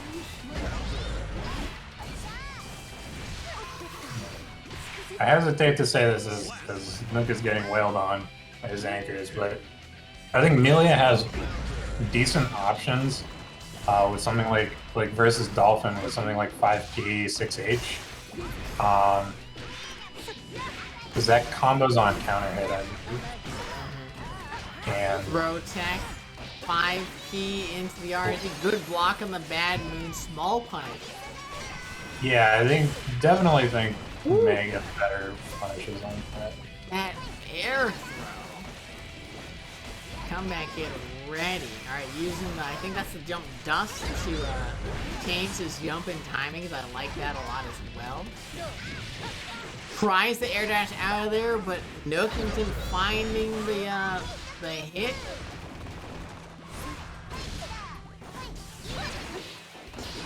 This round's coming down to the wire. They're trading blows left and right. I love that jump out. Hits Comeback Kid, tries the bait the throw, not coming, gets him with the overhead. Comeback Kid bursting. He wants this game right now, and he's not gonna get it. He's gonna whiff that 2H. Duel 3. Let's rock. Alright. Ooh, nice rundown, gets the counter hit. Comeback Kid's in a bit of trouble now. He's in the corner, wrist building up, getting clipped low. Wall break on the table. This is a rough start. We're back to neutral. We're back to essentially a round start, except Nookington's got positive meter bonus. He's got a massive life lead. He's getting mixes. The Comeback Kid with some good defense right now. Look at those blocks. Yeah, a lot of good blocks. Positive bonus is gone, but May is definitely sitting on a bit of a life deficit. Goes for the throw. Nookington with a good back dash, looking to take it. Or gets the run-up throw from nearly full screen. Let's go. Let's fucking go. Really weren't that bad. The defense was really good. It was. Even though he wasn't able to convert that into a win, it was some great defense. Like many great philosophers that said, can't win by blocking. It's true, blocking doesn't do damage.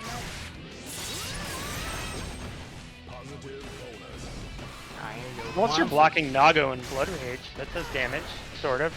No, it doesn't count. Look, I just like blocking, okay? Please, when are you ever blocking? I'm hella good at blocking.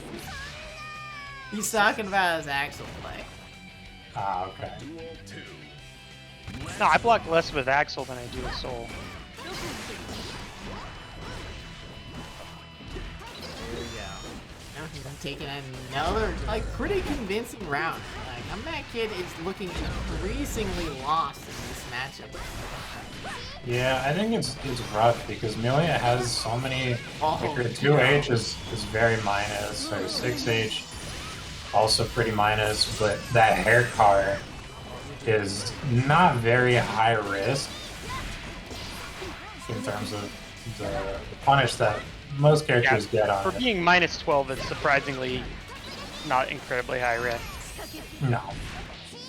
I think once more people start. Game and not minus 2 like it is in Plus R or whatever.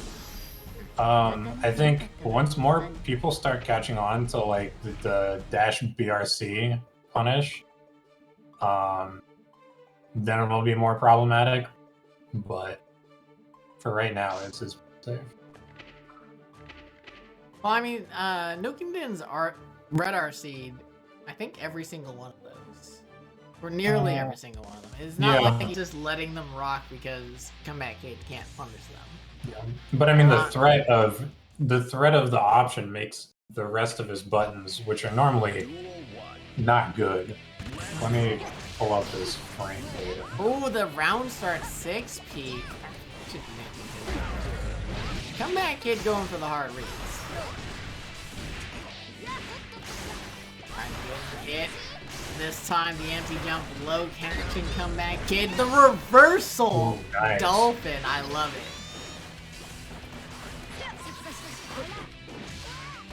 Yeah, finally challenging that 2Ds. I like that up Dolphin there as well, challenging the air approach out of Nookington, but Nookington finding a 5P or 6P, finding the counter hit overhead. Oh, the classic Comeback Kid anti-air counter hit into the super overdrive. Ouch. It does so much damage. Yeah, she has an OTD or TOD with double whale. Kind of nuts. Alright, dash up, throw, come back, kid in some trouble. He's eating these mix-ups, gets hit by the instant overhead bad move. Looking bad for him so far. Oh no, It's hit by the double overhead. Yeah. Blocks the Oki. Still not out of it yet, but Joe run up just dolphin ball? I don't know if he meant to do that. But the PRC into the throw, I want to say a throw punish based on a button. Come back in and already do it. Not sure. Definitely sat there for that throw. We get an instant wall splat. Challenge the run up. Nookington feeling himself going for the full screen run up throw. Comeback Kid might be slow, but he's not that slow.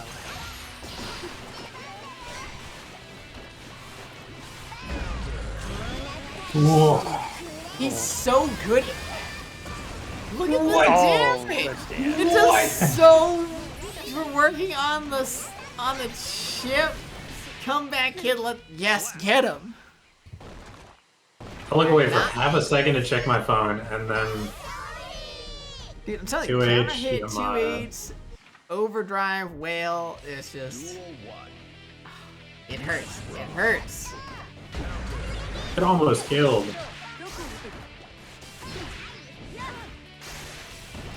Yeah, if that was towards the wall, it would have. Right, if you got any sort of wall bounce off of that, yeah, head. Alright, Comeback Kid putting himself in the corner, but you know what? Dolphins himself right back on out of it. I like that air dash there to get that corner control. Ooh, Steals it fast right back. RCs there. Yeah. Yeah. Oh, Dolphin not punishable on blocking. You gotta hold that. Yeah, it's a surprisingly good option in this matchup.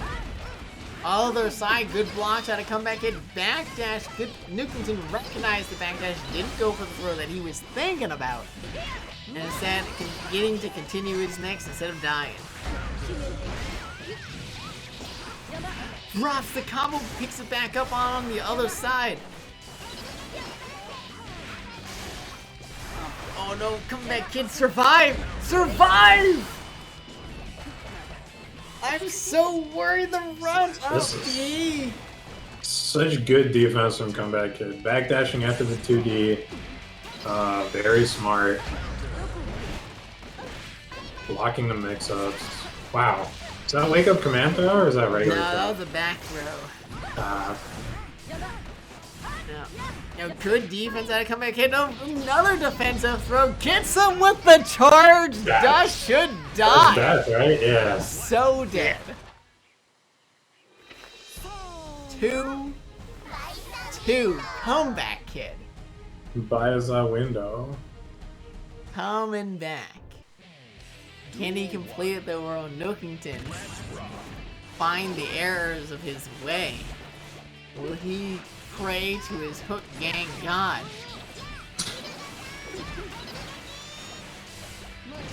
And find the mix.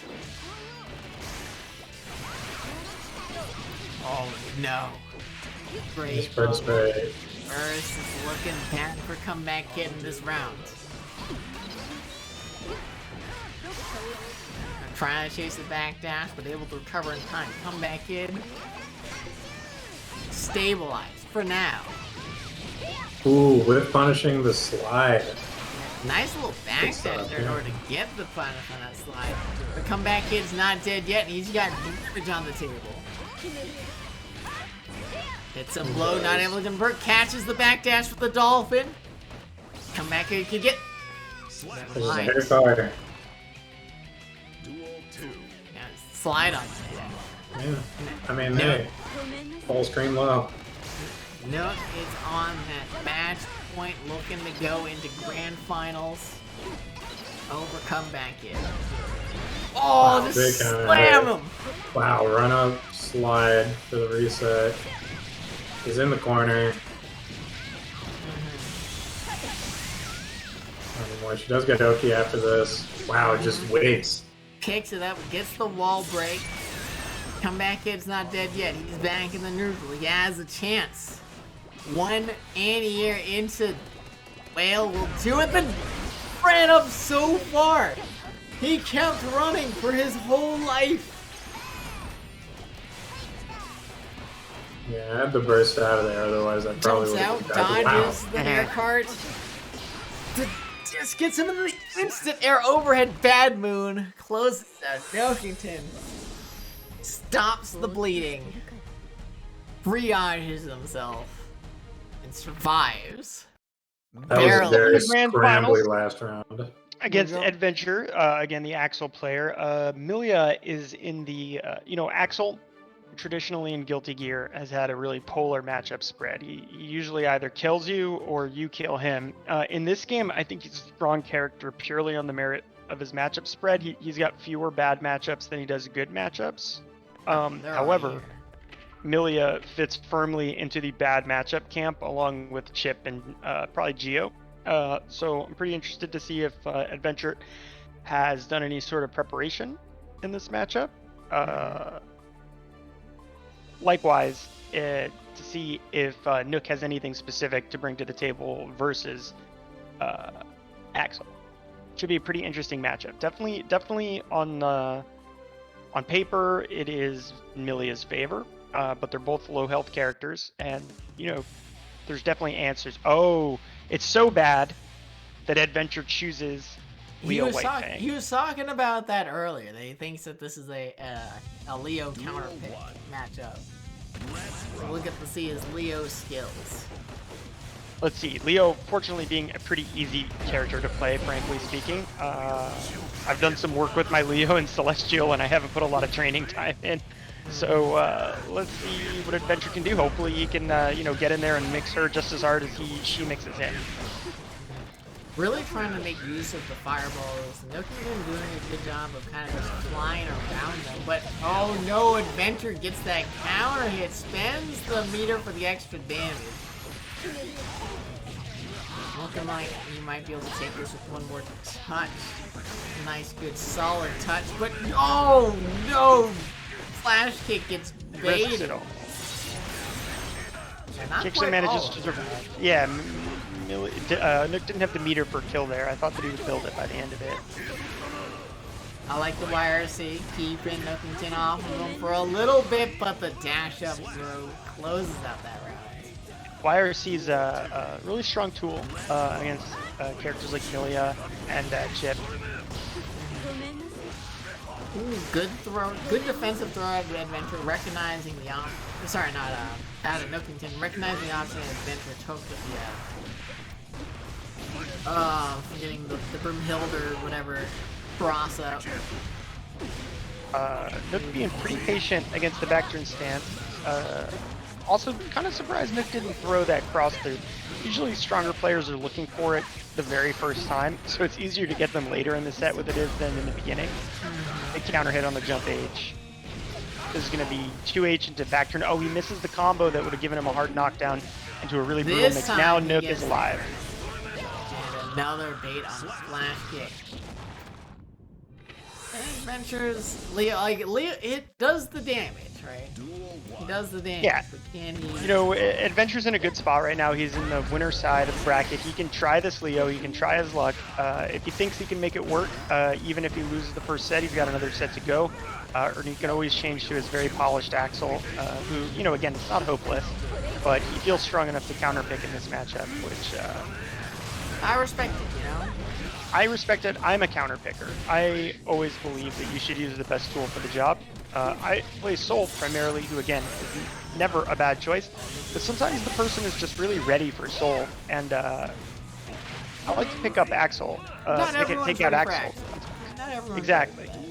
And Axel really, really destroys a couple of characters, so it's a good choice to have.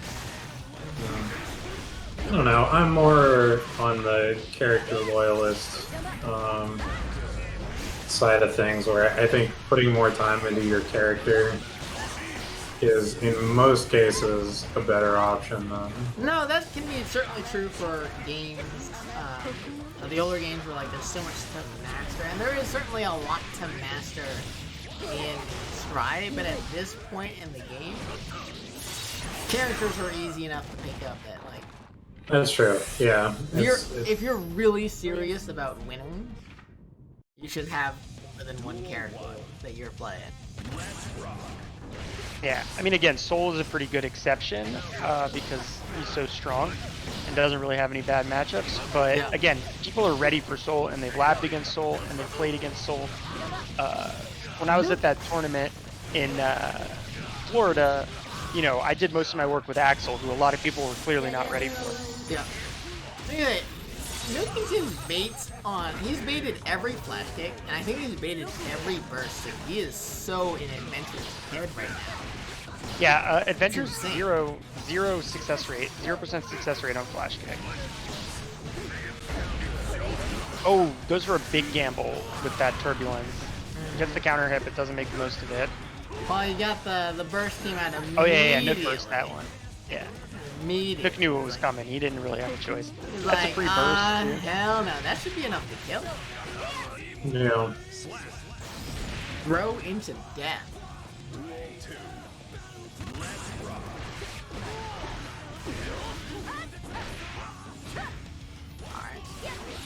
Alright, Eddventure gets the jump and has his pressure started. Corner gets the throw. Oh man, I think catching the whip throw out of Nook again. Right idea, just the bad timing. And another bait on the flash kick. You could I think see that was just a Adventure, save. Adventure 2, with not as much polish on his Leo as he has on his Axel, he PRC'd that flash kick to make it safe, which was, of course, you know, a well-advised thing. But Leos typically tend to forward drift. Sorry, I'm getting a little tired. Forward drift that DP so you can continue the pressure with an instant overhead or low mix. That's a little bit of character unfamiliarity, which is to be expected off of a week 4 game on the secondary character right now. It happens. This time, Doesn't go over. 0 for 6 or whatever it is. No, he lands one. Let's go. And that was an important one, too. Yeah. Gets the round. Keep himself in the Alright, but it's holding this pressure. Yo, ever Nook's since ready Nook now. missed, this one he's grabbed every single one since, and I think there's been like 5. He just continues to grab it. Adventure's gonna have to go to different options there. Yeah, you know... Ooh, that might do it. Yeah. Throwing that cross through is very easy, but sometimes it mystifies me. You watch 2 really strong players play, and the Leo player will get it through. And you know, I was thinking about that a lot. And you know, I think it's really all about tempo, not doing the cross through, berserker slash in a block string, doing it at a moment where the Did they just start right away? Oh my god. Those Oh no. bastards. I mean, I think from my perspective, like, yeah, the act of throwing the berserker slash is fairly easy, but there's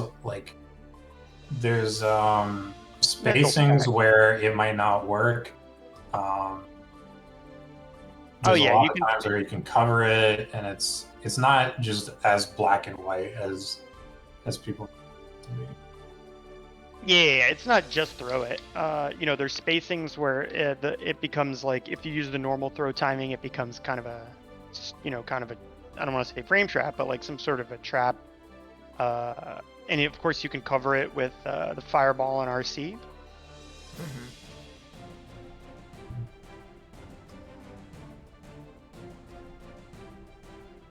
Or even off wake up with something like the heavy fireball. There's definitely setups, I think, where Yeah, you can do that. at a media. I actually, I posted one on like day 1 of the game being out, and I don't remember who it was, but one of the pretty good Leo players reposted it. And now I mean, anybody would have found it. It doesn't take a brain genius Yeah. to figure the setup that I figured out. Brain. So Nookington looking to take the, I believe it's the third game to go 3-0 and reset the bracket over Eddventure. Getting real close. Yeah. There it is. Okay. Like, I don't know. I think I agree with Perry that Leo definitely is not like too difficult of a character to play, but there's a certain flow that you need to have, and I think you need to play Leo for a while to get into that sort of like the mindset. I mean, I think that a strong player who has a good sense of that rhythm will obviously do better with Leo, but I think he's probably the second easiest character in the game to play after May. Like versus Play well. versus somebody like Nook, who is throwing the Berserker slashes, is patient on defense. He's baiting the bursts. Yeah, like I mean, in this case, yeah, he's Nook's in Adventure's head, but even outside of that case, like there's sort of limit testing that you need to do on Leo. Well, I think that's the first time we've seen the command throw off that turn. Yo, he's going for the overheads, gets the wall splat into the kill. That like whatever double slash thing is such a good move. I guess when I say easy, like I don't want to downplay the work that anybody does, because all of these characters have incredible amount of depth. When I say simplicity, I think like how like easy it is in terms of like, I don't want to say technical skill, but like strategic understanding. You need to do before you're actually Yeah, like again, don't mistake me for being a soul down player. I think he's the best character in the game, but he takes more work than people really think. Like, you know, doing NRV into PRC is okay, but like to get the most out of the character, like you do need to have like pretty solid conversions and counter hit confirms. And Leo like he plays himself a little if you know a couple of the conversions. Like I was gonna say not enough to kill, but I forgot about the OTG Nookington stealing that round. And you know, his game plan is of course really, really simple. You know what I mean? It's you get the hit, you get the stance, you do the mix. Get the mix. Once again, Eddventure getting the hits, doing the mixes, big life right now. Yeah, and it's again not to downplay the work Other anybody's put in. side. Yo, we got to the other side on that. I got hit. Denying the reset. No, I think it's a bracket reset right now. Oh, okay. Yeah, I'm behind. It's late. I'm like 99% sure the bracket's been reset. They're not talking to me. It's okay. We're just gonna make assumptions. And then again, all of a sudden having a lot of trouble throwing these berserker slashes. I think Eddventure's doing a good job of changing up the timings of when he's going for them. But, Ooh, right. nice. Yeah. Nice little Take care of version that. there. Yo, just smash those buttons. Gets Ooh. the flash kick. And again, the Berserker Slash gets him with the overhead. Not enough to kill. I thought that was going to be it. We're going to go right for the command grab. No contender dunk. for it. I love the big dunk. I keep forgetting he has it. I get hit by it all the time. Oh, yeah. Absolutely. Like this character with all of his high-low mix-ups, he doesn't have a command grab, does he? Command grab is what? Or no? It's That's more what than they're that, I doing. think. Someone's doing the John Cena command every time Eddventure gets the command grab. That's what it is.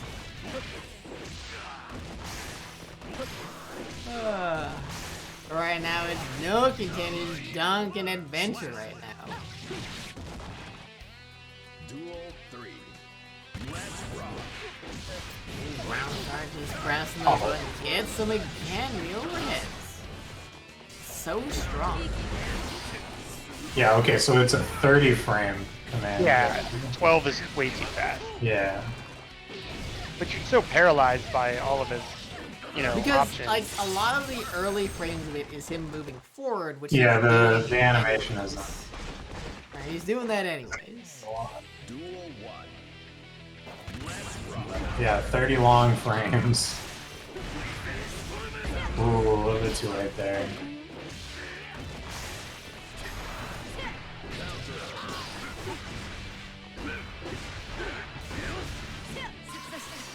Sides to. That's one thing about Leo is just like that SH block string is so. But yeah, his ability So to whack. Gatling between his S's and his H's, and you know he can go to the 6H and the 2S. So I would say Leo's my third most played character after Soul and Axel, and a lot of people just don't know how to jab out from that. I'm sure Nick You can does. jab out. No, you can jab out if he goes for the low or the 6H. Oh, okay. I haven't played any Leo players that go for the anything but just mashing. Granted, it's still effective. I missed the winner of that last game. Who won that? Are we 1-1? It doesn't matter. Alright. We're gonna find out eventually when they stop playing. Yeah. Nook can go and hand this round. Ooh. Tries for the counter, but Nook can throw him, but he's out of range. Alright, never mind, he's dead. DED dead. Yeah, actually, we're still going. Almost done. This is grand final reset. Street Fighter is already finished. They played their matches. I mean, this was a big bracket. This was almost 100 people, wasn't it? It was like 82, 88. if I remember right. Versus what, 4 people? Yeah. Alright, gets him with the overhead. Gonna break that wall. Get that meter. Okay, I like the reverse, you know, he's like, no, I want to keep my offense going.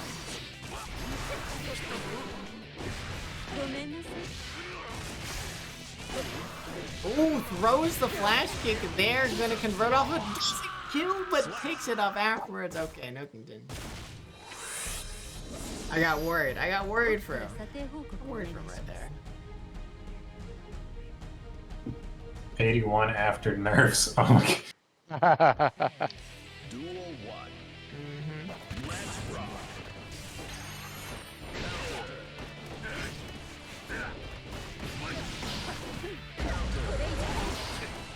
Emilio, a grappler? Dude, every character's a grappler in this game.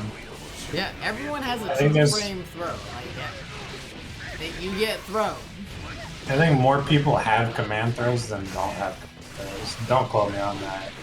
We were Let's see, talking Soul's about got that one. earlier. Yeah, Soul May, Leo, Pod, May. Leo, Axel, Axel, Zato, Nagoriyuki. Nagoriyuki. Pot, obviously. So I count lost count. 7 right now, which is half of them. Eno has the super. That's a frame. Eno has Which a is command grab, grab, yeah, yeah. so yeah, that's 8. So that's over half, yeah. So, May has a command grab. Did we mention we May? already I think mentioned I mentioned that. Oh, Chip has a command grab. Yeah, Chip has a does, command, so yeah. it has 9. Faust has a command grab. He's got the afro. Faust, block. yeah, he does. Yeah, a lot of characters have command grabs. Everyone's a grapple. Everyone's Just like a grappler. everyone's rush down.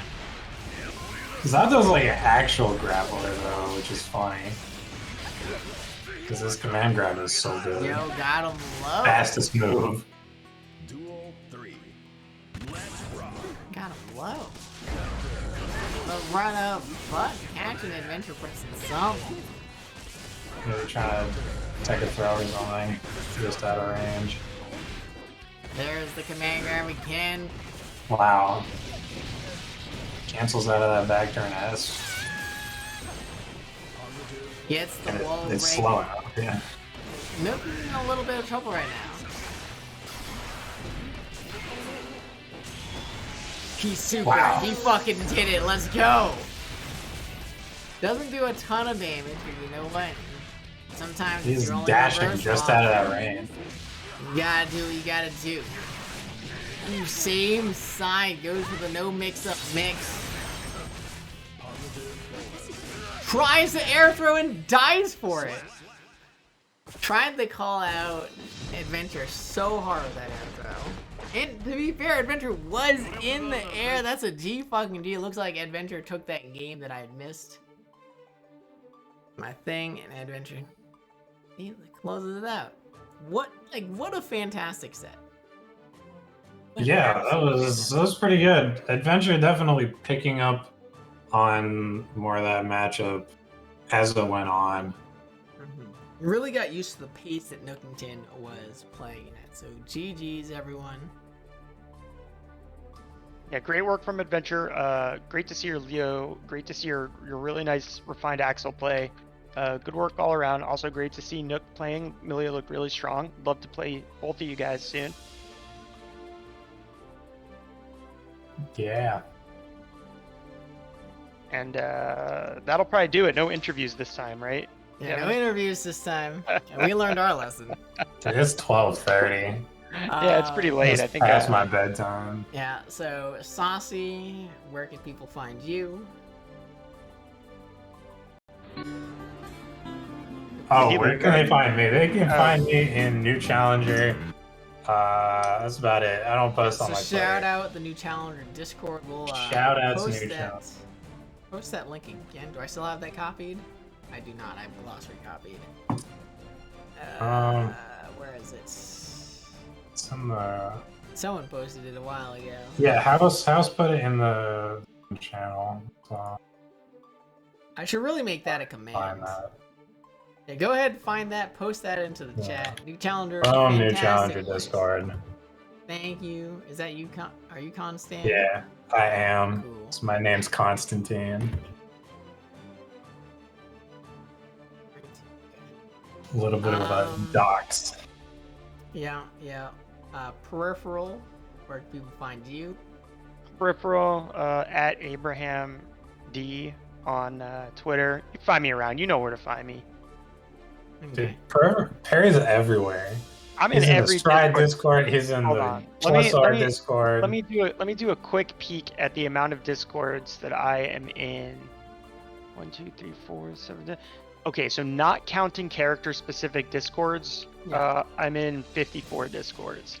That's a lot of. That's a lot of Discords. A lot of Discords. Man, a name is constantly. Yeah, basically. I'm trying to find a Twitch stream to send you guys. Obviously, I'm Kevin. Let me see who's you can streaming find if me I can make a here. recommendation. Yeah, sure. You can find me here. You can find me with the Reddit Street Fighter team. Also working with the Guilty Gear. You should give a shot. Do you know who Ryan Hunter is? I know Ryan Hunter. Yeah, I know who Ryan Hunter is. Yeah, Ryan Hunter's streaming right now. He's a great guy. He's been working on his Axel in Strive. He's a great plus R and Exerd player and commentator. And Oh yeah, that would be and my recommendation. Fantastic person. Crap, I can't find him in this. Is he's playing plus R? He's playing Strive. Oh, is it? He's playing the Zoomer game. Oh, there he is. Okay, there he's.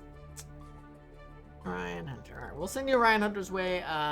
He's a pretty well-known stream overall. I would say he's got 170 viewers right now, but maybe not everyone in the Guilty Gear subreddit knows about him. He's a fantastic person, willing to help everyone out. Just a great player overall. So Great guy. We'll send you there this way. So with that, thank you all for playing. We do this every week on Friday, same time, 9 p.m. Eastern, 6 p.m. Pacific. And I hope to see you guys again. All right. Have a good night. Have a good night, everybody. Yeah, good night. They're all, yeah.